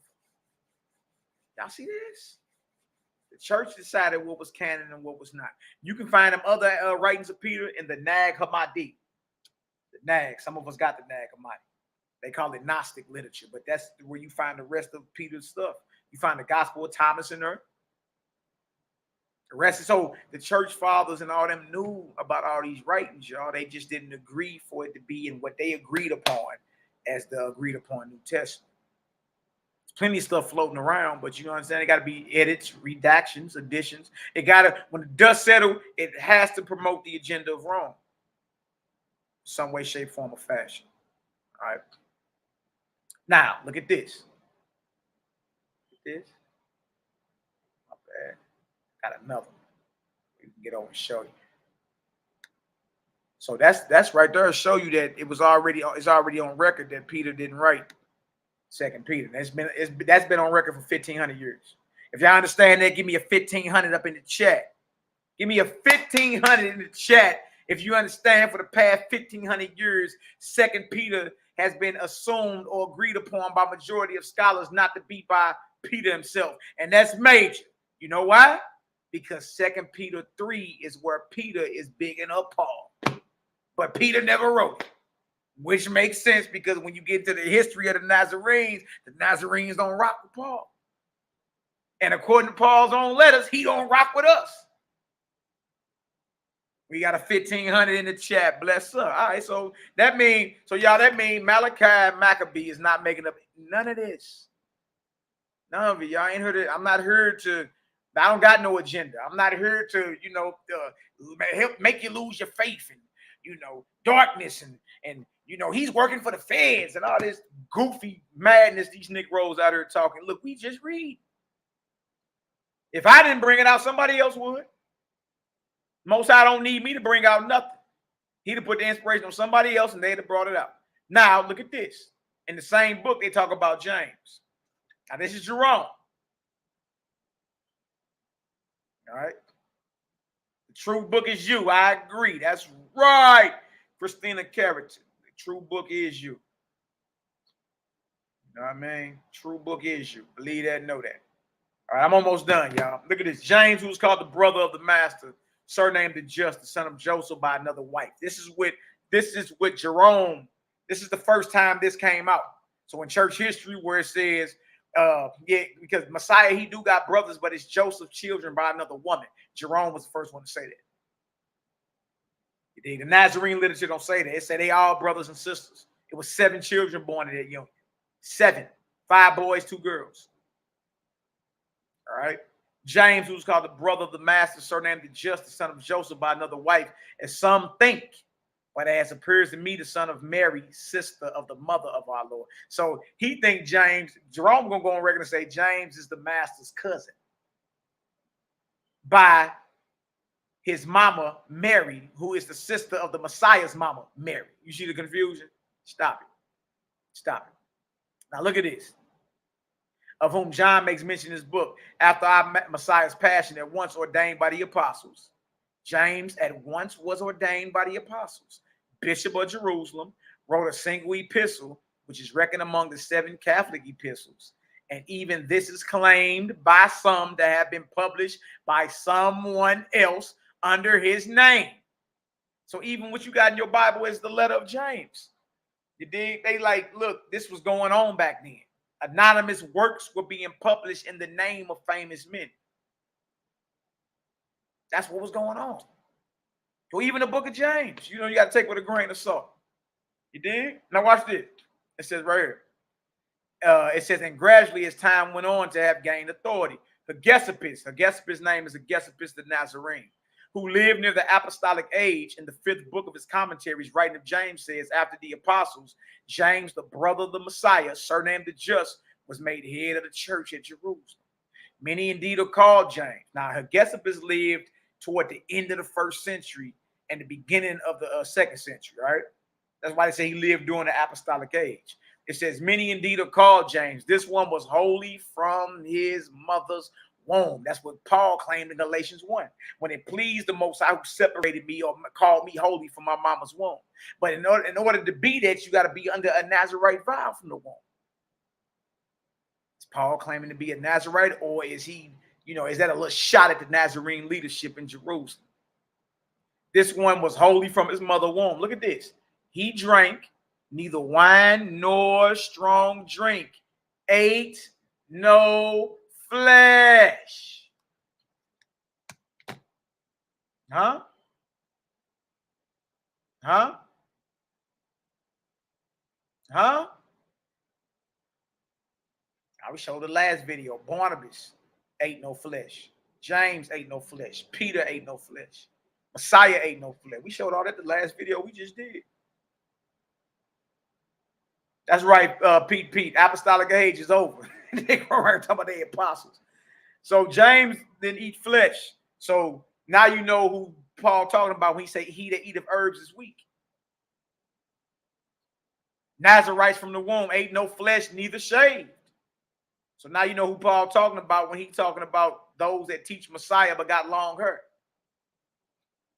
Don't nature teach you it's a shame for a man to have long hair? No, it don't actually, but the last I checked, the lion got more hair than the lioness, but that's another story. But the point being is that James, Messiah, the apostles, their movement was more disciplined than what we have grown to believe. All right. If this brother, and he's the bishop over the whole movement, if he ain't eating flesh or shaving, y'all, that man got natural forming locks and he eating herbs. You understand? And this is directly who Paul is talking against, because he said those that eat of herbs are weak. Huh? He talk about the long hair. Well, your hair gonna be long if you never shave, correct? You're not realizing who Paul is talking against and who he's working for. You understand? Ain't who you think. All right. So again, y'all, that's the Nicene and post-Nicene fathers right there. Nicene and post-Nicene fathers. All right. Want to prove that. Like, that ain't nothing that's just like, you know, Dang, man. So 2 Peter must be fraudulent. It ain't nothing that. We just studied and did some history and be like, dang, look at that. That's crazy. That's crazy that, because that's the spot we all go to prove that Paul good, because we got an apostle who supposedly had the fiery tongues on him vouching for him. It did, but 2 Peter was written by Peter. It was written down after, like decades after he died. You understand? Anonymous type. You dig? Anonymous type. All praises to the Most High. All right. We are commanded to reason with one another. Exactly, my sister. No doubt. All right, so look here. I'm going to drop this in the chat. If anybody want to come on in or something, chop it up a little bit. I got a few minutes before I get back to these short leggers real quick. All right, that's the chat right there if anybody want to come on in. My brother Marcus Israel in the building. Great class. Stay short. Bless up. Hey, y'all, and look, we just slowing down and read. That's it. Just slow down and read it, man. That's it. All praise your mind. What up, SHALOM TV, creative gang. What's the word, my beloved brother? Or as we say, those of long hair are of the Most High. Paul Wiley. Oh, straight up, huh? Okay. That's what's up. All praise Yahoo, my brother Dino, the battle axe in the building. Yeah, I didn't even know the Wasp said that. That's what's up. That's what's up.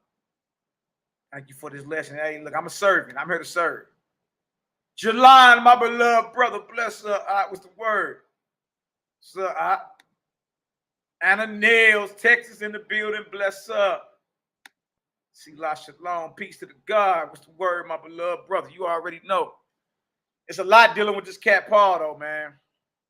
It's a lot. It's a lot. But if you just slow down and reread, you'll be like, yeah, I see where he teaching something different. And if y'all think we lying, this is what I challenge all the naysayers. Read Acts 15 next to Galatians, the 2nd chapter.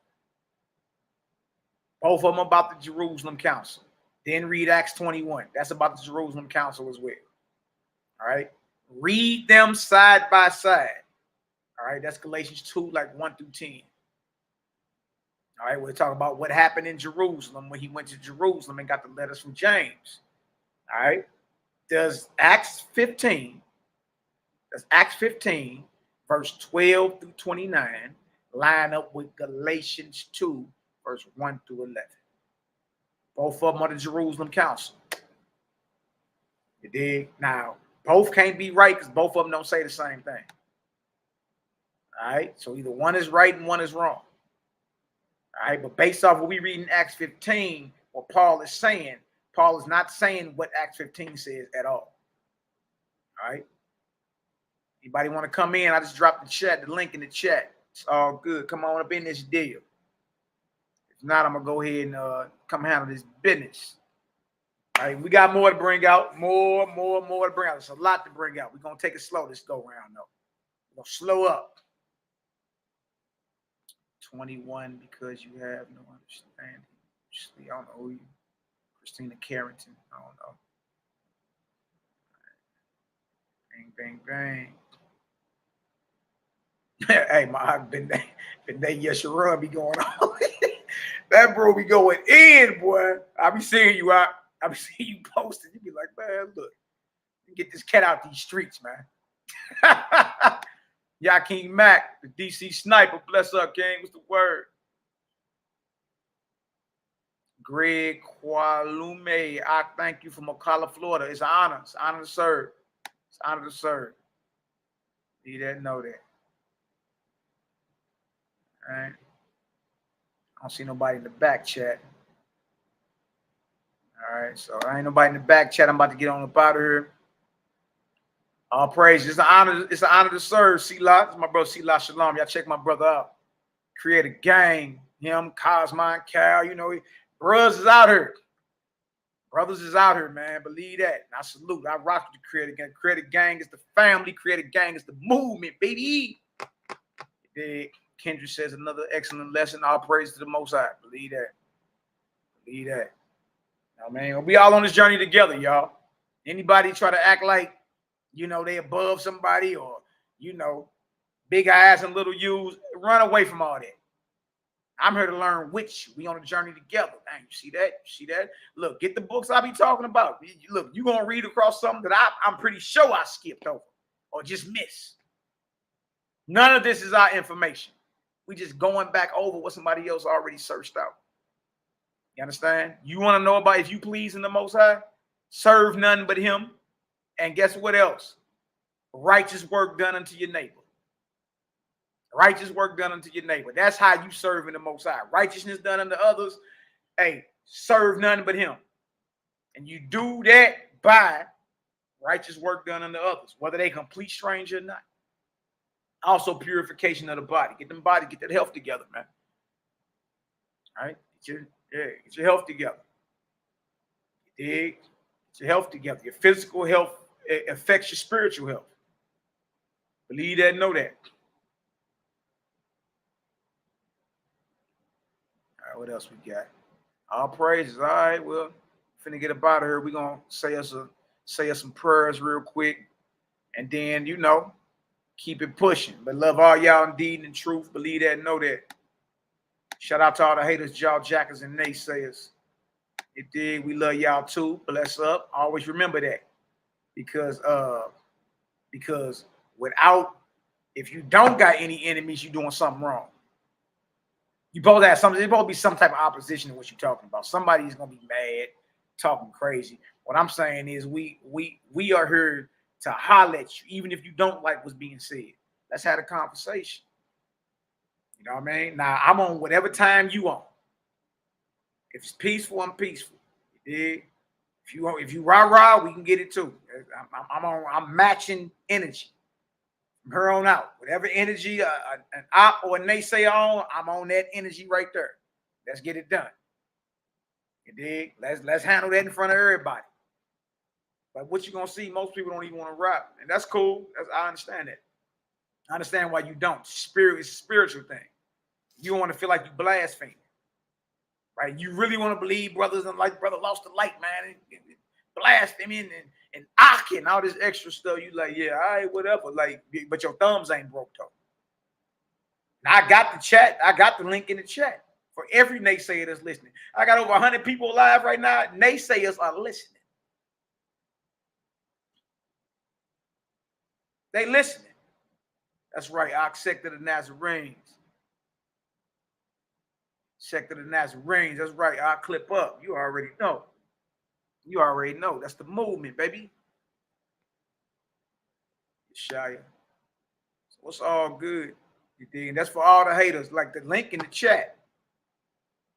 Like we don't even, when we start coming out with this, our lives dropped. You dig? We usually easily have close to 200 people in the lives. We came out with this, that deal dropped down to like 50. So when I look up today, see over 100 people on the live, I say, all right, that was up. So them gotta be enemies. So your thumbs ain't broke if you an enemy.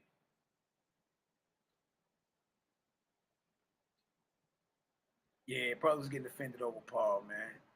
It's all good. Like I used to be a defender of Paul. And that's another thing for anybody got a problem with me. The lesson's still on you. I ain't taking nothing down. The lesson's still on YouTube.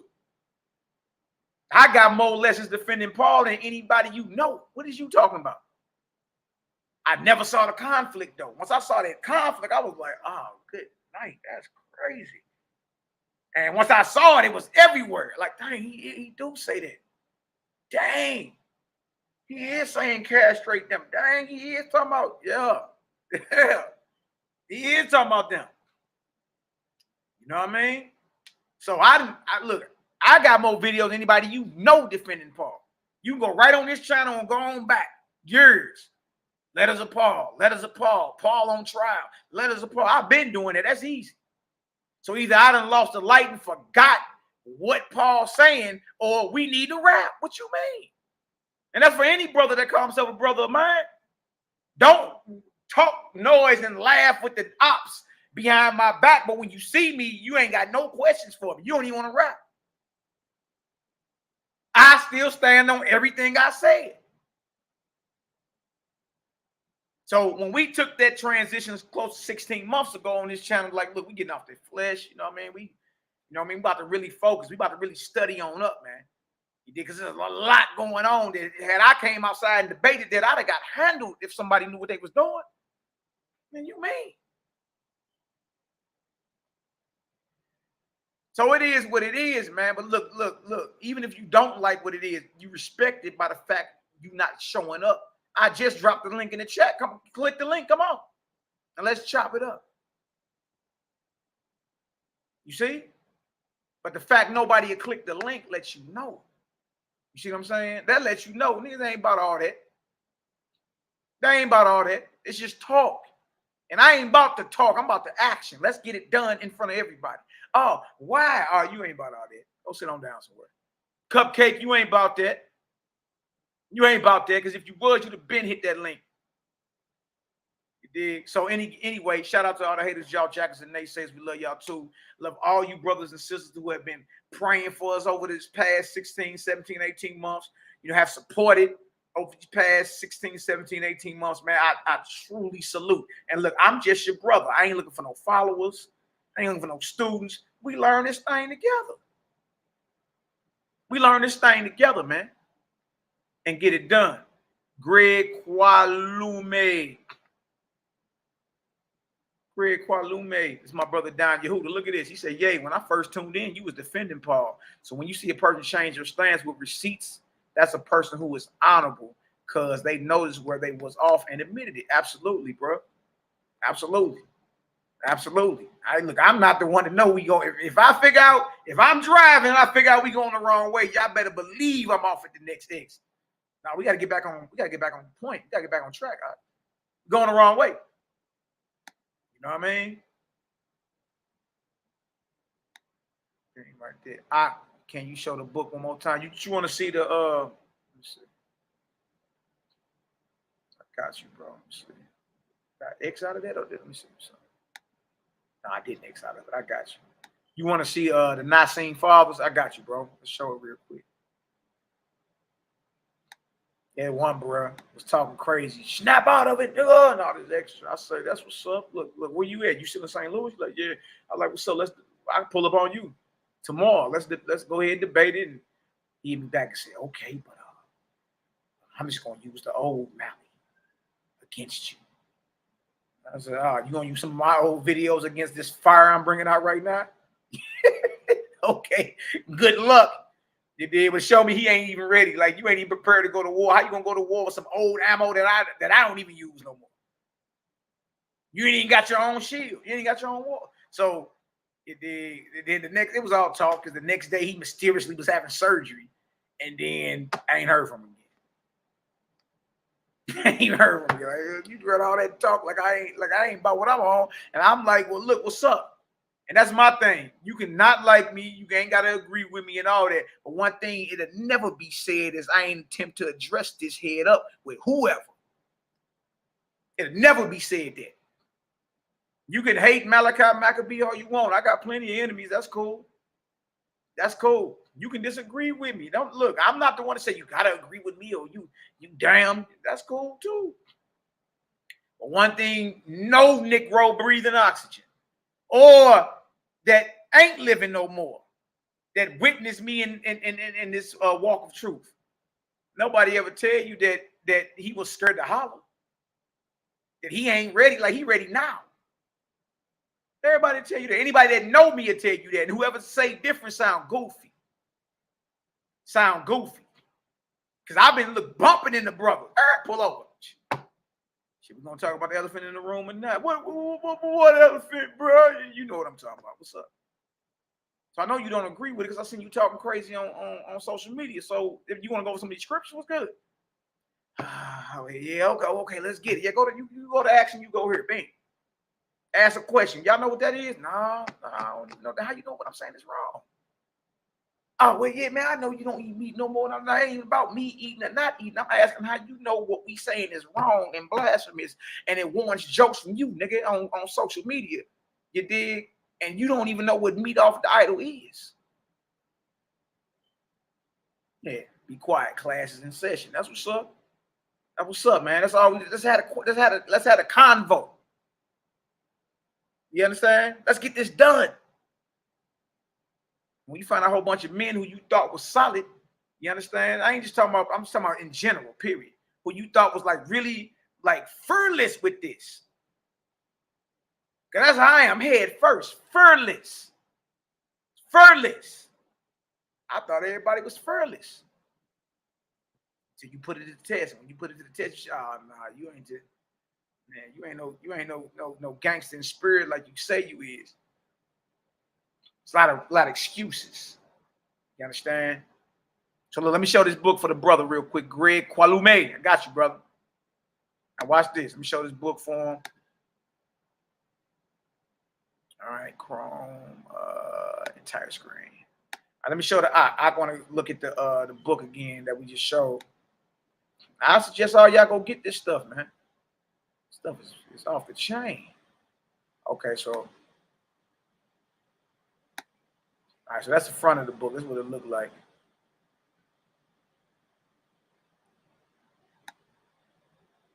That's what the front of it looked like. That's the spine of it. It's called the Not Seen and Post Not Seen Fathers, Brother Greg.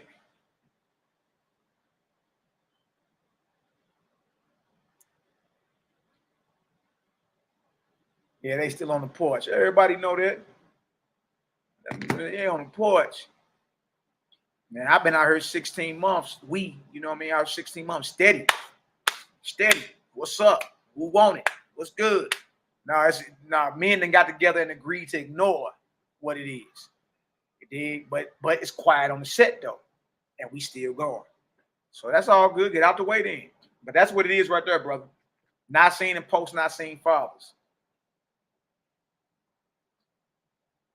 All right, that's Jerome and them going back to 492 of the Common Era. The section in there is called The Lives of Illustrious Men. And then you'll see Peter, James, all of it. Even the book of Hebrews. Everybody think Paul wrote that. They telling you back then Paul ain't write Hebrews. None of it. It's crazy, man. It's crazy. It's a lot to come with it. But this is what happens when you start looking at stuff through the historical lens. All right? Let me go ahead and get that up off there. Not seen in post, not seen fathers. That's right. Y'all so fit. My other brother created a gang outside with it, brother. Bless up.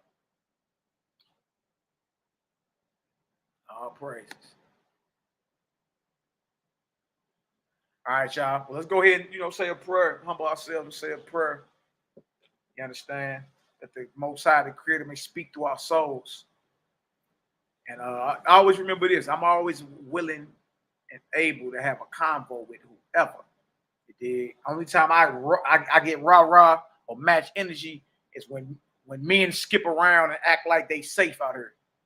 Or act like, I'm hiding. Like, bro, look, I don't know what you telling everybody out here. I don't even know who even believe that you solid like that to even think that somebody of my caliber will run from somebody like you. Like, that's crazy. You know what I mean? But no, it is what it is over here. It's easy work. It's easy work. I mean, look, again, we can stay right in the KJV. Let's get it. Let's get it. Let's see where we land at.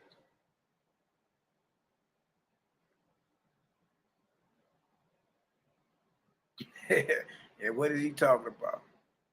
All right, well, look, let's go ahead and get it, y'all. Humble ourselves, and let's get it done. All praises.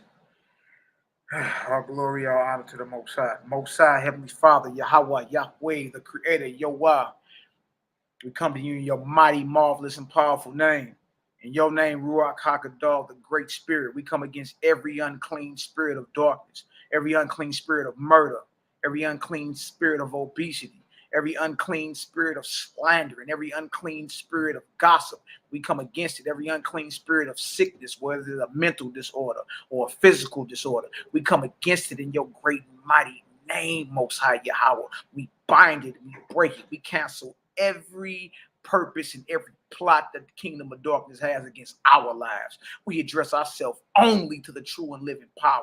And we address, or we pay no respect to the kingdom of darkness. In your name, in your power, and your authority, we invoke a massive healing vortex worldwide. We cancel out every unclean spirit of coronavirus, every unclean spirit of high blood pressure and diabetes, every unclean spirit of having mental disorder, schizophrenia, bipolarism, dementia. We cancel it through your eternal spirit, Heavenly Father. We bind it, we break it, and we command it back to the pits of darkness where it belongs. And we put all you false gods on notice in the name of the great spirit. We bind you, we break you, and we command you to move around. You out of bounds dealing with us. For we are covered by invisible host of the Most High, from her to the highest heavens. In the name, power, and authority of the Heavenly Father, we pray and we declare war on the kingdom of darkness. We walk in power. We walk in confidence. We walk in truth. We walk in love.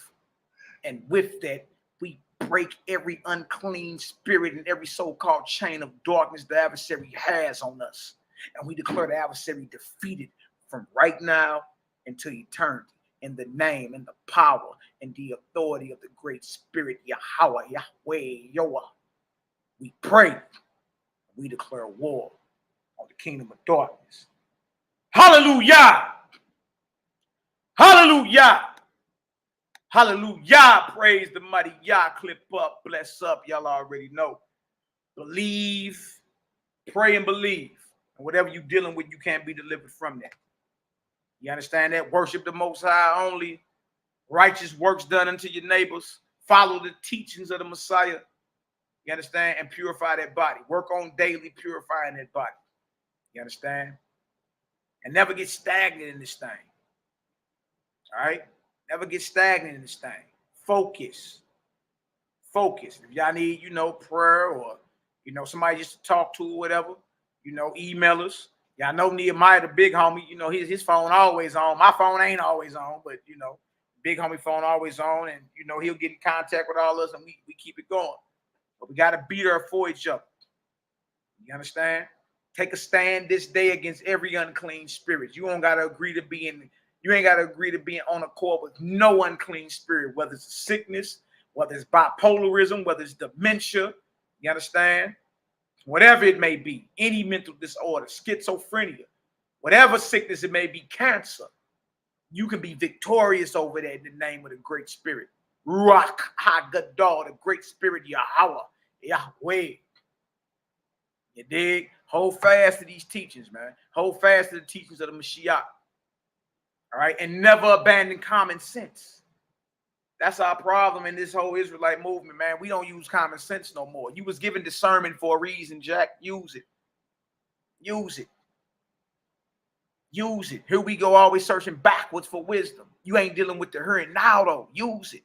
What can you take out the Bible? What can you read out the Bible to apply righteous change to your life right now? Use it. What you can't, that's a dead vortex. That's it. Some information is dead information. You can't apply it to your present situation. And if you can't apply it to right now, what are you arguing over it for? It's dead. That's what this is about, man.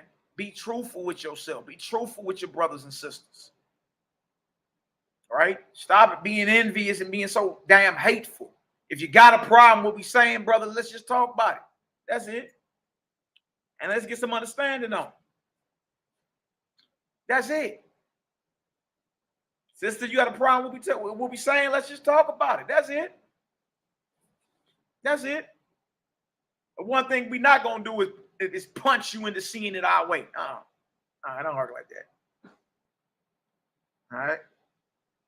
It don't work like that at all. So y'all hold your head, man. Pray for one another.